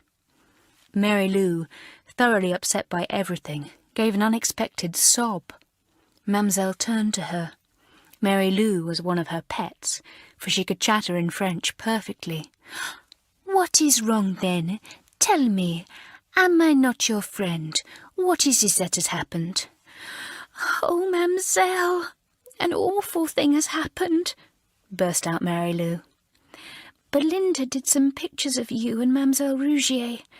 Nice ones of you, but awful ones of Mademoiselle Rougier. And we didn't know Mademoiselle was coming instead of you this afternoon. And we put the book on the desk for you to see, and... Ah, Mademoiselle Rougier, she saw them instead, and she has gone blue in the face, and she has taken Belinda and poor Sally to Miss Grayling," cried Mademoiselle. "Ah, this bad-tempered woman, she cannot see a joke. I myself will go to see Miss Grayling. I will tell her 1, 2, 3 things about Mademoiselle Rougier. Ah!" And off went Mademoiselle Dupont, scuttling along on her high heels like a harassed rabbit. The girls looked at one another. What an afternoon! Mademoiselle did not meet Belinda and Sally, for they went different ways. Just at the moment that she knocked at Miss Grayling's door, Sally and Belinda walked into the classroom, looking rather gloomy. They reported what had happened. "So you did split on me, after all," said Alicia in disgust. We didn't even mention your name, said Belinda, so you needn't be afraid, Alicia. I'm not afraid, said Alicia. But she was. She hadn't been in Miss Grayling's good books lately, and she knew it. She didn't want to be hauled over the coals for this now, but she didn't like the girl's scornful glances. Mademoiselle Dupont's gone off to join the merry family now, said Darrell. I wonder what is happening. Mademoiselle Dupont had swept into the head's drawing-room, startling both Miss Grayling and Mademoiselle Rougier. Miss Grayling was just getting an account of the quarrel between the two French mistresses from a rather shamefaced Mademoiselle Rougier when the other Mademoiselle swept in. She saw the book of drawings at once and picked them up. She examined them. "Oh la la! This Belinda is a genius! Ah, look at me here, Miss Grayling. Did you ever see such a plump rabbit as I look? And oh, Mademoiselle Rougier, what are you doing with that dagger? It is marvellous, wonderful. But see here, I am to be poisoned." Mademoiselle Dupont went off into peals of laughter. She wiped the tears from her eyes. "You do not think it is funny?" she said in astonishment to the other mistresses. "But look, look, here I am to be shot with this gun. As if my good friend Mademoiselle Rougier would do such a thing to me. Ah, we quarrel sometimes, she and I. But it matters nothing. We are two French women together, n'est-ce pas, Mademoiselle Rougier? And we have much to put up with from these bad English girls." Mademoiselle Rougier began to look a little less frigid. Miss Grayling looked at one or two of the pictures and allowed herself to smile. "This one is really very funny, Mademoiselle Dupont," she said. "And this one too. Of course the whole thing is most disrespectful, and I want you both to say what punishment we must give the class, and especially, of course, Belinda." There was a silence. "I feel," began Mademoiselle Rougier at last, "I feel, Miss Grayling, that perhaps Mademoiselle Dupont and I are a little to blame for all this. Our stupid quarrel, you know. Naturally it intrigues the girls, and—" "Ah, yes, you are right," cried Mademoiselle Dupont fervently. "You are quite right, my friend. It is we who are to blame, Miss Grayling. We demand no punishment for the bad girls. We will forgive them." Mademoiselle Rougier looked a little taken aback. Why should Mademoiselle Dupont forgive them? They hadn't drawn her unkindly. But Mademoiselle Dupont was rushing on in her headlong way. "These pictures, they are more funny than bad. It is a tease, a joke, is it not? We do not mind. It is our stupid quarrel that started it. But now we are friends, are we not, Mademoiselle Rougier?" Mademoiselle Rougier could not say no to that. Swept away in spite of herself, she nodded. Mademoiselle Dupont gave her 2 sudden and exuberant kisses, one on each cheek. Miss Grayling was much amused. "That Belinda," said Mademoiselle Dupont, looking at the drawings again. "Ah, what a clever child. One day, maybe, Miss Grayling, we shall be proud of these drawings. When Belinda is famous, Mademoiselle Rougier and I, we shall look together with pride on these pictures, and we shall say, 'Ah, the little Belinda did these for us when she was in our class.'" Mademoiselle Rougier said nothing to this. She was feeling that she had been made to do all kinds of things she hadn't meant to do. But she couldn't go back on what she had said now, that was certain. "Well, perhaps you would go back to your classes now," suggested Miss Grayling, "and you will tell the girls and set their minds at rest. Belinda must apologise, of course, but I think you will find she will do that without any prompting." The 2 Mademoiselles departed arm in arm. The girls they met stared at them in surprise, for everyone knew that the 2 had been bitter enemies for the last few weeks. They went up to the second form, who stood in silence, glad to see Mademoiselle Dupont looking so cheerful, and the other Mademoiselle not quite so sour as usual. Mademoiselle Dupont set their minds at rest. "You have been bad girls, very bad girls. Belinda, you let your pencil run away with you. I am shocked." She didn't look shocked. Her beady black eyes twinkled. Belinda stood up. I want to apologise, she said, rather shakily, to both of you. Mademoiselle Rougier didn't see any necessity for Belinda to apologise to Mademoiselle Dupont, but she didn't say so. She accepted the apology as graciously as she could. "And now, for punishment," said Mademoiselle Dupont, in a stern voice, but still with twinkling eyes. "For punishment, you will pay better attention to your French lessons than you have ever done before. You will learn well, you will translate marvellously, you will be my best pupils. Is that not so?" "Oh, yes, mademoiselle," promised the girls fervently. And for the time being, at any rate, even Gwendolen and Daphne meant it. Mademoiselle Rougier went. Mademoiselle Dupont took over the 5 remaining minutes of the lesson. "Please," said Darrell at the end, "Mademoiselle, will you tell us who is to take the chief parts in the French plays we're doing? It's so muddling not knowing. Perhaps you and Mademoiselle Rougier have settled it now?" "We have not," said Mademoiselle Dupont. "But I am generous today. I will let the poor Mademoiselle Rougier have her way, to make up to her for the shock you have given her this afternoon. I will not take Daphne for the chief parts. You, Darrell, and Sally shall have them. That will please Mademoiselle Rougier and put her into such a good mood that she will smile on you all." Daphne was not too pleased about this. She looked at Mademoiselle rather hurt. All the same, it was a good thing, she thought, because how she was ever going to learn all that French talk in the play she really didn't know. Perhaps it would be just as well if she didn't have the chief parts after all.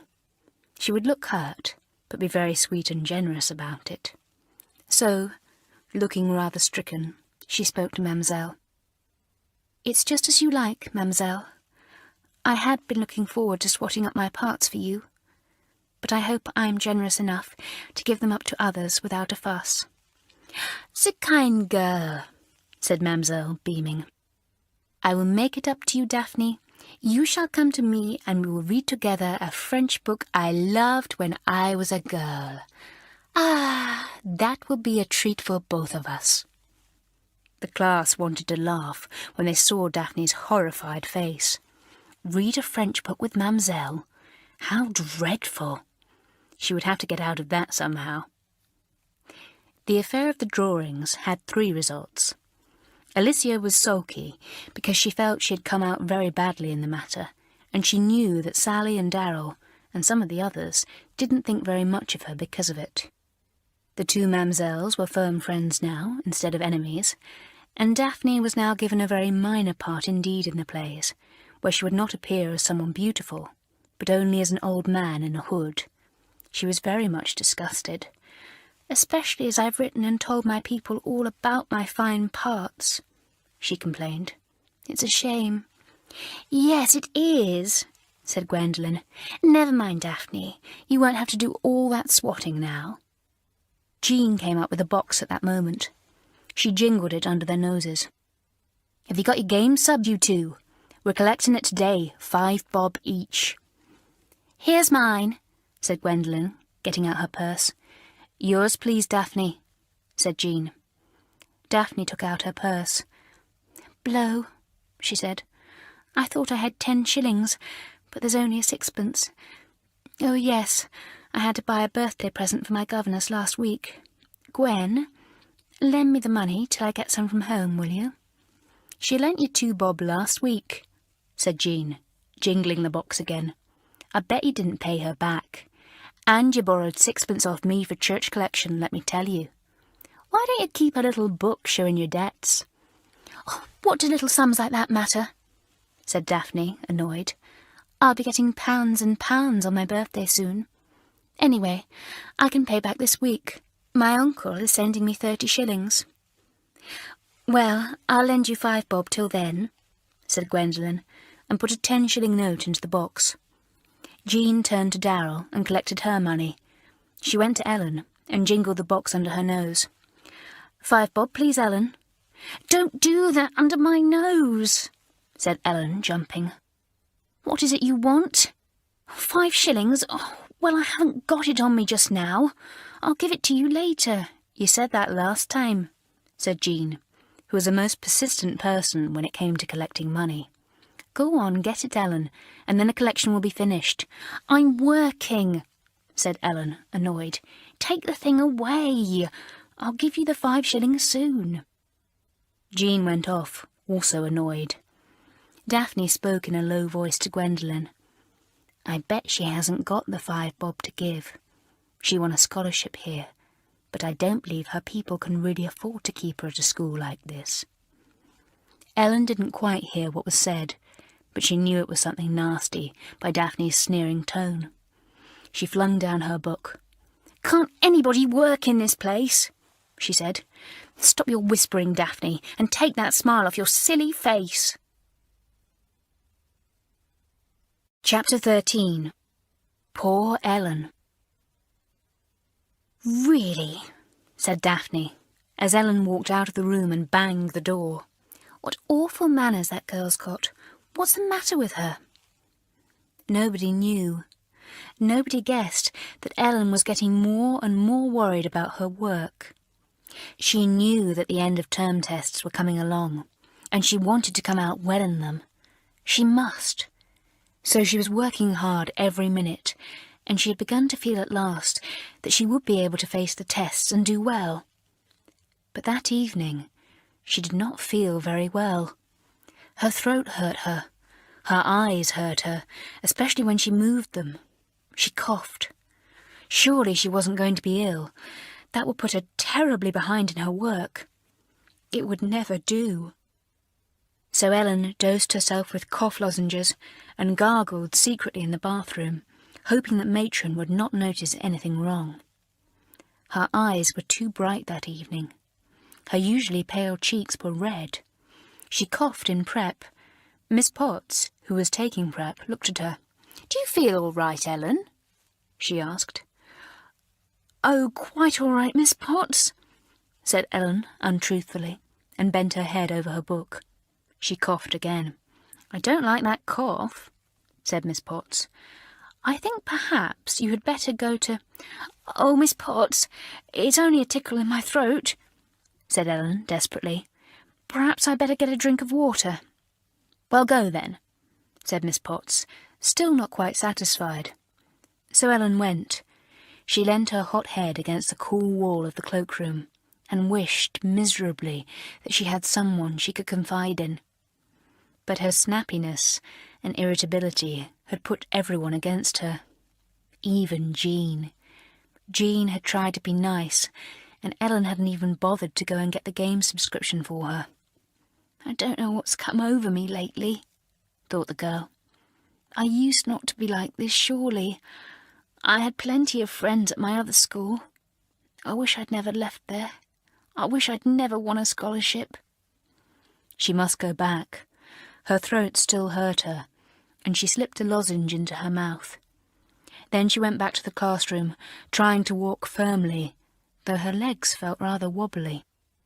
She had a high temperature and should have been tucked up in bed, but she wasn't going to give in.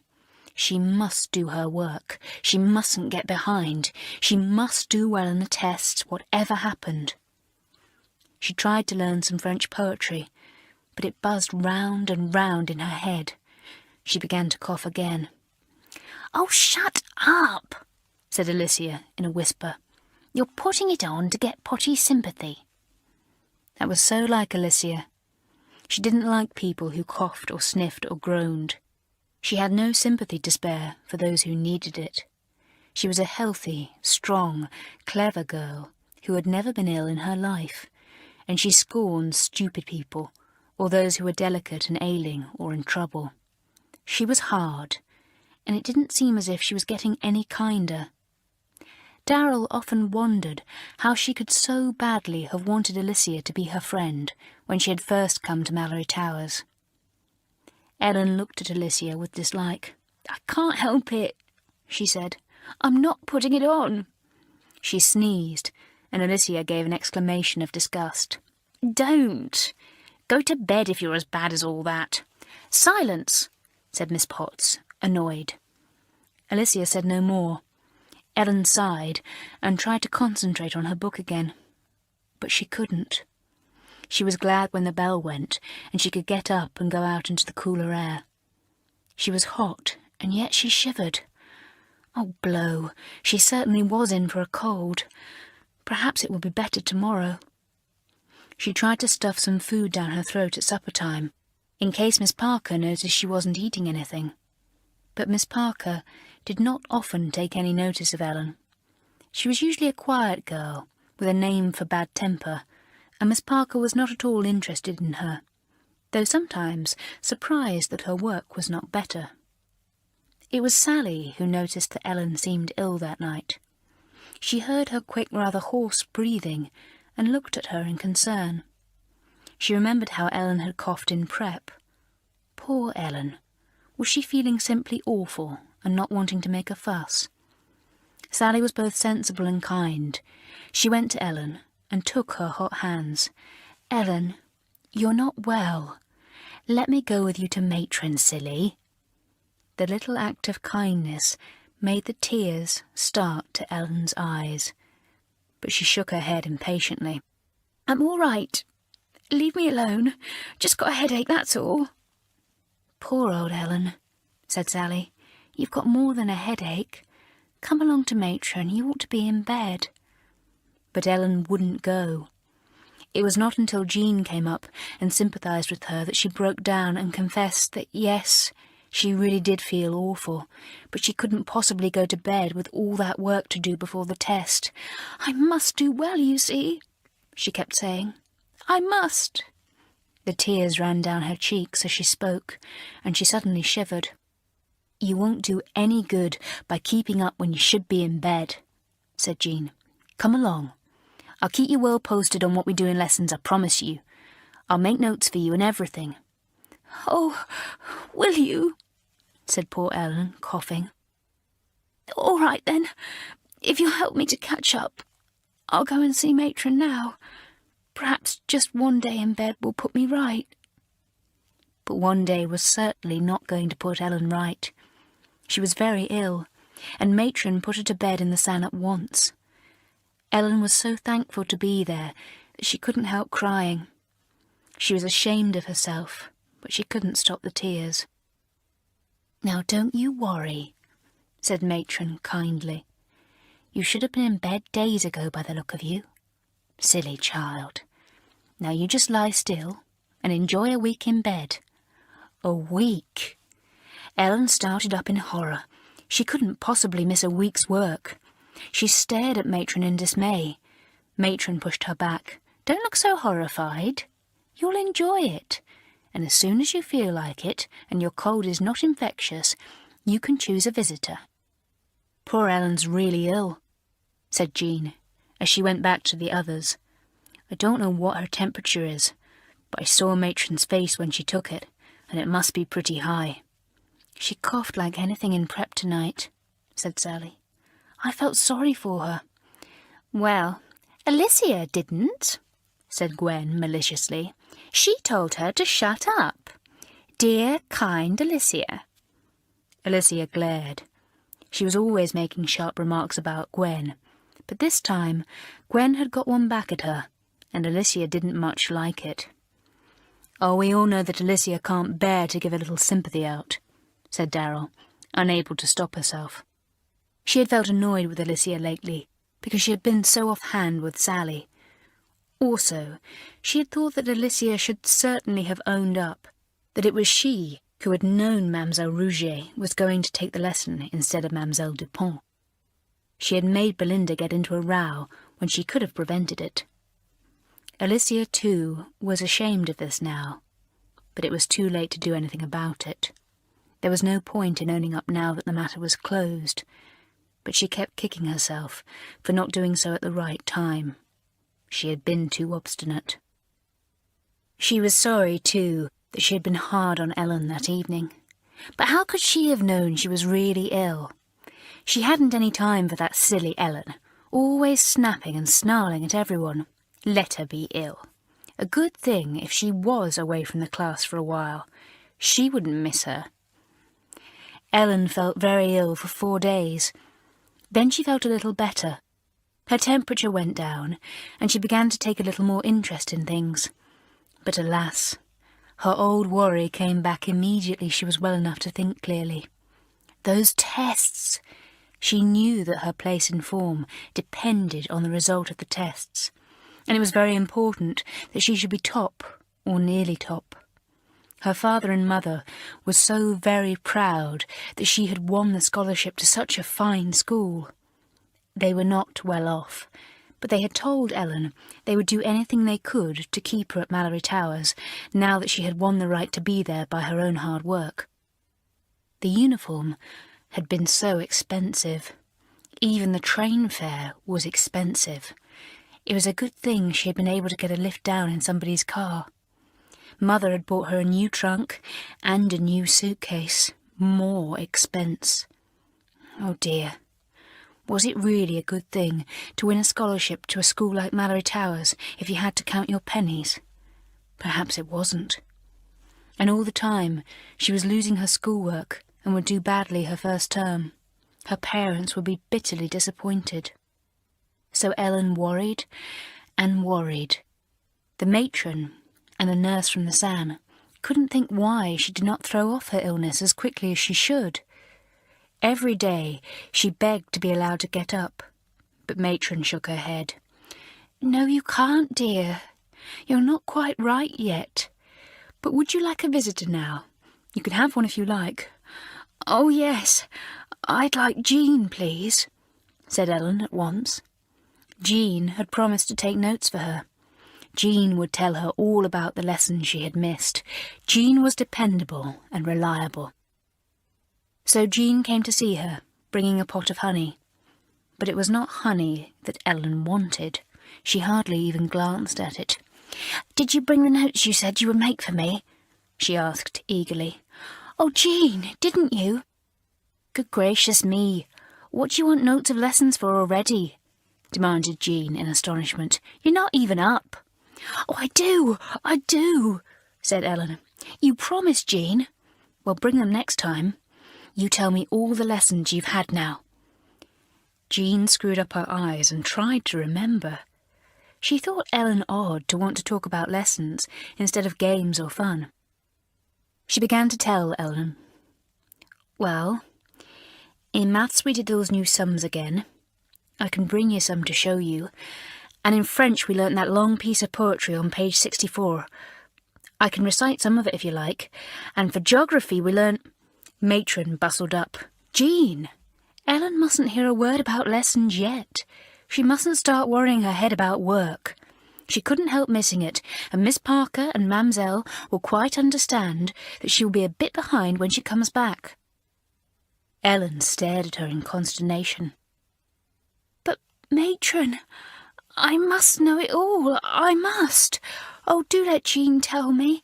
And she's going to bring me some lesson notes she's made for me too." "Well, she certainly mustn't." "I forbid it," said Matron. So that was that. Ellen took no more interest in Jean's conversation. She lay back, desperate. She'd be near the bottom now. How unlucky she was. Chapter 14. Ellen has a bad idea. Nobody missed Ellen very much. She hadn't any of Darrell's high spirits or friendliness, none of Alicia's mischief or fun. She hadn't even the shyness and timidity of Mary Lou that made others miss her when she wasn't there. You don't much notice Mary Lou when she's there under your nose, but you do miss her when she's not, said Darrell once, and that was true. Darrell was missing Mary Lou quite a lot these days, for Mary Lou was attaching herself firmly to Daphne. Nobody could quite understand it. Nobody believed that Daphne wanted Mary Lou's friendship. She only wanted her help in French. Even when Darrell pointed out that it was almost cheating for Mary Lou to do such a lot for her, she would hardly listen. "I can't do much to help anybody," said Mary Lou. "It's only in French that I'm really good. And it's so nice to help somebody who wants it. And besides, Daphne does really like me, Darrell." "Well, So do I like you, and so does Sally, said Darrell, really exasperated to think that Mary Lou should attach herself to such a double-faced person as Daphne. Yes, I know, but you only put up with me out of the kindness of your heart, said Mary Lou. You've got Sally. You let me tag along behind you like a nice puppy, but you don't really want me, and I couldn't possibly help you in any way. But I can help Daphne, and though I know you think she's only using me for her French, she's not. Darrell was certain that Daphne only put up with Mary Lou because of the French, but she wasn't quite right.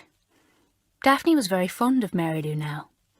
She couldn't quite think why, because it wasn't like her to be fond of anyone. But Mary Lou was so unobtrusive, so shy, so willing to help in any way. She's like a pet mouse that you want to protect and take care of, thought Daphne. You can't help liking a mouse. She poured out her tales of wealth to Mary Lou, and Mary Lou listened in the most gratifying manner. The younger girl was proud that someone as grand as Daphne should bother to notice her and talk to her and tell her things.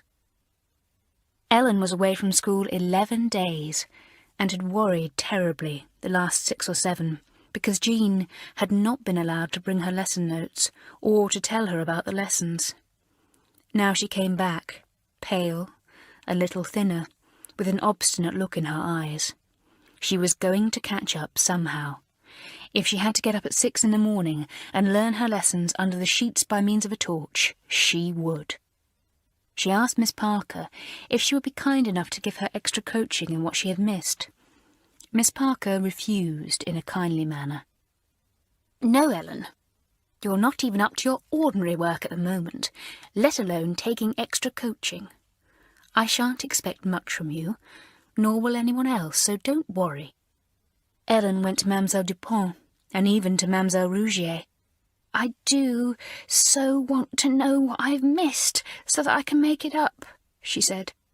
Could you give me a little extra coaching? But neither of the Mamsells would. You are not yet quite strong, mon enfant, said Mademoiselle Dupont kindly. No one will expect you to do brilliantly now this term. Take things more easily.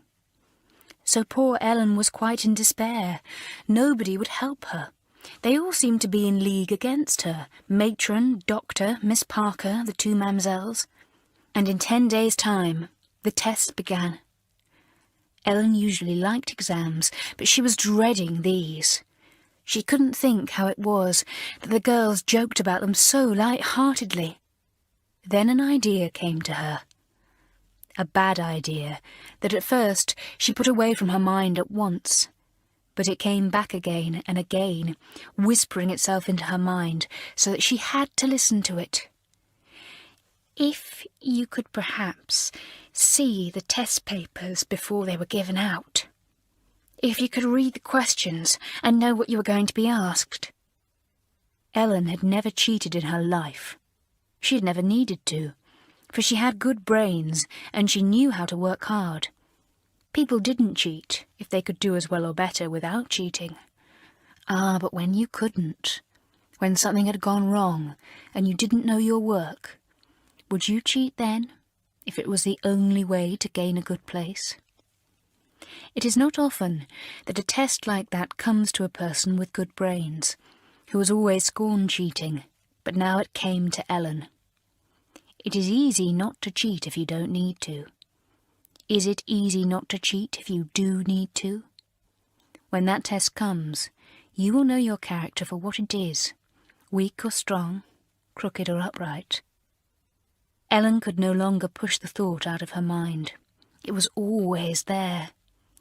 Then one day she was in Miss Parker's room and saw what she thought was a test paper on her desk. Miss Parker was not in the room. It needed only a moment to slip round and look at the paper. Ellen read swiftly down the questions. How easy they were! Then, with a shock, she saw that they were questions set for the first form, not the second. Her heart sank. Before she could look for the second form questions and see if they were there, She heard Miss Parker's footsteps and slipped round to the other side of the desk. She must never let anyone guess that she was thinking of doing such a dreadful thing. Ellen was always slipping into Miss Parker's room, or Miss Potts and Mamselle's shared room after that. She chose times when she knew they would not be there. She even went through Miss Parker's desk in the second form room one morning after school, hoping to find something there in the way of test questions. Alicia found her there and looked surprised. "What are you doing?" she said. "You know we're not supposed to go to that desk. Really, Ellen?" "I've lost my fountain pen," mumbled Ellen. "I wondered if perhaps Miss Parker had—" "Well, even if she had got it, you shouldn't go sneaking in her desk," said Alicia scornfully. Then another time, Darrell found her in Miss Potts and Mamselle's room, standing at Mamselle's empty desk, running her fingers through the papers there. She stared in surprise. "Oh, Mamselle sent me here to find a book for her," said Ellen, and was shocked at herself. She had always heard that one sin leads to another, and she was finding out that this was true. She was trying to cheat, and that made her tell untruths. What next would it be? "Well, I must say Ellen isn't much improved by being away for nearly a fortnight," said Betty one evening in the common room, when Ellen had snapped someone's head off and gone out sulkily. "She's just as snappy as ever, and she doesn't look a bit well yet." "Bad temper's her trouble," said Alicia. "I'm fed up with her, always frowning and sighing and looking miserable." Gwendolen came in, looking bothered. "Anyone see my purse? I'm sure I put it into my desk and now it's gone. And I put a 10-shilling note in it only this morning because I wanted to go out and buy something. Now I can't." "I'll help you to look for it," said Daphne, obligingly, and got up. "I bet it's still in your desk somewhere." But it wasn't. It was most annoying.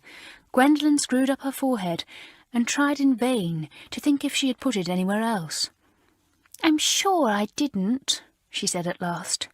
"Oh, how sickening it is. Can you lend me some money, Daphne?" "Yes, I've got my purse in my pocket," said Daphne. "Anyway, I owe you some. I meant to have paid you before. I got some money yesterday from my uncle." She felt in her pocket, and then looked up, a dismayed expression on her face. "It's gone. There's a hole in my pocket. Blow! Wherever can I have dropped it?" "Well, I must say, you're a pretty pair," said Alicia. "Both of you losing your purses. Just when they are full of money, too. You're as bad as Irene or Belinda." Belinda had lost a half-crown only the day before, and had crawled all over the form-room floor looking for it, much to Mamselle's amazement. She hadn't found it, and had demanded her game subscription back from Jean. She hadn't got it, however, for Jean maintained that once the money had gone into her box, it was no longer the giver's. It belonged to the games secretary, or the school, or whatever fund it was meant for. The 2 purses didn't turn up. It was annoying and rather mysterious. 2 purses full of money. Gwendolen looked at Daphne and lowered her voice. "You don't think somebody's taken them, do you? Surely there couldn't be anyone in our form who would do a thing like that." Alicia was very curious about the purses. Into her mind slid the memory of seeing Ellen going through the mistress's desk in the second form room. Why should she do that?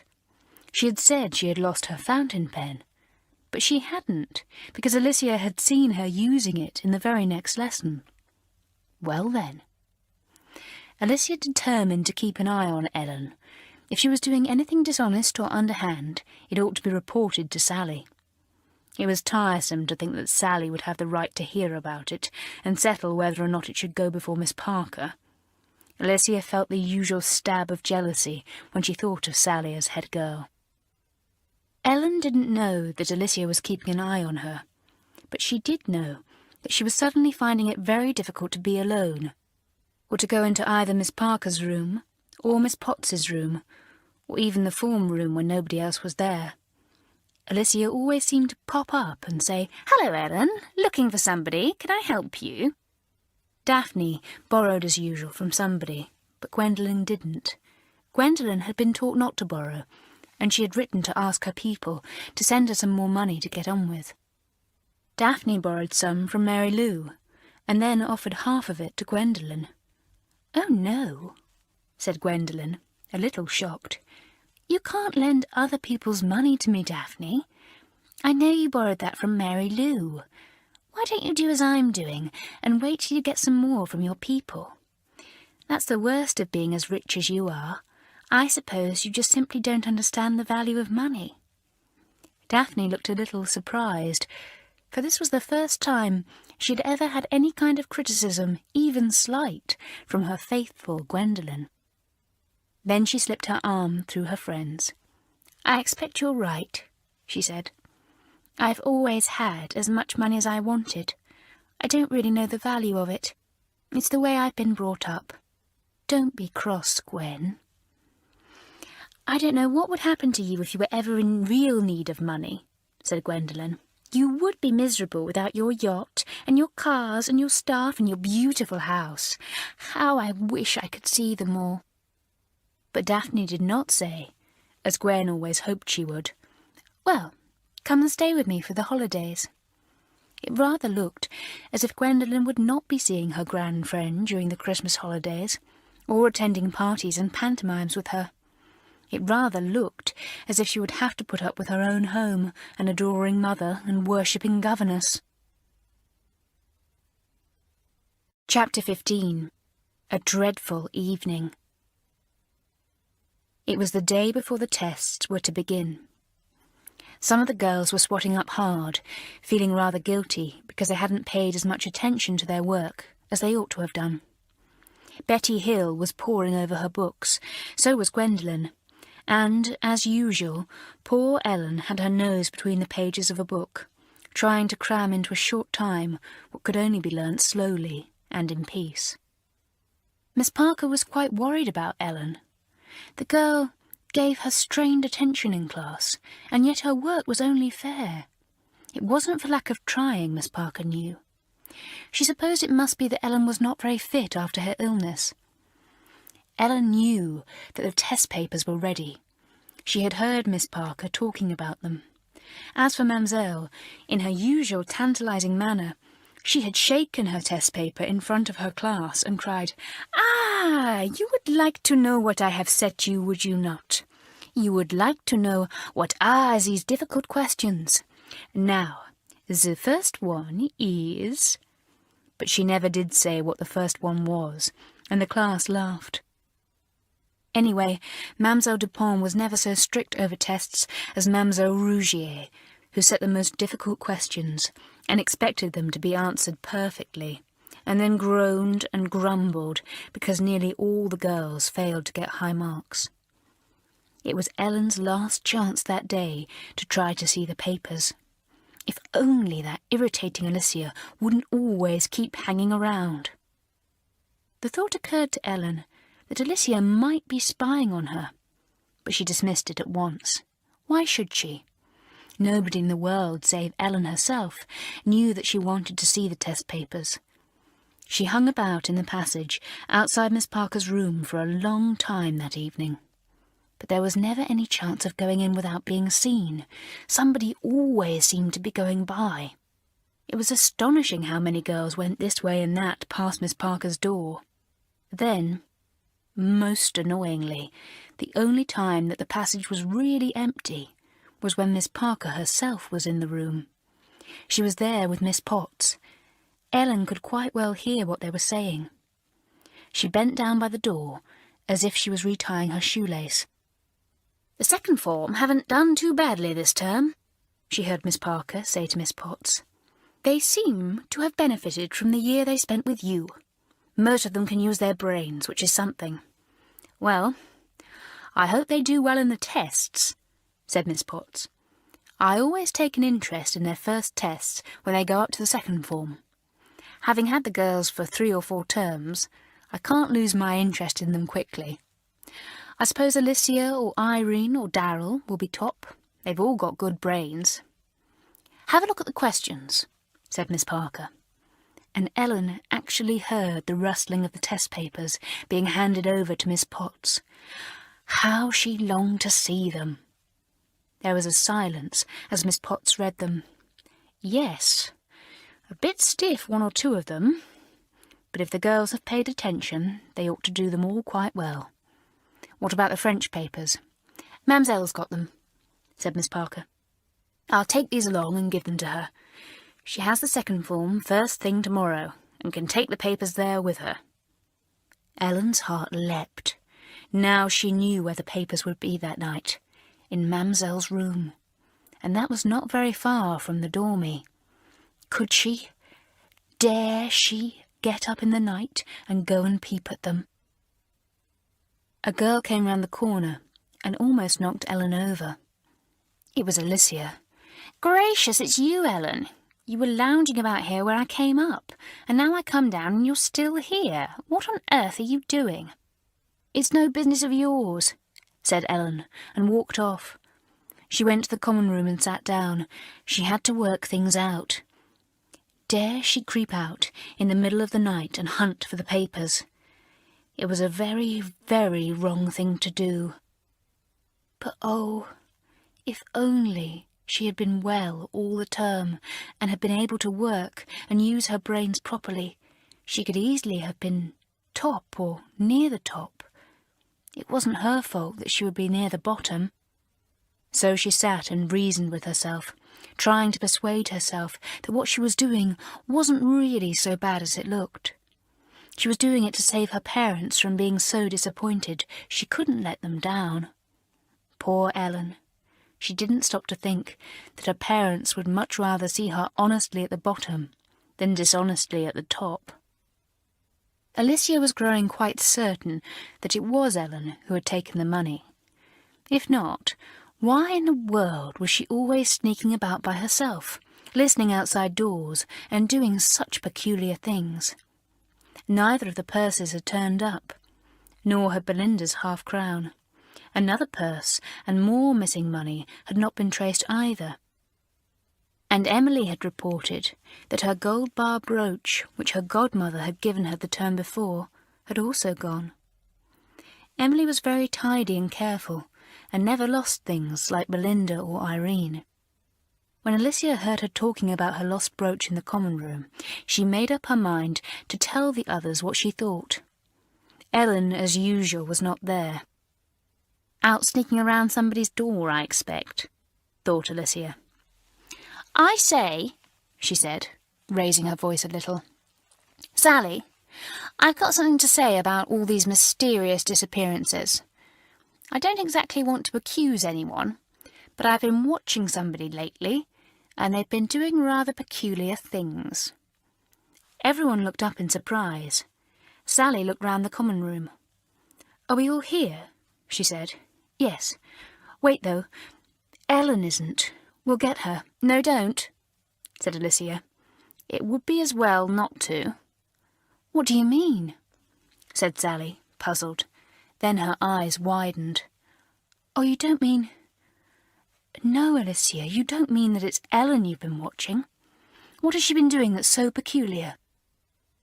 Alicia told how she had watched Ellen and seen her sneaking about in the passages, apparently waiting for a room to be empty. She related how she had found her going through Miss Parker's desk. Everyone listened, amazed. I wouldn't have thought it of her, said Daphne, in a disgusted voice. What a thing to do! I never did like her. There's no doubt she took my purse, and Gwen's, and Emily's brooch, and goodness knows how many things besides. You're not to say that till we've proved something, said Sally sharply. We've no definite proof yet, and only Alicia, apparently, has seen Ellen sneaking about. Well, said Darrell reluctantly. Sally, I noticed something once too. I found Ellen in Miss Potts's room, going through some things on her desk. How dreadful, said Daphne, and Gwen echoed her. Jean said nothing. She had been more friendly with Ellen than anyone else, though she had never been able to like her very much. But it seemed to her that Ellen was not quite the type of girl to become a thief. A thief! How terrible it sounded. Jean frowned. Surely Ellen couldn't be that. "I don't think I believe it," she said slowly, in her clear Scots voice. "She's a queer girl, but I don't think she's queer in that way."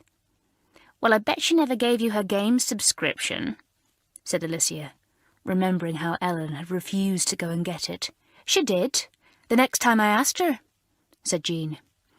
"Yes, and I bet it was after one of the purses had disappeared," exclaimed Betty. Jean was silent.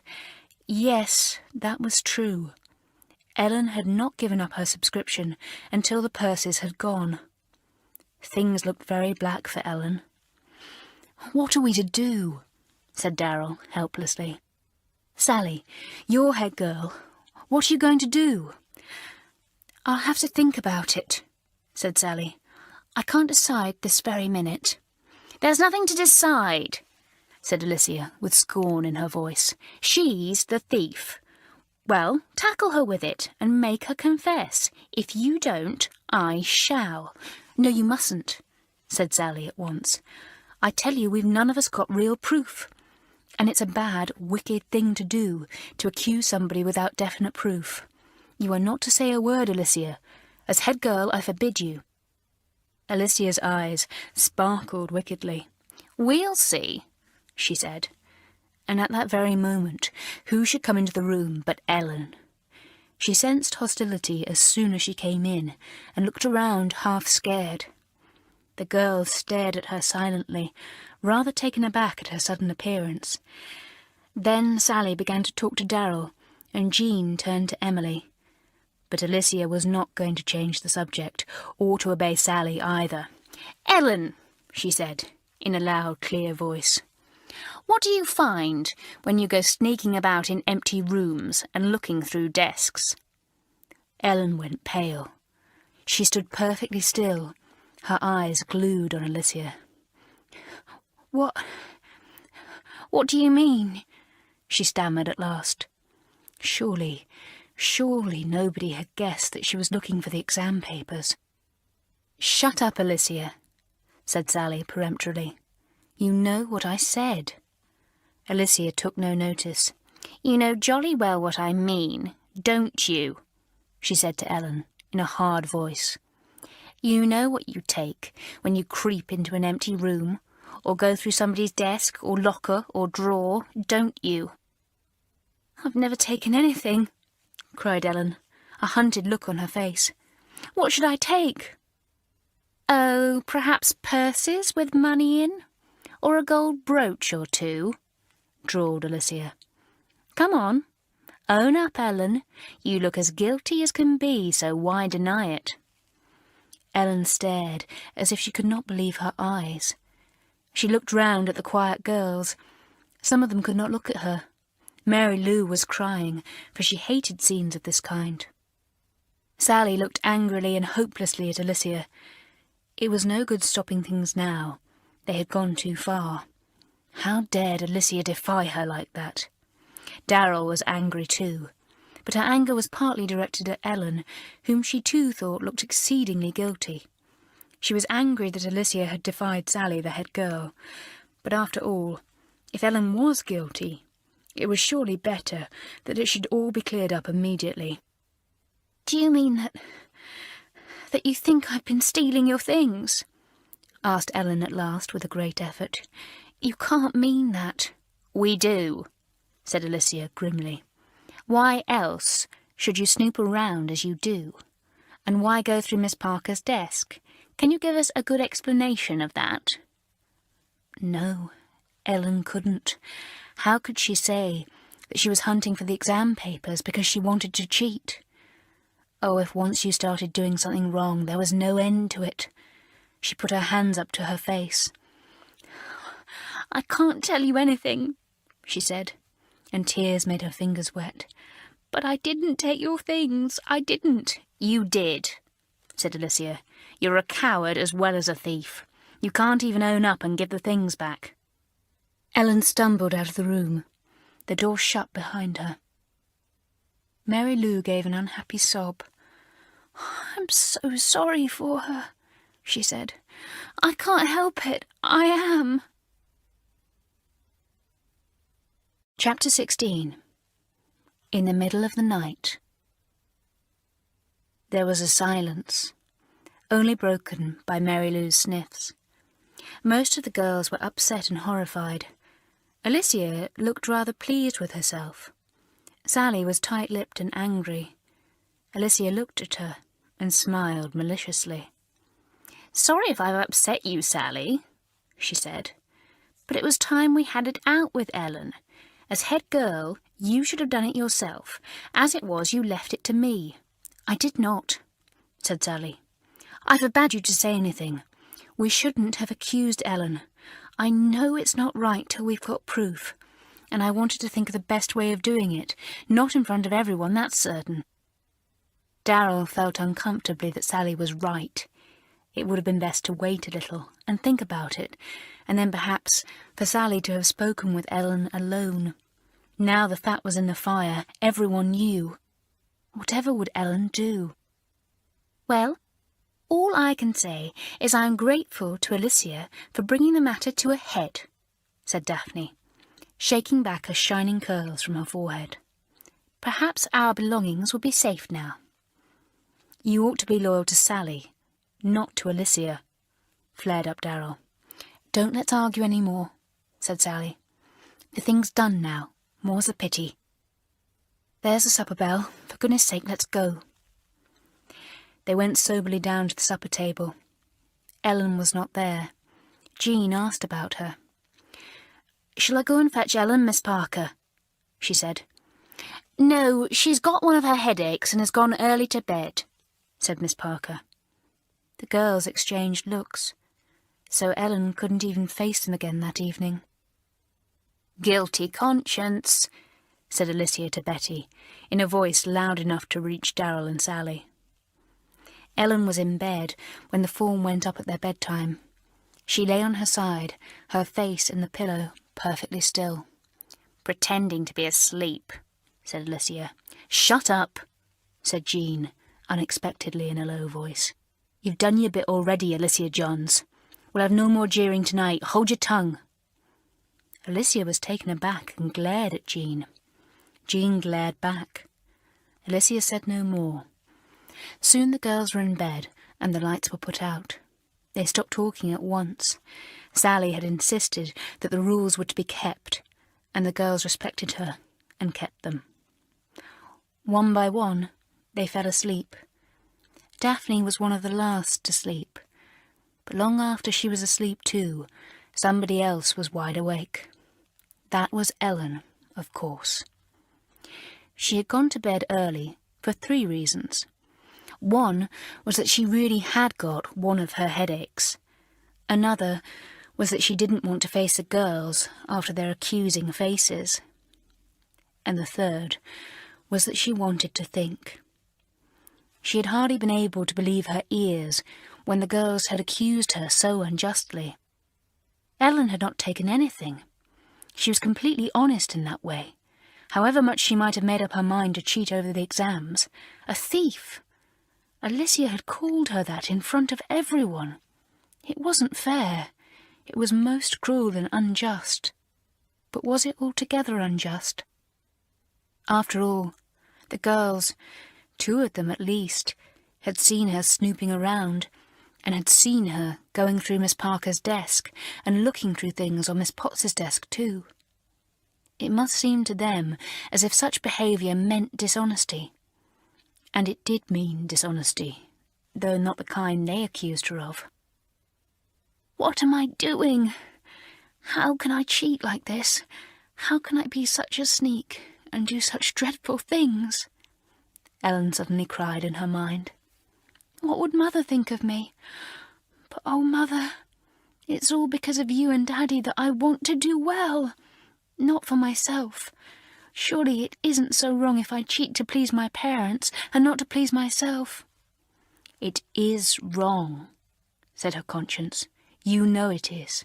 See what your foolishness has led you into. You have been accused of something terrible, all because you were trying to do something wrong and hadn't even done it." "I shan't cheat. I won't think of it any more," Ellen decided suddenly. "I'll do badly in the papers and explain why to Mother. I will. Then the girls came up, and she heard Alicia's spiteful remark, pretending to be asleep.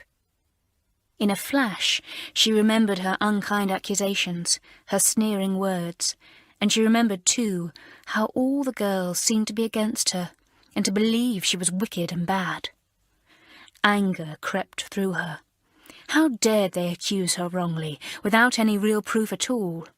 They all thought her bad, and nothing would convince them that she wasn't, she was sure. Very well, then.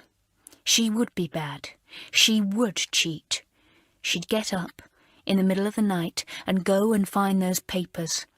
She knew where they were, in Mamselle's room. Ellen lay there in the darkness, her mind going over everything again and again. She felt defiant and obstinate now. She was labelled bad by the girls, then she would be bad. She'd enjoy it now. She would read those exam papers, and then she would look up all the answers, and she would surprise everyone by coming out top with practically perfect marks. That would make them all sit up. She had no difficulty at all in lying awake until she was sure that the staff had gone to bed. Her eyes looked straight up into the darkness, and her head felt hot. She clenched her fists when she thought of Alicia's scornful face. At last, she thought it would be safe to get up. She sat up in bed and looked around. The moon was up, and a ray pierced the darkness of the room. There was no movement anywhere, and all she could hear was the regular breathing of the other girls. She slid out of bed. She put her feet into her bedroom slippers and pulled her dressing gown round her. Her heart was beating painfully. She crept out of the room. She knocked against one of the beds on the way and held her breath in case she woke the girl asleep there. But there was no movement. She made her way down the moonlit passage and down the stairs to Mamselle's room, the one she shared with Miss Potts. It was in darkness. Mamselle had gone to bed long ago. Ellen went to the window to make sure that the curtains were tightly drawn. She did not want anyone to see even a crack of light there at that time of night. They were thick curtains and shut out the moonlight. Then she shut the door and switched on the electric light. She went to the desk. It was untidy as usual, for Mademoiselle Dupont, unlike Mademoiselle Rougier, could never keep her books and papers in neat order. Ellen began to go through the papers on top of the desk. She went through them twice. The exam papers were not there. Her heart stood still. Surely they must be there. Perhaps they were in the desk. She hoped it was not locked. She had seen Mademoiselle lock it sometimes. She tried it. Yes, it was locked. What a blow! Mademoiselle must have locked the test papers up. Ellen sat down, her knees shaking with the suspense. Then her eyes caught sight of a key lying in the pen tray. She snatched it up. She fitted it into the desk and opened. How like Mademoiselle to lock the desk carefully and leave the key in the pen tray. With trembling hands, Ellen looked through the vast collection of papers there. In a corner, neatly banded together by Miss Parker, were the second form test papers. With a thankful sigh, Ellen took them up. She was just about to look carefully through them when she heard a sound. Her heart almost stopped. In a moment, she slipped to the door and switched off the light. Then she shut the desk quietly and went over to the door to listen. The sound came again. What was it? Was it somebody walking about? She would have to be very careful if so. She stuffed the papers into the big pocket of her dressing gown and held them there. She had better get out of Mamselle's room if she could, because if anyone found her there, she would get into very serious trouble. Upstairs in the dormy, just after Ellen had crept out, Darrell awoke. It was her bed that Ellen had bumped into, and she had not awakened immediately. But she sat up half a minute after Ellen had gone out of the room, wondering what had woken her. She was just about to settle down again when she noticed Ellen's empty bed. The moon was sending a bright ray down on it, and there was no lump there to show that Ellen was lying asleep. It was flat and empty. Darrell stared at the empty bed. Where was Ellen? Was she ill again? Or was she doing a bit more snooping to see if she could find anything valuable? Darrell looked across at Sally. She ought to tell Sally and let her deal with it. Alicia had already interfered enough, and she, Darrell, ought to let Sally say what was to be done about the empty bed if Ellen didn't come back very quickly. Ellen didn't come back. Darrell waited impatiently for some minutes, and then decided to try to find her. She wouldn't wake Sally. She was full of curiosity and wanted to follow Ellen herself. It seemed an exciting thing to do in the middle of the night. She put on her slippers and dressing gown. She went out of the room, treading quietly in her soft slippers. She stood in the passage and listened. She could hear nothing. She padded down the passage and came to the stairs. Perhaps Ellen was going through the desks in the second form room, or even in the first form. She went quietly down the stairs. She came to the first form room, which had its door shut. Darrell opened it. The room was in darkness, and she shut the door again. It made a little click. She went to the second form room and opened the door there. She thought she heard something and switched on the light quickly. She could see no one there. She switched off the light again and was about to shut the door when she thought she heard a sound. She quickly switched the light on again, and then, over by the cupboard, she saw a movement, just as if someone had pulled the door to very quickly. Darrell's heart beat. Was it Ellen in there, or somebody else? She wouldn't like it at all if it was a burglar. But it must be Ellen. She had gone from her bed and was nowhere to be seen. She must be there in the cupboard hiding. Darrell went swiftly to the cupboard and gave the door a sharp tug. It came open, and there, crouching in the cupboard, scared and trembling, was Ellen. She had slipped out of Mamselle's room and gone into the second form room when she had heard Darrell coming. She had hidden in the cupboard as still as a mouse. Darrell looked in amazement at her. "Come out," she said. "You bad girl, Ellen. Have you been stealing something again?" "No," said Ellen, and came out. She held onto the test papers in her pocket, and Darrell noticed the action. "What have you got there?" she demanded. "Show me. Quick, you're hiding something." I'm not, cried Ellen, forgetting all about being quiet. Darrell tried to snatch Ellen's hand away from her pocket, and Ellen, afraid, lashed out at Darrell with her other hand. It caught her on the face. Then Darrell lost her temper. She flew at Ellen, shook her fiercely, and slapped her hard on the cheek.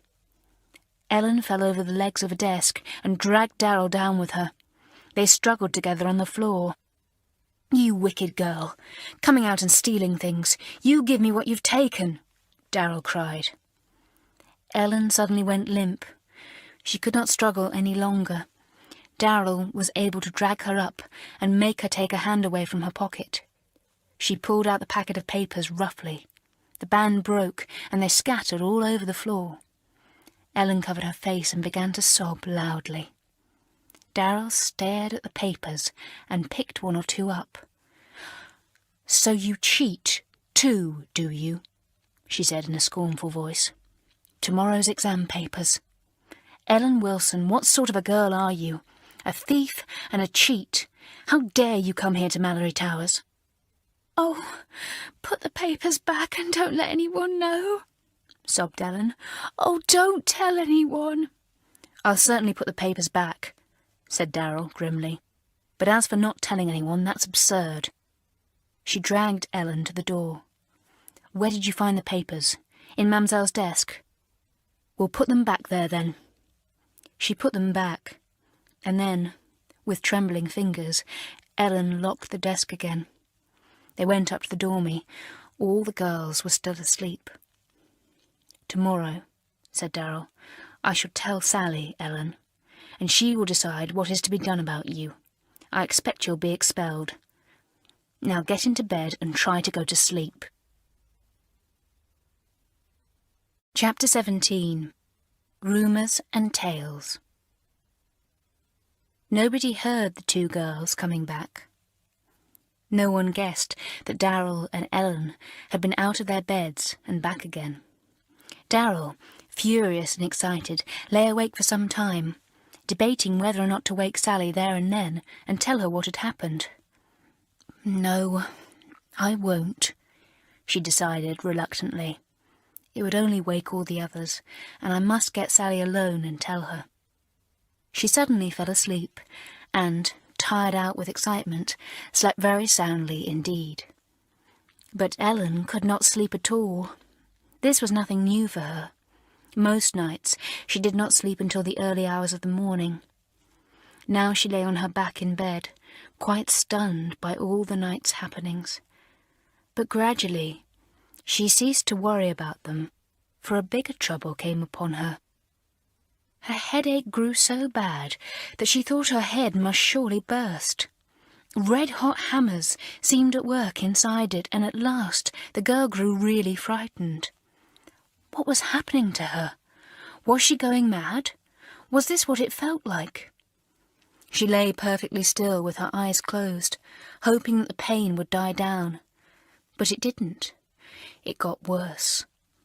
At last, it was so bad that she began to moan softly. The thought of kind, comforting Matron came to her. Matron. Matron had been kind to her in the San. She would be kind now. Ellen felt that if she could only have one small bit of kindness from someone, she would feel better. She sat up painfully, her head spinning round. The moon was now shining fully into the dormy. She could see all the white beds with their eiderdowns slipping off, or neatly pulled up. The girls lay in various positions fast asleep. Ellen got out of bed slowly, because any quick movement made her head hurt unbearably. She forgot about her dressing gown, she forgot about her slippers. She made her way slowly to the door, as if she was walking in her sleep. She passed out of it like a little ghost in pyjamas. How she found her way to Matron's room she never remembered, but Matron suddenly awoke from sleep to hear a soft knocking at her door that went on and on. "Come in," she cried. "Who is it?" She switched on the light, but nobody came in. The soft knocking went on and on. Matron was puzzled and a little alarmed. "Come in," she called again, but nobody came. Matron leapt out of bed and went to the door, a sturdy figure in a voluminous nightdress. She flung the door open, and there stood poor Ellen, drooping like a weeping willow tree, her hand up, as if she was still knocking at the door. "Ellen, what's the matter, child? Are you ill?" cried Matron, and pulled her gently into her room. "My head," said Ellen, in a tired whisper. "It's bursting, Matron." It didn't take Matron long to deal with Ellen. Seeing that the girl was in great pain, and that she could hardly even open her eyes, Matron soon had her in a warm and comfortable bed, in a little room opening off her own. She gave her medicine and a hot drink. She put a comforting hot water bottle in beside her. She was kind and gentle, and spoke in a very low voice, so as not to jar Ellen's aching head. "Now, you go to sleep," she said. "You'll feel better in the morning." Ellen did fall asleep. Matron stood by the bed and looked down at her. She was puzzled. There was something wrong with this girl. She was worrying secretly about something, as she had been doing before when she was in the San. Perhaps it would be better for her to go home for a while. In the morning, Darrell woke up with the others when the dressing bell went. She sat up, remembering all the excitement of the night. She glanced at Sally. She must somehow get her alone. Then Sally gave an exclamation. "Where's Ellen? Her bed's empty." Everyone looked at Ellen's empty bed. "Perhaps she got up early," suggested Emily. "We'll see her at breakfast time." Darrell felt a bit worried. Had Ellen got up early? Where was she? Ellen was not at breakfast, of course. The girls looked at the empty place, and Darrell felt distinctly uncomfortable. Surely Ellen hadn't run away in the night and not come back. Mamselle was taking breakfast that day, and Darrell spoke to her. "Where's Ellen, Mamselle?" "She is not coming to breakfast," said Mamselle, who knew nothing more than that. Miss Parker had told her hurriedly as she passed her in the corridor. "I do not know why. Perhaps she is ill." Now Alicia began to feel uncomfortable too. She remembered how she had accused Ellen so bitterly the day before. Where was Ellen? She too began to wonder if the girl had run away home. She ate her porridge rather silently. The next piece of news came from a first former, Katie. She had heard Miss Parker talking to Miss Potts and had caught a few words. "I say, what's up with Ellen Wilson?" she demanded. "I heard Nosy tell Potty that she was going to be sent home. What's she done?" Sent home. The second formers looked at one another. Did that mean that the staff had found out about Ellen, had perhaps discovered that she had been stealing, and she was to be expelled? Good gracious! "She's either been found out by one of the mistresses, or else she's gone and confessed," said Alicia at last. "We'd better not say too much about what we know. It's not much to the credit of the school. I expect it will be all hushed up." "Do you mean that you really think Ellen is being sent away, expelled from the school, because she stole those things?" said Daphne, looking suddenly white. "Surely she won't." "She jolly well will," said Betty, and there was such scorn in her voice that Daphne looked quite startled. "And a good thing too. Fancy having that kind of girl at Malory Towers." Darrell was bewildered by the turn things had taken. Now she didn't know whether to report the happenings of last night or not. If Ellen was to be sent home for stealing, then there didn't seem much point in telling anyone that she, Darrell, had caught her cheating, taking the test papers to look at before the exam. Because certainly Ellen wouldn't take the test now, and why blacken her name even more, now that she was apparently being sent off in disgrace? Darrell was a generous girl, even to those she considered her enemies. She thought over the night before. She had certainly given Ellen a good deal of punishment for cheating. She felt rather hot when she remembered how she had slapped Ellen's face. That was her temper again, of course. Sally wouldn't have done a thing like that. Sally would have dealt with the whole thing in a dignified, calm way, and would have made Ellen show her the test papers without a lot of undignified rough behaviour that ended in both girls rolling on the floor. "I don't manage things very well somehow," thought Darrell, rubbing her nose with her hand. "I just go off the deep end with a splash. I fly off the handle. I go up in smoke. Well, what am I going to do? Tell Sally or not?" She decided not to. There didn't seem any point at all in complaining about Ellen and making her character still worse if she was really going to be sent home. So Darrell held her tongue. A thing that not many of the second form would have done in the circumstances, for most of them dearly loved to gossip. Still, there was plenty of gossip in the second form about Ellen. Everyone seemed to take it for granted that somehow or other it had been found out by the staff that Ellen had taken the purses, money and brooch, and possibly other things as well, and was being expelled for that. Curiously enough, one of the girls who seemed most distressed about this was Daphne. "But surely they won't expel her without some proof," she kept saying. "Sally, Darrell, You said to Alicia yesterday that there was no real proof that Ellen had stolen anything. What will happen to Ellen? Will another school take her?" "I don't know. I shouldn't think so," said Alicia. "She's finished. Serves her right." "Don't be so hard," said Jean. "Don't think I'm standing up for her. I'm not. But you always sound so hard and unmerciful, Alicia." "Well, I was right yesterday when I accused Ellen, wasn't I?" demanded Alicia. "You were all so soft. You didn't want to have it out with her. Good thing I did." The second form decided to say nothing about Ellen to the staff. If Miss Grayling was going to expel the girl, she would want to keep it quiet, so the less said the better. So rather to Miss Parker's surprise, nobody asked about Ellen at all. Curious, this lack of interest, she thought, and she said nothing either.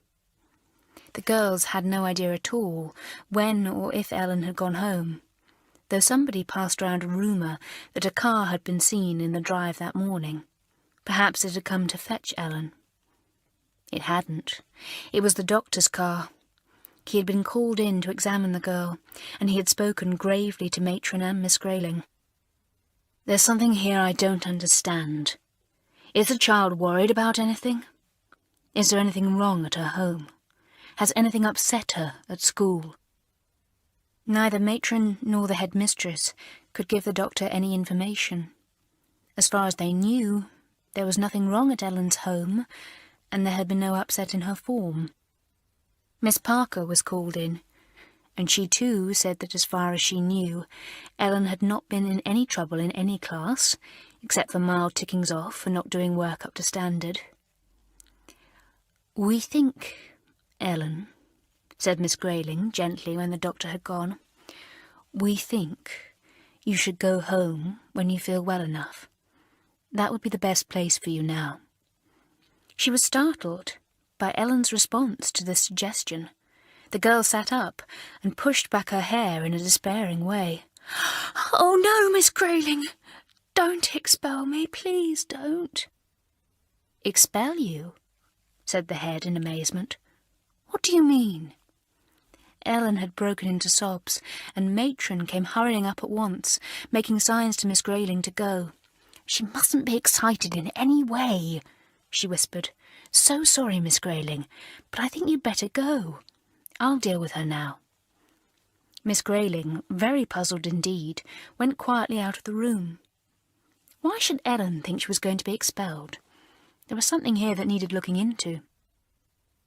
It took Ellen a long time to calm down. She really thought that Miss Grayling's suggestion of going home meant that she was telling her she was to be sent away from Malory Towers, expelled in disgrace. Perhaps Darrell had been to her and told her about the cheating. Or perhaps Alicia had told her that they all believed she had been stealing, and Miss Grayling had decided to expel her because of that. Ellen didn't know.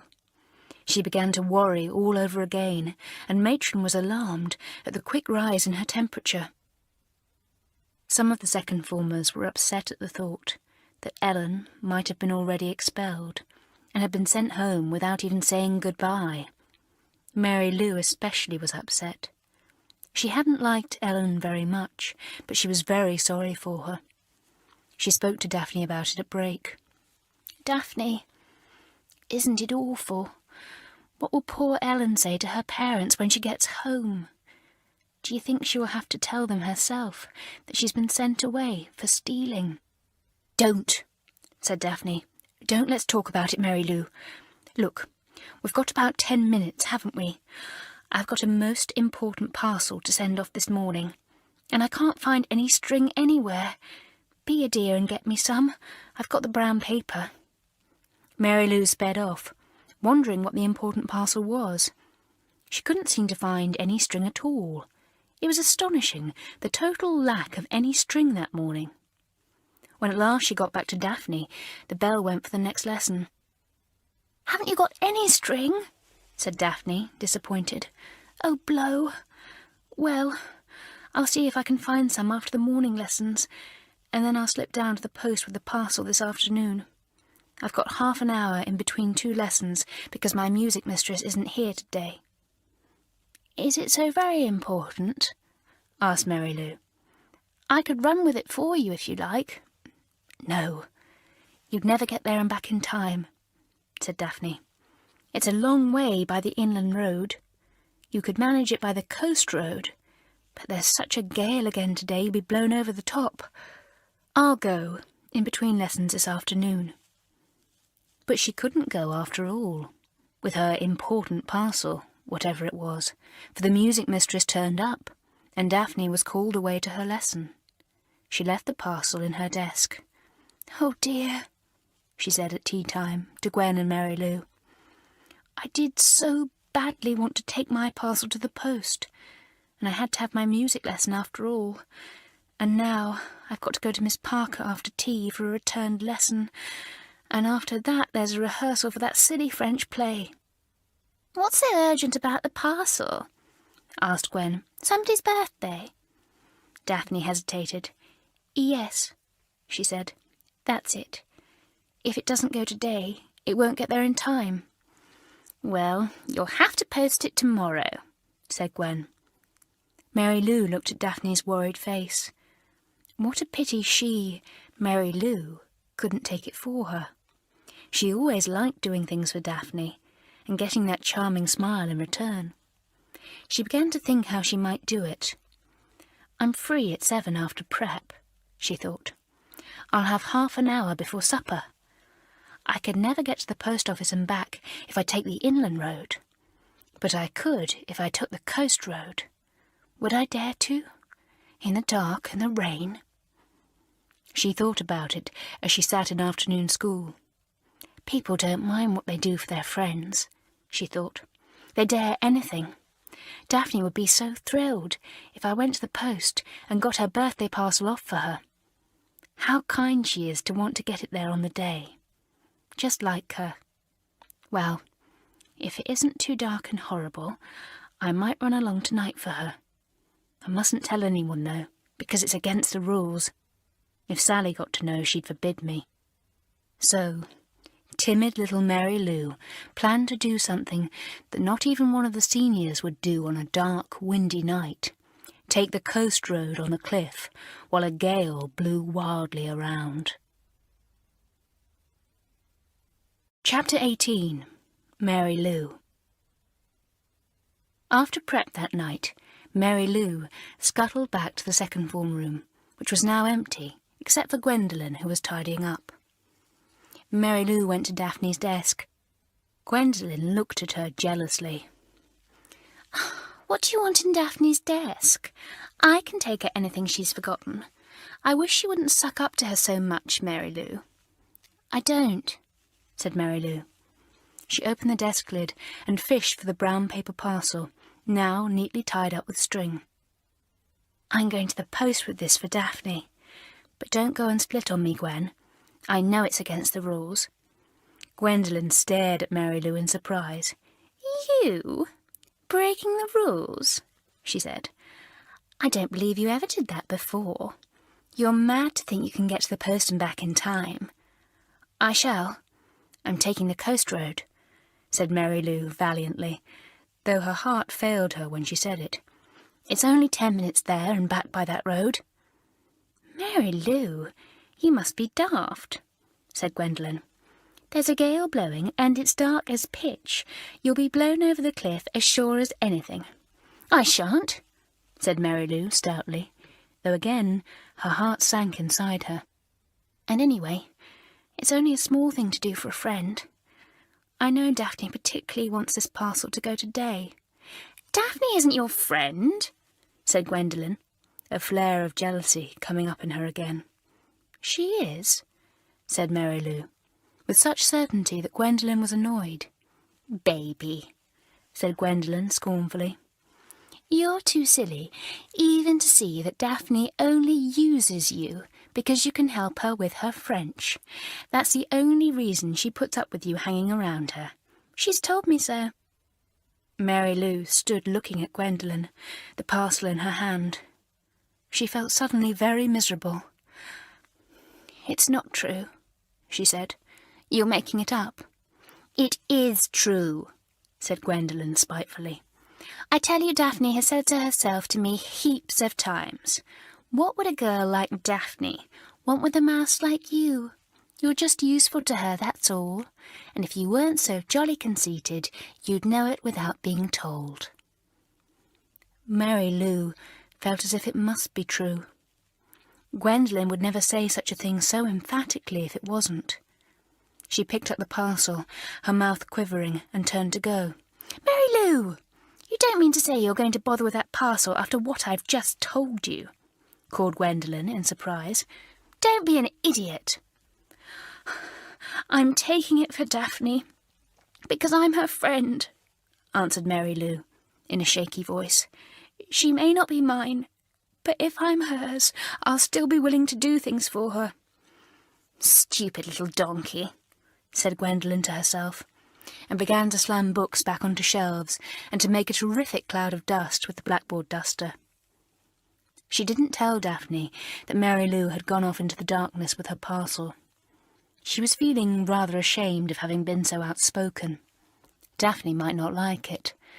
But after all, it was nearly the end of term, and there would be now no need for Mary Lou to help Daphne.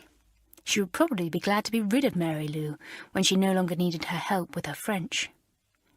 7:30 came, and the supper bell rang.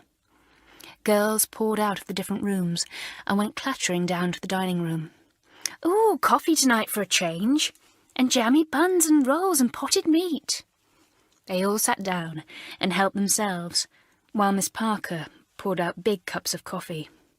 She glanced around the table. 2 empty chairs. Who's missing? Oh, Ellen, of course. Who's the other? Mary Lou, said Sally. I saw her just after prep. She'll be along in a minute, Miss Parker. But 5 minutes, 10 minutes went by, and there was no sign of Mary Lou. Miss Parker frowned. Surely she must have heard the bell. See if you can find her, Sally. Sally sped off and came back to report that Mary Lou was nowhere to be found. By this time, Gwendolen was in a great dilemma. She and she only knew where Mary Lou was. If she told, she would get Mary Lou into trouble. Surely she would be back soon. Maybe she had had to wait at the post office. Then Gwendolen suddenly remembered something. The post office shut at 7. It wouldn't be any use Mary Lou trying to post a parcel there, because it would be shut. Why hadn't she thought of that before? Then what had happened to Mary Lou? A cold hand seemed to creep round Gwendolen's heart and almost stop her breathing. Suppose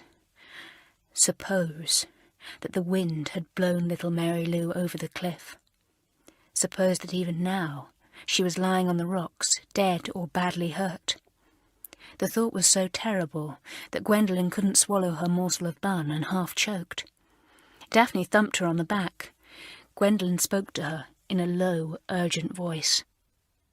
Daphne, I must tell you something as soon after supper as possible. Come into one of the practice rooms where we shall be alone. Daphne looked alarmed. She nodded.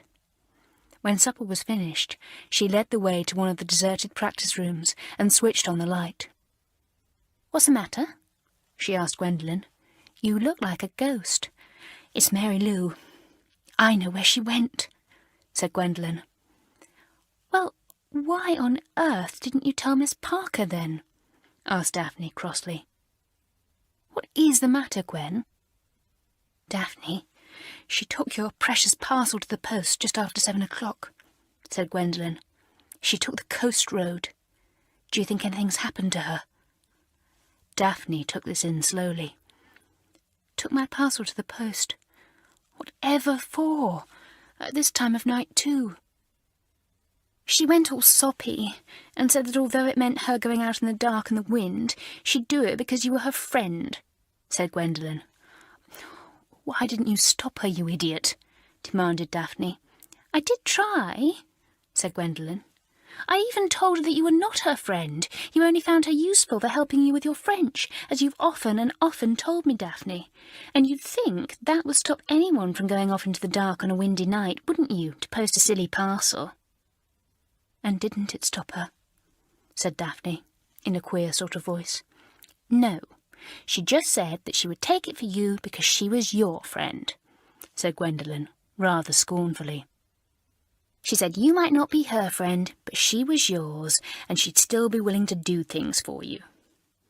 Gwendolen was amazed to see tears suddenly glisten in Daphne's eyes. Daphne never cried. "What's up?" said Gwendolen in surprise. "Nothing that you'd understand," said Daphne, blinking the tears away savagely. "Good heavens! Fancy going out on a night like this, and taking the coast road, just because she wanted to take that parcel for me. And the post office would be shut too. Poor little Mary Lou. What can have happened to her?" "Has she fallen over the cliff, do you think?" asked Gwendolen. Daphne went very white. No, don't say that," she said. "You can't think how awful that would be. I'd never forgive myself." "It wouldn't be your fault if she did," said Gwendolen, surprised at this outburst. It would! You don't understand," cried Daphne. "Oh, poor, kind little Mary Lou. And you sent her out thinking I didn't like her, that I just used her. I do like her. I like her 10 times better than I like you. She's kind and generous and unselfish. I know I did use her at first, and welcomed her just because she could help me. But I couldn't help getting fond of her. She just gives everything and asks nothing." But you told me heaps of times you only put up with her because she was useful," stammered Gwendolen, completely taken aback by all this, and looking very crestfallen indeed. "I know I did. I was beastly. It was the easiest thing to do, to keep you from bothering me and nagging me about Mary Lou. Oh, I shall never get over it if anything has happened. I'm going after her. I'm going to see if I can find her." "You can't," cried Gwendolen in horror. "Hark at the wind! It's worse than ever. If Mary Lou can go out into that wind to post a stupid parcel for me, surely I can go out into it to find her," said Daphne, and a look came into her pretty pale face that Gwendolen had never seen before. A sturdy, determined look that gave her face unexpected character. "But Daphne," protested Gwendolen feebly, and then stopped. Daphne had gone out of the little music room like a whirlwind. She ran up to the dormy and got her mackintosh and sou'wester. She tore down to the cloakroom and put on her Wellingtons, and nobody saw her. Then out she went into the night, flashing on her torch to see her way. It was a wild night, and the wind howled around fiercely. It took Daphne's breath away as she made her way to the coast road up on the cliff. Whatever would it be like there? She would be almost blown away. She flashed her torch here and there. There was nothing to be seen but a few bent bushes dripping with rain. She went a little further and began to call loudly and desperately. "Mary Lou! Mary Lou! Where are you?" The wind tore her words out of her mouth and flung them over the cliff. She called again, putting her hands up to her mouth. "Mary Lou! Mary Lou! Mary Lou!" And surely that was a faint call in answer. "Here! Here, help me!" Chapter 19. A Heroine. Daphne stood quite still and listened. The cry came again on the wind, very faint. "Here, here." It seemed to come from somewhere in front. Daphne struggled on against the wind, and then came to a place where the cliff edge swung inwards. She followed the edge round cautiously, not daring to go too near, for the wind was so strong. Still, it seemed to be dying down a little now. She suddenly heard Mary Lou's voice much nearer. "Help! Help!" Daphne was afraid of being blown over the cliff if she went too near the edge, but the voice seemed to come from the edge somewhere.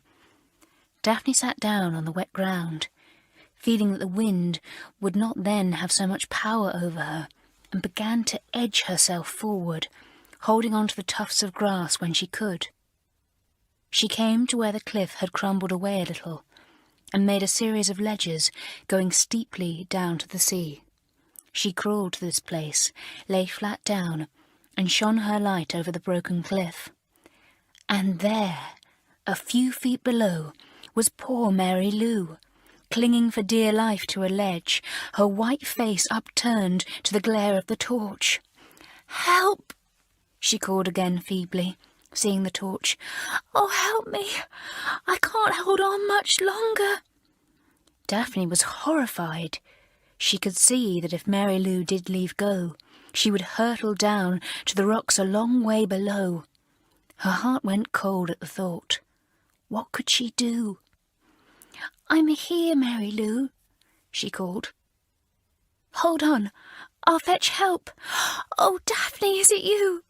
Don't go away, Daphne, I shall fall in a minute. Can't you do something?" Daphne looked down at Mary Lou.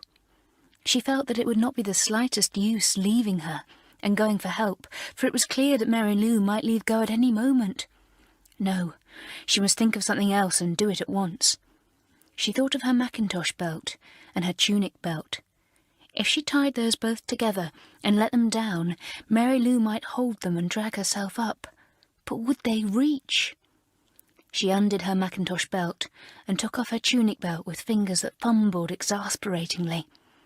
All the time she kept up a comforting flow of words to Mary Lou. "I'll save you, don't you worry. I'll soon have you up here. I'm making a rope with my belts, and I'll let it down. Hold on, Mary Lou. Hold on, and I'll soon save you." Mary Lou was comforted and held on. She had been so frightened when the gale took her and rolled her over and over to the edge of the cliff. How she had managed to hold on to the tufts of grass she didn't know. It had seemed ages and ages till she heard Daphne's voice. Now, Daphne was here and would rescue her. Whatever Gwendolen had said, Daphne was her friend. Daphne lay down flat again. She found a stout gorse bush behind her, and she pushed her legs under it till her feet found the sturdy root stem growing out of the ground. Heedless of scratches and pricks, she wound her 2 feet firmly round the stem, so that she had a good hold with her legs and would not be likely to be pulled over the cliff by Mary Lou. A frantic voice suddenly came up to her. "Daphne! This tuft of grass is giving way. I shall fall. Quick, quick!" Daphne hurriedly let down the rough rope made of her 2 belts.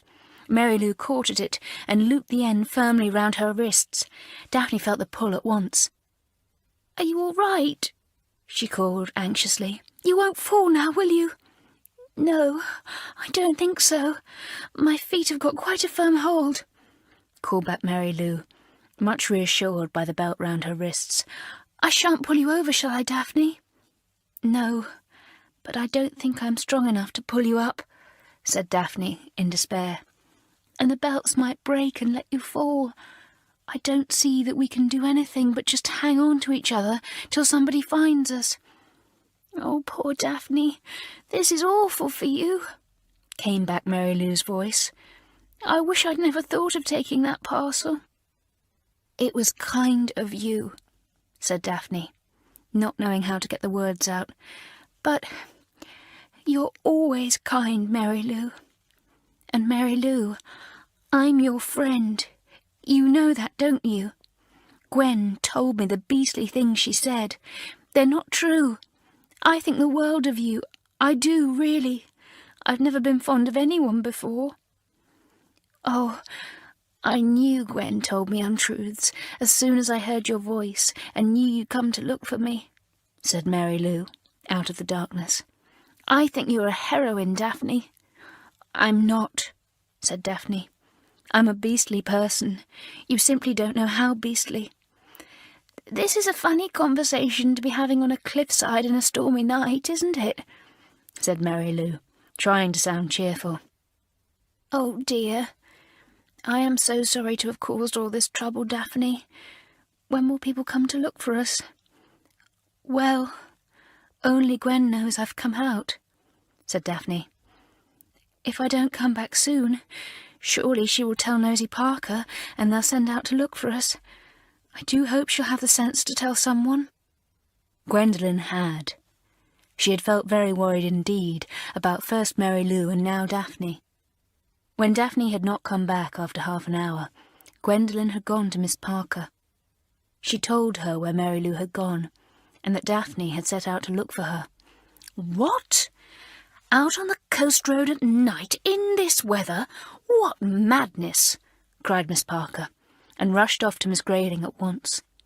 In 2 or 3 minutes, a search party was out with lanterns, ropes, and flasks of hot cocoa. It was not long before the 2 girls were found. Miss Grayling gave an agonised exclamation as she saw them. They might both have been killed. Daphne's arms were almost numb with strain when the search party came up. They saw her lying flat on the ground, her legs curled tightly round the stem of the prickly bush, holding the 2 belts down the cliffside. And there, at the other end, holding on for dear life, was Mary Lou, the sea pounding away far below her. A rope was let down to Mary Lou, slipped right over her head and tightened over arms and shoulders. Another one looped tightly around her waist. Daphne got up, thankfully, her legs almost asleep, and Miss Parker caught hold of her. "Steady now. Hold on to me." Mary Lou was pulled up safely by a hefty gardener. She lay on the ground, crying with relief. The gardener undid the ropes and lifted her up. "I'll carry her," he said. "Give her a drink, she's freezing." Both girls felt glad of the hot cocoa. Then, holding on to Miss Parker, Daphne staggered back to school, followed by the gardener carrying Mary Lou, and then by the rest of the party. "Put both girls to bed," Miss Grayling said to Matron. "They've had a terrible experience. I only hope they don't get pneumonia now. Daphne, you saved little Mary Lou's life. There's no doubt about that. I am very proud of you." Daphne said nothing at all, but to Miss Grayling's surprise, hung her head and turned away. She had no time to puzzle over this, but helped Matron to get Mary Lou undressed and into bed. Both girls were soon in warm beds, with hot food and drink inside them. They each felt extremely sleepy, and went off to sleep quite suddenly. The second formers were in bed, worried and sleepless. Gwen had told them about Mary Lou going off, and Daphne following her to see if she could find her. They knew that a search party had gone out. All kinds of horrible pictures came into their minds as they lay in bed and listened to the wind. They talked long after lights out. Sally did not forbid them. This was not a usual night. It was a night of anxiety, and talking helped. Then, after a long time, they heard Miss Parker's quick footsteps coming along the corridor. News! They all sat up at once. She switched on the light and looked round at the 7 waiting girls. Then she told them the story of how Mary Lou and Daphne had been found, and how Daphne, by her ingenious idea, had saved Mary Lou. She described how she had laid herself down on the wet ground, her feet curled round the gorse-bush stem, and had held the belts down to Mary Lou until help came. "Daphne's a heroine!" cried Darrell. "I never liked her, but Miss Parker, she's been marvellous, hasn't she? She's a real heroine." "I think she is," said Miss Parker. "I did not guess that she had it in her. She's in bed now in the sand, but I think she'll soon be all right again. We'll give her 3 cheers and a clap when she comes back to class." She switched off the light and said good night. The girls talked excitedly for a few minutes more, thankful that they knew what had happened. Fancy Daphne turning out like that, and doing it for Mary Lou. Why, Gwen had always said that Daphne only put up with Mary Lou because she helped her with her French. "Daphne must be fond of Mary Lou," said Darrell, voicing what everyone thought. "I'm glad. I always thought it was mean to use Mary Lou and not really like her. I wonder what became of the parcel, said Belinda. Mary Lou can't have posted it because the post office was shut. I bet nobody thought of the precious parcel. We'll go and hunt for it tomorrow, said Sally. I say, what a small dormy we are tonight, only 7 of us. Ellen gone, and Daphne and Mary Lou in the San. Well, thank goodness they're there, and not out on the cliff. The wind rose to a gale again and howled round North Tower. The girls snuggled down closer into the beds. I do think Daphne was brave, said Darrell, and I can't imagine how timid little Mary Lou could possibly have dared to go out in this gale. Mary Lou, of all people. People are queer, said Irene. You simply never can tell what a person will do from one day to the next. You never said a truer word, chuckled Darrell. Today you put your French grammar away in the games cupboard and tried to put your lacrosse stick into your desk, and goodness knows what you'll do tomorrow. Chapter 20. An Astonishing Parcel. It was difficult to do tests in the midst of so much excitement. The story of Mary Lou and Daphne ran through the school and everyone talked about it. The 2 girls did not appear in school that day because Matron was keeping them quiet. They neither of them seemed any the worse for their adventure. Before afternoon school, Darrell, Sally, Irene and Belinda set off up the cliff path to look for the parcel. The wind had completely died down, and it was a lovely day, one of Cornwall's best. The sky was as blue as a cornflower, and the sea picked up the colour and made the view a really beautiful one as the girls walked up the coast path. Look, that must be where Mary Lou was blown over, said Darrell, pointing to where the cliff had crumbled. And see, surely that's the gorse bush Daphne wound her legs round. Golly, she must have been scratched. The girls stood and looked at the place where Mary Lou and Daphne had had their frightening adventure. Sally shivered, thinking of what it must have been like in the dark night, with the wind howling around and the sea pounding on the rocks below. It's horrid to think of, she said. Come on, let's hunt about for the parcel. Mary Lou must have dropped it somewhere near here, I should think. They began to look. It was Darrell who found the parcel, lying wet and torn in the grass some little way off. I've got it, she shouted, and ran to pick it up. Oh, it's all coming to pieces. The paper is pulpy, and the contents are coming out. Better take off the paper and carry the things inside home in our hands, said Sally. So Darrell stripped off the wet, pulpy paper and shook out the contents. They fell on the grass. They were rather queer. The girls looked at them lying there. There were 4 purses of different sizes and shapes. There were 3 boxes, the kind that brooches or lockets are sold in by jewellers, little leather boxes with a catch you had to press to open them. Darrell picked one up and pressed it. It shot open, and a little gold bar brooch gleamed inside. She looked at it bewildered, then passed it to Sally. Isn't that Emily's brooch, the one she lost? It's got her name behind it if it is, said Sally in a sober voice. She took out the brooch and looked at the back of the little gold bar. Yes, it's Emily's, she said. Her name is there. Sally opened another of the boxes. It contained a little gold necklace, plain and simple. Katie's, said Irene at once. I've seen her wearing it. Good gracious, how did these come to be in the parcel? Is it the right parcel we found? Sally picked everything up from the grass. Her face looked very serious.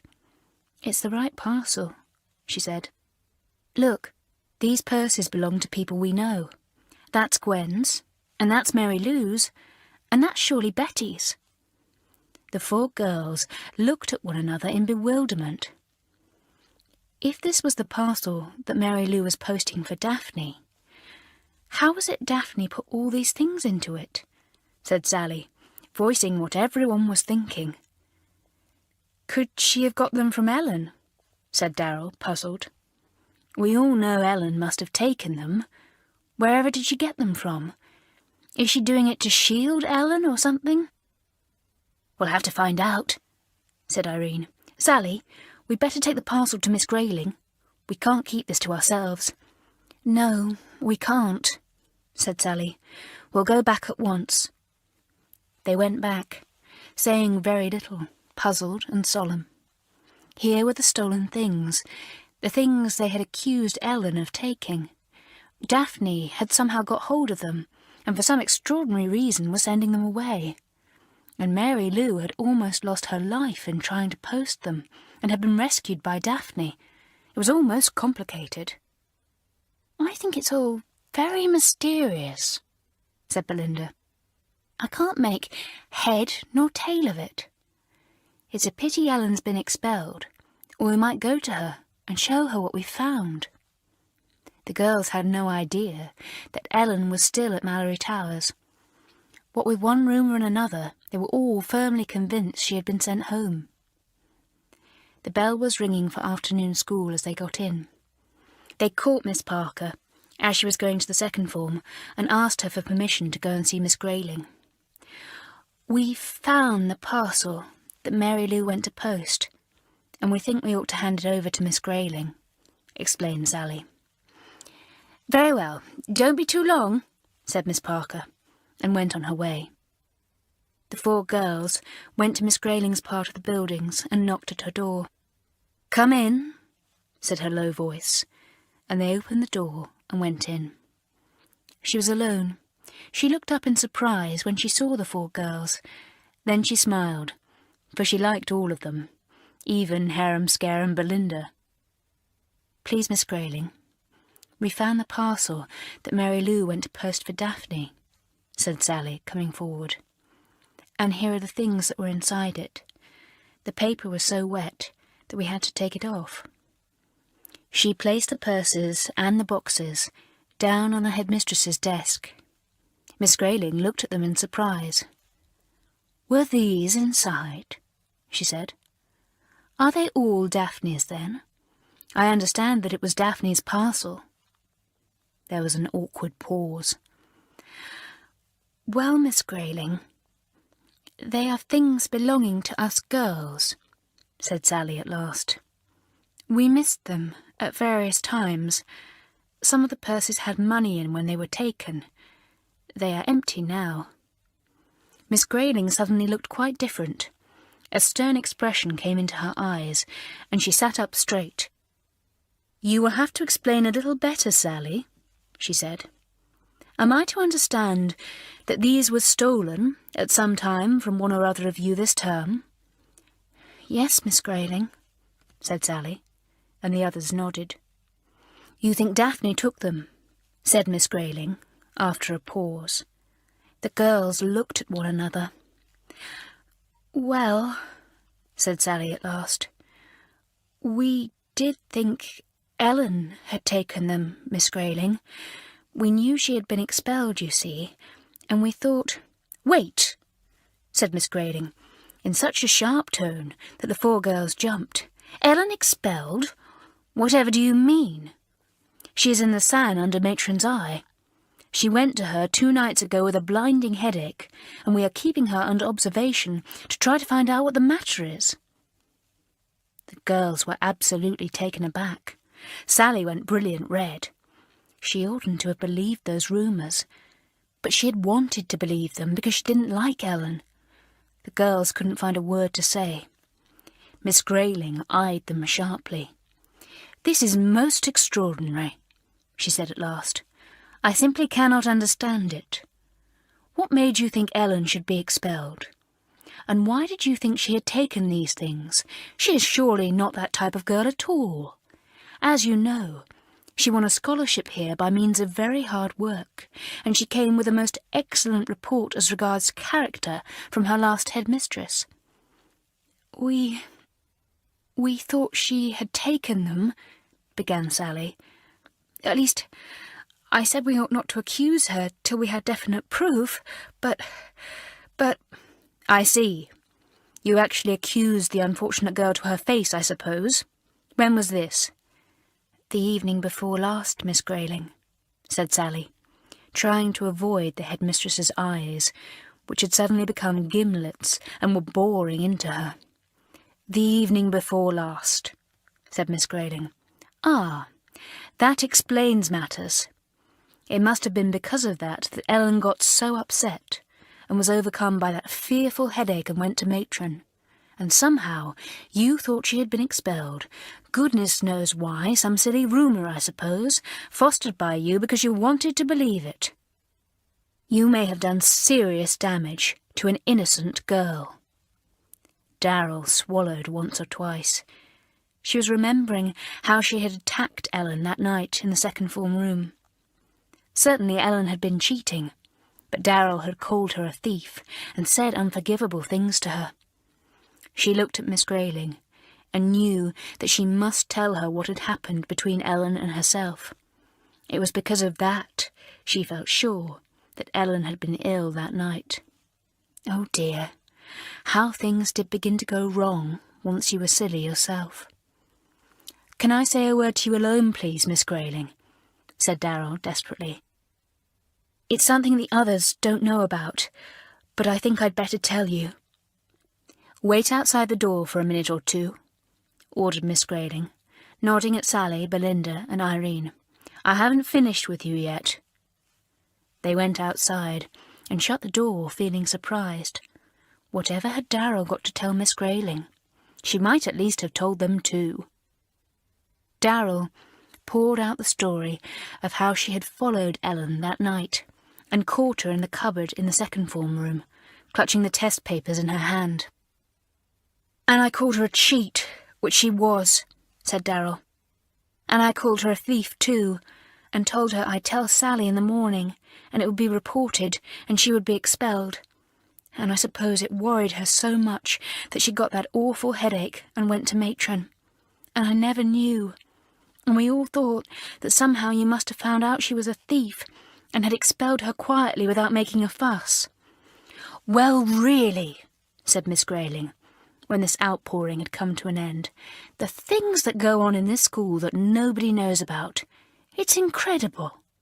Do you actually mean to tell me, Darrell, that you and Ellen were fighting together on the floor of the second form room in the middle of the night? That is not at all a thing to be proud of." "I know," said Darrell. "I'm awfully sorry about it now, but I just saw red, Miss Grayling, and lost my temper. I can't bear cheats." "It's very strange," said Miss Grayling thoughtfully. "Ellen is a scholarship girl, and I have never known such a girl have any need to cheat. I can't believe that Ellen was cheating. If she was, there is some reason for it that must be found out. Don't any of you like Ellen, Darrell?" Darrell hesitated.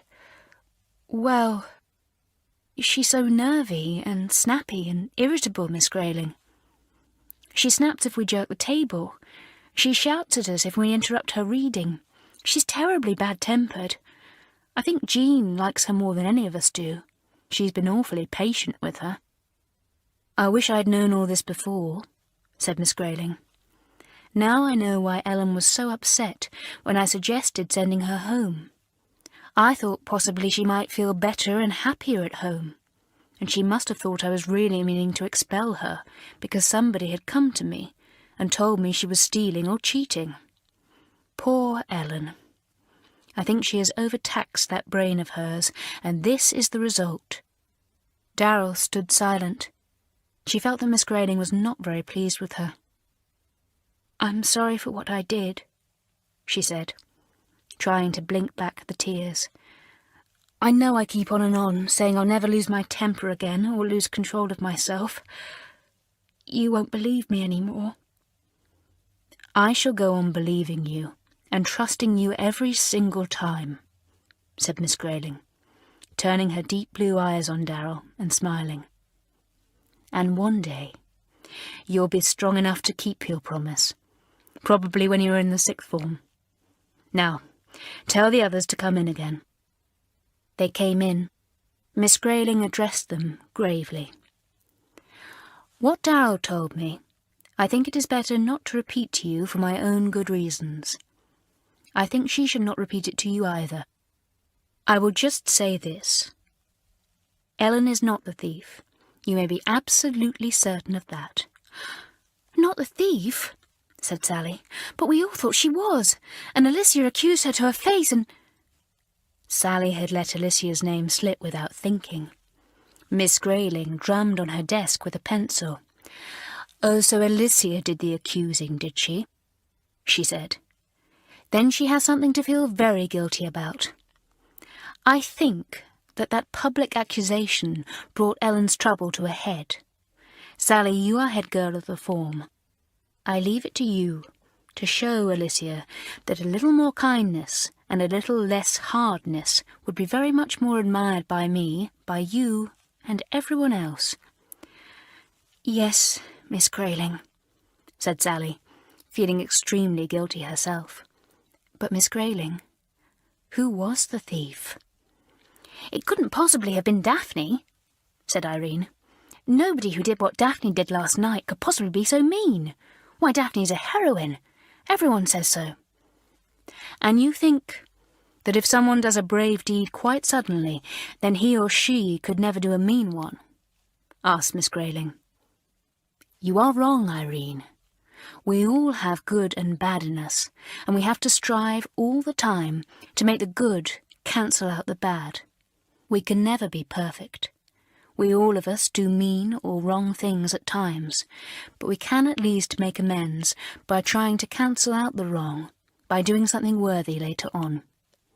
Daphne has done quite a bit of cancelling, I think, but her heroic deed doesn't mean that she can never do a small, mean one." "Is she the thief, then?" asked Sally incredulously. "That is what I mean to find out," said Miss Grayling. "If she is, she shall tell you herself, and you shall judge her. Now, go back to your classroom. I'm going to see Daphne in the SAN. And by the way, Ellen could see someone today. What about Jean? You said she liked Ellen more than any of you did. Tell her to go and see Ellen after tea and be nice to her." "Can she tell her we know she's not the thief?" asked Darrell anxiously. "And oh, Miss Grayling, could I see her for a few minutes too, by myself?" "Yes," said Miss Grayling, "but no more fighting, Darrell, or Matron will deal very promptly with you indeed." Chapter 21. Daphne, Ellen, and Miss Grayling. Miss Grayling made her way to the SAN. She spoke to Matron, who nodded. "Yes, Daphne is quite all right now. She has just got up." The headmistress told Matron to take Daphne into the next room, where they would be alone. Daphne went, helped along by Matron, and sat down in an armchair, wondering rather fearfully what the visit was about. Miss Grayling looked so serious. "Daphne," said the head, "these things were found in the parcel that Mary Lou went to post for you. You had packed them up yourself. Where did you get them? And why did you want to send them away?" She suddenly tipped the purses and the little boxes onto Daphne's knee. The girl stared at them in absolute horror. She went very pale and opened her mouth to speak, but no words came. "Shall I tell you where you got them from?" said Miss Grayling. "You took them out of desks and lockers and drawers. You spent the money, Daphne. You did, in fact, exactly what you have done in 2 other schools, which have quietly intimated to your parents that they would rather have you removed. But they did not tell your parents why." "How did you know?" whispered Daphne, her once pretty face white and haggard.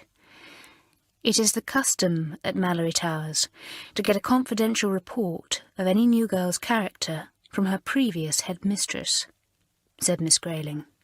"We do not, if we can help it, take girls of bad character, Daphne." Why did you take me, then?" asked Daphne, not daring to meet the head's eyes. "Because, Daphne, your last headmistress said that you were not all bad," said Miss Grayling. "She said that perhaps a fresh start in a fine school like this, with its traditions of service for others, for justice, kindliness and truthfulness, might help you to cancel out the bad and develop the good. And I like to give people a chance." "I see," said Daphne. "But I'm worse than you think, Miss Grayling. I haven't only stolen. I've told lies. I said I'd never been to another school before, because I was afraid the girls might get to know I'd been sent home twice from schools. I pretended my people were very rich. I had a photo on my dressing table that wasn't my mother at all. It was a very grand picture of a beautiful woman." "I know," said Miss Grayling. "The staff were warned about you, but not the girls. I have heard many things that made me sad, Daphne, made me think that you did not deserve the chance you had been given. Your greatest drawback is your prettiness. You want to make people admire you. You want to make them think you come of handsome, distinguished parents from a wealthy home. You have to have envy and admiration, don't you? And because your parents are not as grand as you feel they ought to be with you for a daughter, and cannot afford to give you as much pocket money and pretty things as the others, you take what you want. You steal." "I'm no good," said Daphne, and she looked down at her hands. "I know that. I'm just no good." "And yet you have done a very brave thing," said Miss Grayling. "Look at me, please, Daphne. The girls admire you today. They call you a heroine. They want to cheer you and clap you. You have plenty of good in you." Daphne had raised her head and was looking at Miss Grayling. She flushed. "I'm to blame for what happened to Mary Lou," she said. "When I heard that Ellen had been expelled for stealing the things I had really stolen myself, I was afraid. I was too much of a coward to own up, but I thought if the empty purses and the boxes were found, my fingerprints would be on them and I'd be found out. So I thought I'd send them away by post to a made-up address. And Mary Lou knew I was anxious to get the parcel off, and that's how she met her accident." "I see," said Miss Grayling. "I wondered why you sent away the things, Daphne. It is a great mercy that you found Mary Lou when you did. Otherwise, your foolishness and wrongdoing might have caused a great tragedy." "I suppose you will be sending me home, Miss Grayling," said Daphne after a pause. "My parents will have to know why. They will guess there is some serious reason. They don't pay my fees, you know, they can't afford to. My godmother does. If she knows about this, she will stop paying for my education. I shall have spoilt my whole life. Am I to be sent away, Miss Grayling?" "I am going to let the girls decide that," said Miss Grayling gravely. "That is, if you are brave enough to let them, Daphne. I want you to go to the second form and tell them the whole story. Confess everything to them and see what they say." "Oh, I can't," said Daphne, and covered her face with her hands. "After all I've said and boasted, I can't." "Well, you have the choice," said Miss Grayling, getting up. "Either I send you home without any more ado, or you put yourself in the hands of your schoolfellows.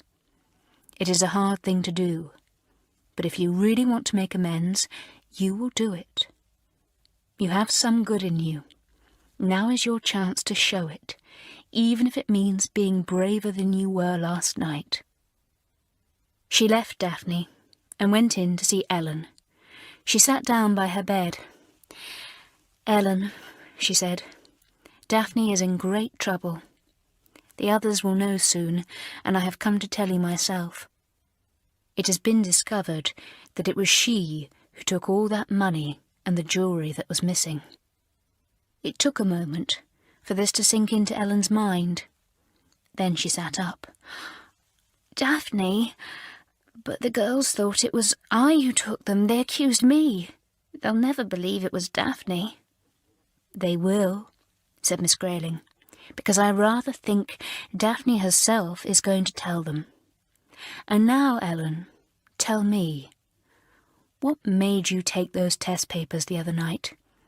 You are a scholarship girl with brains. You did not need to cheat." Ellen lay down again suddenly. She was overcome with shame.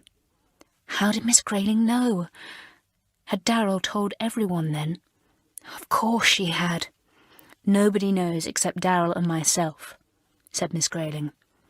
"Darrell told me, but told no one else, so you need not worry. But I want to know why you did it.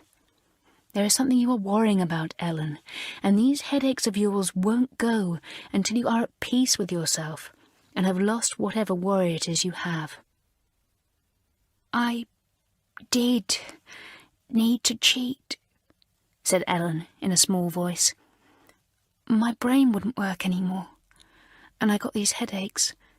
I knew I wouldn't even pass the tests, and the girls that night accused me of being a thief, which I wasn't, and I got all hopeless, and thought that I might as well be a cheat if they all thought I was a thief."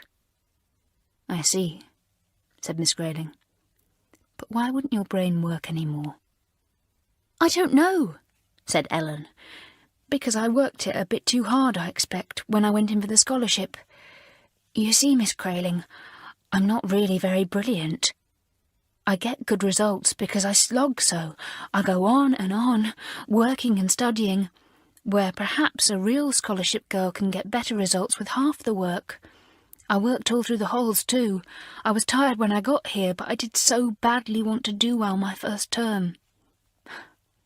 "Did it matter so much?" asked Miss Grayling gently. "Yes," said Ellen. "I didn't want to let my people down. They've had to pay out more than they could afford, really, for my uniform and things. They're so proud of me. I must do well. And now I've ruined everything."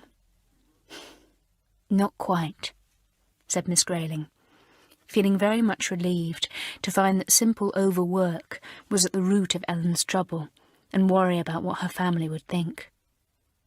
"I shall write your parents a letter to tell them that you have worked very hard and done well, but that you are overstrained and must have a real holiday when it comes. By next term, you'll be quite fresh again, and you will have forgotten all this and be ready to rush up to the top of the form." Ellen smiled at the head, and the little worried cleft in her forehead disappeared like magic. "Thank you," she said gratefully. "I'd like to say a lot more, but I can't." Miss Grayling popped in to have a word with Mary Lou, and then went back to her own quarters. So many girls, so many problems, so much responsibility in putting things right and getting the best out of every girl. No wonder Miss Grayling had more grey hairs than she should have had. Chapter 22. Daphne Owns Up. The End of Term. Immediately after tea that day, the second form were told by Miss Parker that they were to go to their common room and wait there. "Why?" asked Belinda in surprise. "You'll see," said Miss Parker. "Go along now. Someone is waiting there for you." They all went and rushed pell-mell into the common room, wondering what the mystery was. Mary Lou was there, looking a little scared, wrapped in her dressing gown. Matron had carried her down. And Daphne was there, fully dressed. The girls rushed at her. "Daphne, you're a heroine! Daphne, well done, you saved Mary Lou's life!" Daphne did not answer. She sat there and looked at them, rather white in the face, and did not even smile. "What's the matter?" asked Gwendolen. "Sit down, all of you," said Daphne. "I've got something to say. Then I shall go away, and you won't see me again." Good gracious, why all this melodrama? Asked Jean, disquieted by Daphne's tragic voice. Listen, said Daphne. You've got to listen. I'm the thief. I took those things. I've been sent away from 2 schools already for much the same thing. Miss Grayling knew that, but she wanted to give me another chance, so I came here. I told you lies, especially Gwen. We haven't a yacht. We haven't 3 or 4 cars. I told you I'd never been to school before, because I didn't want anyone to find out I'd been expelled. I hadn't enough money to pay for some of the subs Jean wanted, and how could I say that when you all thought my father was a millionaire? So I took money and purses, and I took jewellery too, because I like pretty things and haven't nearly enough myself. She paused. The faces around her were shocked and horrified. Gwendolen looked as if she was about to faint. Her grand friend with her millionaire father. No wonder Daphne had never asked her to stay for the holidays. It was all lies. You all look shocked. I knew you would be. Miss Grayling said I was to come and confess to you myself, and you would judge me. I can see you judging me now. I don't blame you. I've judged myself too, and I hate myself. I let you accuse Ellen wrongly. I let you... And I fell into the trap and accused Ellen, said Alicia in a shamed voice. You are a beast, Daphne. You could have stopped me. I shall never forgive myself for doing that to poor old Ellen. There was a long pause. Then Sally spoke. Is that all, Daphne? Isn't it enough? Said Daphne bitterly. Perhaps you want to know why I got the wind up and sent away those things in a parcel which poor Mary Lou took for me. Well, when the rumour went around that Ellen was expelled for thieving, I was scared those purses and things might be discovered with my fingerprints on. I know the police always look for prints, so I thought I'd better pack them up, put a false address on, and send them away through the post. Then nobody would trace them to me. And because of that idiotic idea, Mary Lou nearly got killed. Yes, and because of that, you came out after me and risked your own life for me, said Mary Lou's soft voice. She got up and went to Daphne. I don't care what the others say. I'll stick by you, Daphne. I don't want you to go. You won't ever take things again here now, I know. There's more good in you than bad. Well, I'm sure I don't want to have anything more to do with her, said Gwendolen in a disgusted voice. If my mother knew... Shut up, Gwendolen, said Darrell. I'm sticking by Daphne too. I've done some pretty awful things this week myself, though I can't tell you what. And I think this, whatever wrong Daphne has done this term, is cancelled out completely by her courage last night. We thought her deed was brave and noble then, and what she has just told us now doesn't make it any less brave or noble. I agree with you, said Sally. She's cancelled out her wrong with a right, as far as I'm concerned. And what's more, it wanted courage to come and face us all like this. You've got plenty of that, Daphne. If we stick by you and help you, will it make any difference to you? I mean, will you stop any underhand ways and mean tricks? Do you mean that? Said Daphne, with a sudden hope making her face shine. What about the others? I'm with Sally and Darrell, said Jean. So am I, said Belinda, and Irene nodded too. Emily thought for a moment and added her word as well. Yes, I'll agree, she said. I think you've behaved terribly badly, Daphne, and terribly well too.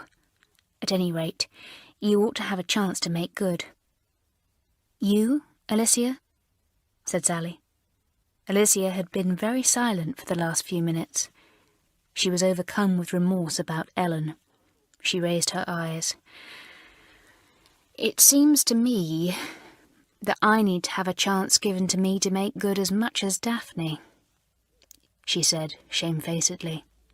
I've been worse than any of you. You have been very hard and merciless, Alicia, said Sally. You jeer at me for wanting to get proof before we accuse people, and for wanting to be fair and kind, but it's better in the end. I know, said Alicia.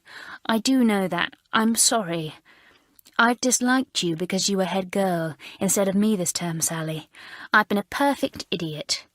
I'm not the one to judge Daphne. I'll follow your lead, you may be sure. Well, it seems as if it's only Gwendolen who is standing out, said Sally, turning to the sulky-looking girl. Poor Gwendolen. She's lost her grand friend and can't get over it. Well, we'll go and tell Miss Grayling that we are all agreed on the matter except Gwendolen. We want to give Daphne another chance, and we don't want her to go. No, don't do that, said Gwendolen, alarmed at the thought of appearing small and mean to Miss Grayling. I agree too. And you agree, Daphne, said Sally, looking at the quiet girl in the chair. Thank you, Sally. With all my heart, said Daphne, and turned her head away. It was a great moment in her life, the forking of the ways. It was up to her to take the right way, and she knew it, if only she was strong enough to. A timid hand touched her arm. It was Mary Lou. Come back to matron now, she said. She told us we were to as soon as the meeting was over. I'll help you up the stairs. Daphne smiled for the first time, and this time it was a real smile, a sincere one, not turned on for the sake of being charming. You're the one that needs helping up, she said. Come on, or matron will be hounding us out of here. Jean went to see Ellen, a very different Ellen. Things seemed to be clearing up magically. I feel miles better now, said Ellen. I'm not doing any more real lessons this term, Jean, and no work at all in the halls. I shan't snap and snarl any more either. I've lost that awful headache that made me so jumpy. It suddenly went after I'd had a talk with Miss Grayling. It was most extraordinary. You're lucky to be in bed just now, said Jean. The tests are simply awful. You should have seen the maths one, Ellen. Honestly, I could only do half the sums, but the French one set by Mademoiselle Dupont was wizard. What with one thing and another, the week of tests passed very quickly, and then it was the last week of all. Mistresses began to look harassed as the task of adding up marks, correcting papers, making out reports grew heavier and heavier. Mademoiselle Dupont worked herself up into a frenzy because she had lost her beautifully added up marks list and begged Miss Parker to do it for her again. Miss Parker wouldn't. I've enough worries of my own, she said. You're as bad as Belinda, Mademoiselle. She managed to answer a history test when all the rest of the class were doing a geography paper. Don't ask me how.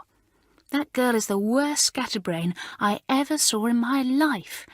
How she got hold of a history paper when I had given out geography tests. But why didn't she point out some mistake to you? Asked Mademoiselle, astonished.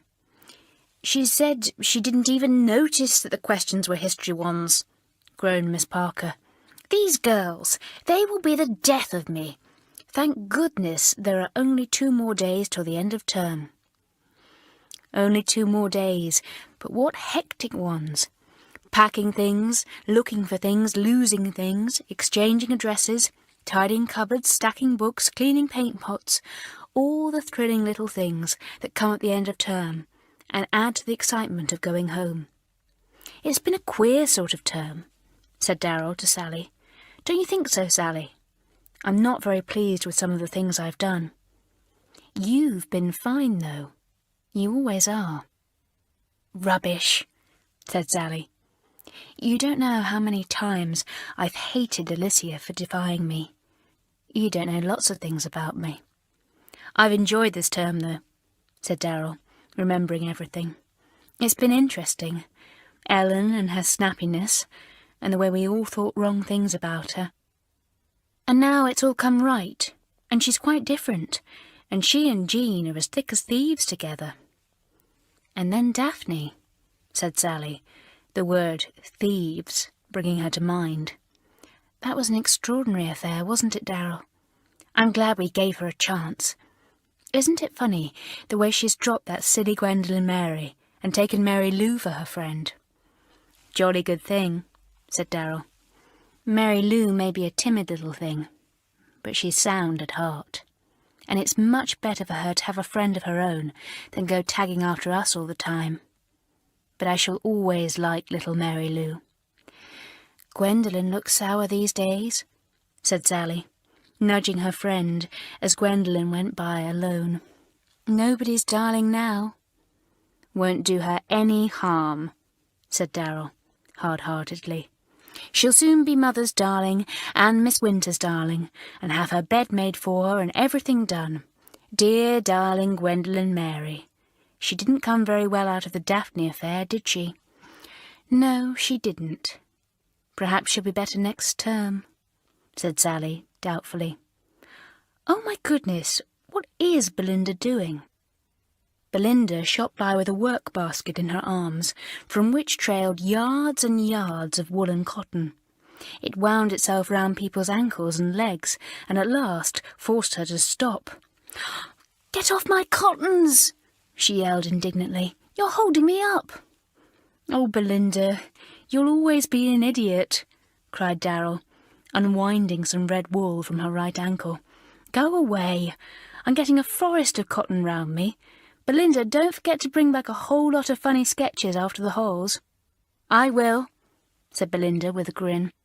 "And what about Alicia, thinking up a new trick for next term?"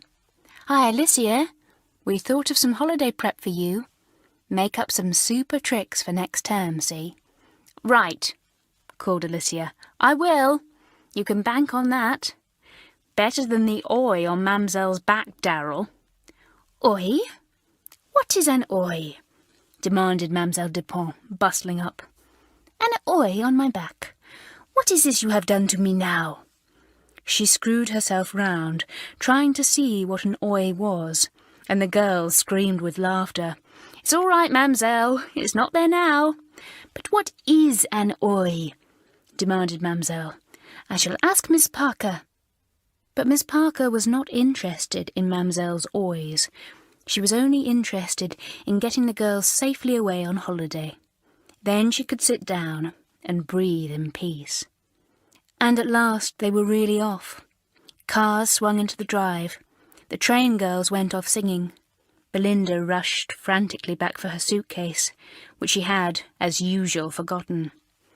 "Goodbye, Malory Towers," yelled the girls. "Goodbye, Potty. Goodbye, Nosy. Goodbye, Mamselle Oi." "They're gone," said Mamselle. "Ah, the dear, dear girls. How I love to see them come, and how I love to see them go. Miss Parker, you must tell me, please, what is this oi? I have never heard of it." "Look it up in the dictionary," said Miss Parker, as if she was speaking to her class. 4 weeks of peace. Blessed peace. I can't believe it." "They will soon be back, these bad girls," said Mamselle. And she was right. They will.